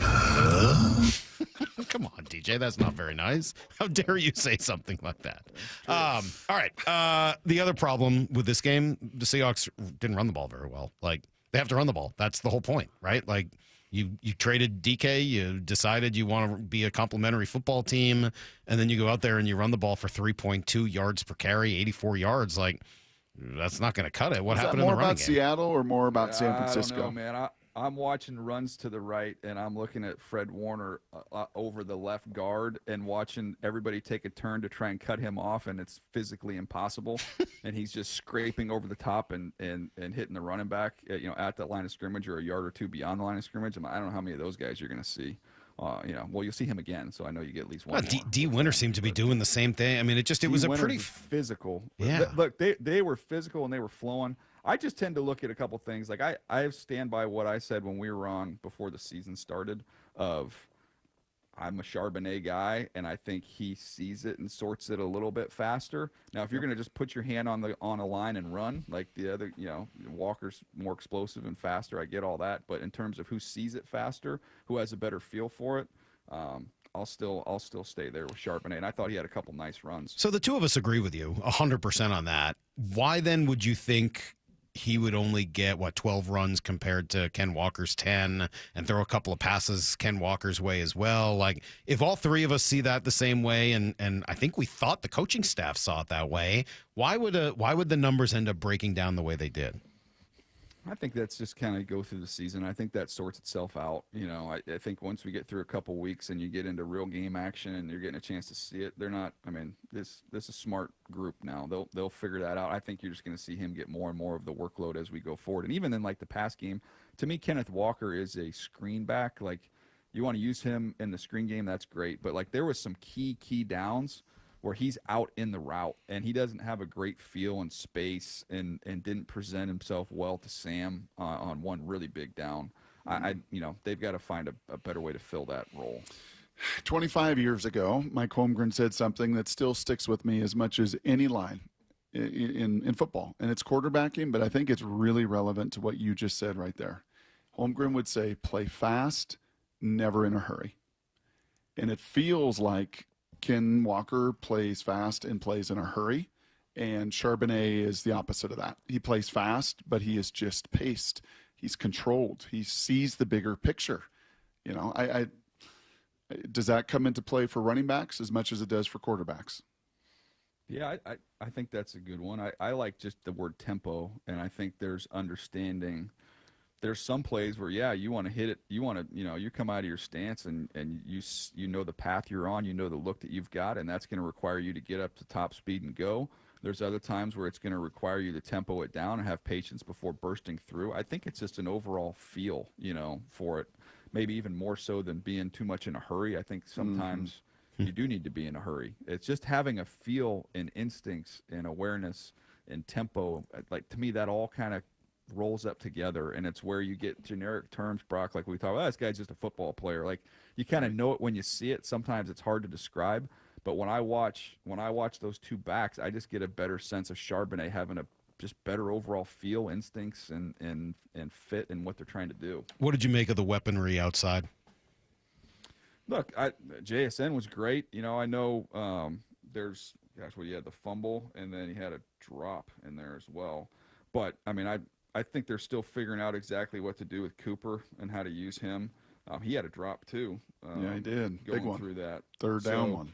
Yep. Yeah. So, I mean, I think that's still a little bit to be determined there. I want to see more of Arroyo, get him going a little bit. So that would be part of it. But I think they're kind of trying to find exactly who they are and what they are on the outside at this point in time. Did you see on tape, did it feel like Sam was force-feeding JSN? I mean, it was only 26 attempts or something along those lines, and obviously JSN got 12 of those targets. Did it feel like his eyes were just so locked in on him, other people were open, or was it just kind of conceptually that's where the ball landed this time around? Yeah, no, I didn't come away thinking that. I just thought that's where the read was taking him, where his eyes were taking him, and I think the game plan was centered around him, especially working in the middle of the field. But I mean, the one big play they hit down the sideline, I thought was an incredible throw by Sam, where it's kind of they kind of just got on the same page. I know there was some design to it, but he kind of threw them open a little bit and showed me that those guys have a chemistry together and they're seeing the same things and reacting the same way. That was pretty encouraging to me. I don't know how much you got to watch just around the league in general. It was pretty incredible first week of the NFL. It just felt like game after game after game was unbelievable. Which stood out? What stood out? Just go anywhere with it. What'd you like about the NFL week? Well, it was fun. I mean, I was at the game in Brazil with the Chargers. How cool was that, by the way? Game with the Chiefs. That was a fun atmosphere. Was it? I was unfamiliar with Carol G, I believe, was the halftime performer. I was not aware of Carol G, but that was it was festive. It was a very festive halftime show to go along with an incredible game. Mahomes is in unbelievable shape on the KC side of things. Going down there and seeing him in the game, he's leaned out. I've never seen him run as fast as he did and move around as well as he did. They're down some receivers. That's gonna hurt them, and I thought they were a little aggressive and eager early in the game. Chargers side of things, they're going to be a problem for people, and I know I work for them. I call the games. No, honest to goodness, hand on a stack of Bibles, I really believe they are a legit contender in the AFC because of the weapons that they have versus what they've had previously. Keenan Allen and Justin Herbert picked up right where they left off, and you look out there, and all of a sudden Quentin Johnston's your 3, and he's getting to run routes on safeties a good bit of the time. And so it just restacks their batting order, so to speak. Conklin's an upgrade for them at tight end. Joe Alt playing like an all-pro at left tackle. I mean, they're going to be a really, really good team and going to be there. But the game of the week was, Baltimore-Buffalo. I don't know that we'll see a better game than that the whole rest of the year. Mm-hmm. What is the deal with teams just unable to close it out in the NFL? And especially, I know that John Harbaugh's taken a lot of grief for it, probably fairly. But how do you handle the ends of these games where you just can't go into a shell knowing that the other team's quarterback is as good as Josh Allen is? It feels like this comes up year after year after year. Yeah, I think there's, we've talked about it, the big 4 quarterbacks, and I think you can maybe expand that into the end of the game scenario to maybe adding another 3 or 4 more guys. But when you've got Lamar Jackson, Josh Allen, Joe Burrow, Patrick Mahomes, like there's an urgency to play a little differently because the game's you're not gonna stop them. You're just not gonna stop those guys at the end of game situation. And I thought it was, for all the creativity that Baltimore played with the entire game and all that they gave them to think about, I thought it was a pretty static, bland, vanilla final series for them. And they didn't make them have to defend Lamar Jackson in the most important series of the entire game. And I'm sure they'd recognize that on the airplane ride home. You and I, DJ, aligned in many things. We like to stay at similar hotels, very similar in our family values. I'm really curious. This may be where we diverge. When you go on the road, and in particular to Brazil, do you go for it with the cuisine? Do you try to take some risks? I would probably describe my stomach as dainty. So this was a stay in the room. They actually said something because you have to be careful, because there's some things, there's some dangerous parts of town and all this kind of stuff. And they said, make sure you don't wear, I want to say there was a gang color, was maybe green or something. Like if you're out and about, green. I said, look, unless this said gang member can make it to room 513 in the airport Marriott, I feel pretty good. I can wear whatever the heck I want because I'm chilling. So you're in there staying at work. It's not every day, by the way, that you hear a member of the football community like DJ is use the word dainty in any way to describe themselves. That's not. Well, I don't know where that is on your scouting sheet, but dainty's probably not a word you use a lot, like at the Senior Bowl. Soft, like more soft. That's how I took that. When you go, remember when you're a kid and you go bowling and they put up those little bumpers in the lanes? Yeah. Yep. That's what I do with my stomach. Like I'm not a lot of risk off that thing. Not a lot of risk there. Do you have any eye, last football thing, any eye while you're doing all of this, all the work with the Chargers, your podcast, your shows, do you have an eye on the college quarterbacks? Do you have a wandering eye like Benetti's that, you know what, I'm focused here, but I'm watching a lot of what's going on at the collegiate level? How do you balance that? No, I get a chance to watch a lot of games on Saturday, which is fun. And once we get a month into the season, then I'll start jumping into the tape. I don't like watching like just a one-off college tape right now, and then I revisit and watch another game for said player a month from now. I like to just be able to knock them all out at once. So let's let them get 3 or 4 games together, then I'll start ripping through some of the actual all 22. But yeah, I mean, look, if a South Carolina game's on, I'm watching. I watched Lenora Sellers the first week. I was over the summer was Lenora Sellers. To me, there was a sizable gap. Then Nussmeier. Then there was another sizable gap. You get the Klubnik, based off what I've seen just TV scouting early on. That's held pretty true to form there. My son's at Baylor and works in their recruiting department, so I've known and I've gotten to know their quarterback Sawyer Robertson, who's he's a really great kid and a good player, and he's playing lights out here through a couple weeks. So he's kind of entering his name in the conversation. Well, I have a feeling we'll be at least monitoring and talking about those guys by the end of the year, whether it's Sellers or Drew Allard or any of these guys, like the whole Nussmeier. I have a feeling that those conversations are coming over the course of the season. We appreciate getting a chance to chat with you again every Tuesday here now at 9:30 for a little while with DJ, and unfortunately, our time is done. Tungus gotta go. That's right. We've gotta go, DJ. I'm sorry. Tungus says it's time. I appreciate you guys, and switching days like this. I didn't know if Salk actually worked on Tuesdays, so that's new information for me. So that's exciting for us going forward. All right, thank you. All right, goodbye, DJ. That's enough out of you. Thank you. No, that's right, and goodbye to Tungus as well. Goodbye to all of you. We're just about done here for the day. I'm glad Tungus had a good day, though. Yeah. Anytime Tungus makes that many appearances, it's probably been a pretty good show. That was gotta be. From bingo to Tungus to it's a wonder these people come on our show. Why does Passan come on this show? Why does DJ come on the show? And what's it going to be like tomorrow with freaking Joel Klatt? I got to go to sleep now to start preparing myself. I got to start girding my loins to prepare for Joel Klatt tomorrow. That'll be at 8:30. Bump and Stacy coming up next. Brock will be back tomorrow morning at 6 a.m. And until then, the Hey Mariners barn. See everybody. Get to the chopper!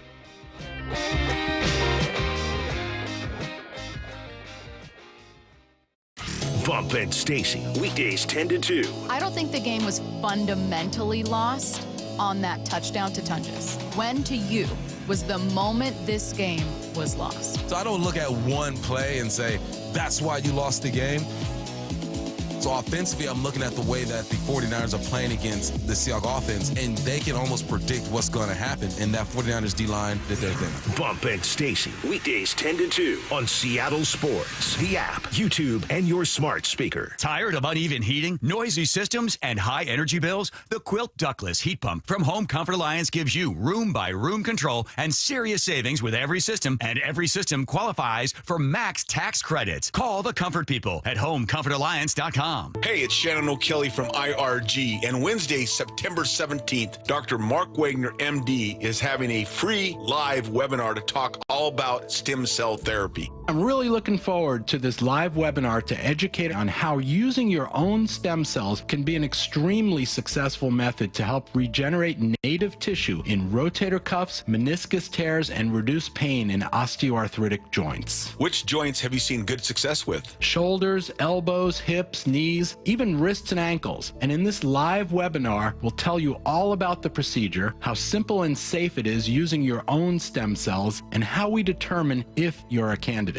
Dr. Wagner has performed over 20,000 stem cell procedures. Are you in pain? Join the free live stem cell webinar Wednesday, September 17th at 6 p.m. to learn about stem cell therapy with Dr. Mark Wagner, MD. Register at drmarkwagnermd.com. drmarkwagnermd.com. Upgrade your home's comfort, style, and energy efficiency before winter during Lake Washington Windows Autumn Savings Event. Save $500 on every window, $1,000 on every door, plus enjoy 0 payments and 0 interest for 12 months. Details at lakewashingtonwindows.com. Maura Dooley here. It's time to recognize a woman in our sports community with the 2025 Women of Inspiration Award. The nominations are in, and the Seattle chapter of WISE, which stands for Women in Sports and Events, needs your help selecting a winner. Voting is open now until September 26th at woiseattle.org. The winner will receive a generous cash donation from WISE and their partners for the cause of their choice. Help honor a local woman today. Vote by September 26th at woiseattle.org. You're still glowing, flirting, grooving. You've still got it. But your immune system weakens as you age, making it harder to fight flu, pneumococcal pneumonia, RSV, and COVID-19. Vaccines are a key part of any health routine and help strengthen your immune response. Ask your doctor or pharmacist which vaccines you need. Schedule in minutes at vaxassist.com. Sponsored by Pfizer. University of Maryland Global Campus offers more than 55 flexible online certificates that provide short-term credentials and real-world skills you can use immediately. With a range of affordable undergraduate and graduate certificates in high-demand fields like business, AI, cybersecurity, data analytics, and healthcare, you can earn credentials quickly to help advance your career. Learn more at umgc.edu. That's umgc.edu. Certified to operate in Virginia by Chev. At Fisher Investments, we may seem like other money managers, but we're different. Are you really that different than the rest of us? We are. As a fiduciary, we always focus on what's best for our clients. What services do you offer besides investing? We have a team of specialists in financial planning, estate planning, and more. Your clients rely on you for all that? Yes, we ensure clients receive unparalleled service at every step of the relationship. Okay, but you still sell commission-based products, right? No, because we believe that's a conflict of interest. We prioritize service over sales goals. So, then how do your fees work? We have a simple and transparent fee that's a percentage of our clients' portfolios. So we do better when our clients do better. Wow, we're more different than I thought. At Fisher Investments, we're clearly different. Learn more at fisherinvestments.com. Investing in securities involves the risk of loss. If you're 55 or older and into that whole saving money thing, T-Mobile has an exclusive phone and internet bundle just for you. Right now, get 2 unlimited phone lines plus 5G home internet for just $30 each per month with autopay, plus taxes and fees. And with 5G home internet, setup is easy with just 1 cord and no technician needed, which is great if you're also into that whole keeping it simple thing. Switch now and experience the best mobile network in the U.S. Visit your local store to start saving. T-Mobile, it's better over here. Based on analysis by Ookla of speed test intelligence data Q4 2024 to Q1 2025. Ookla trademarks used under license. Unlimited on our network. Customers on voice plan may notice speeds lower than other customers and further reduction if using more than 50 gigs a month due to data prioritization. Video streams and SD on this plan. Home internet pricing after $20 and monthly bill credit plus $5 per line without autopay. Debit or bank account required. See 5G device coverage and access details at T-Mobile.com.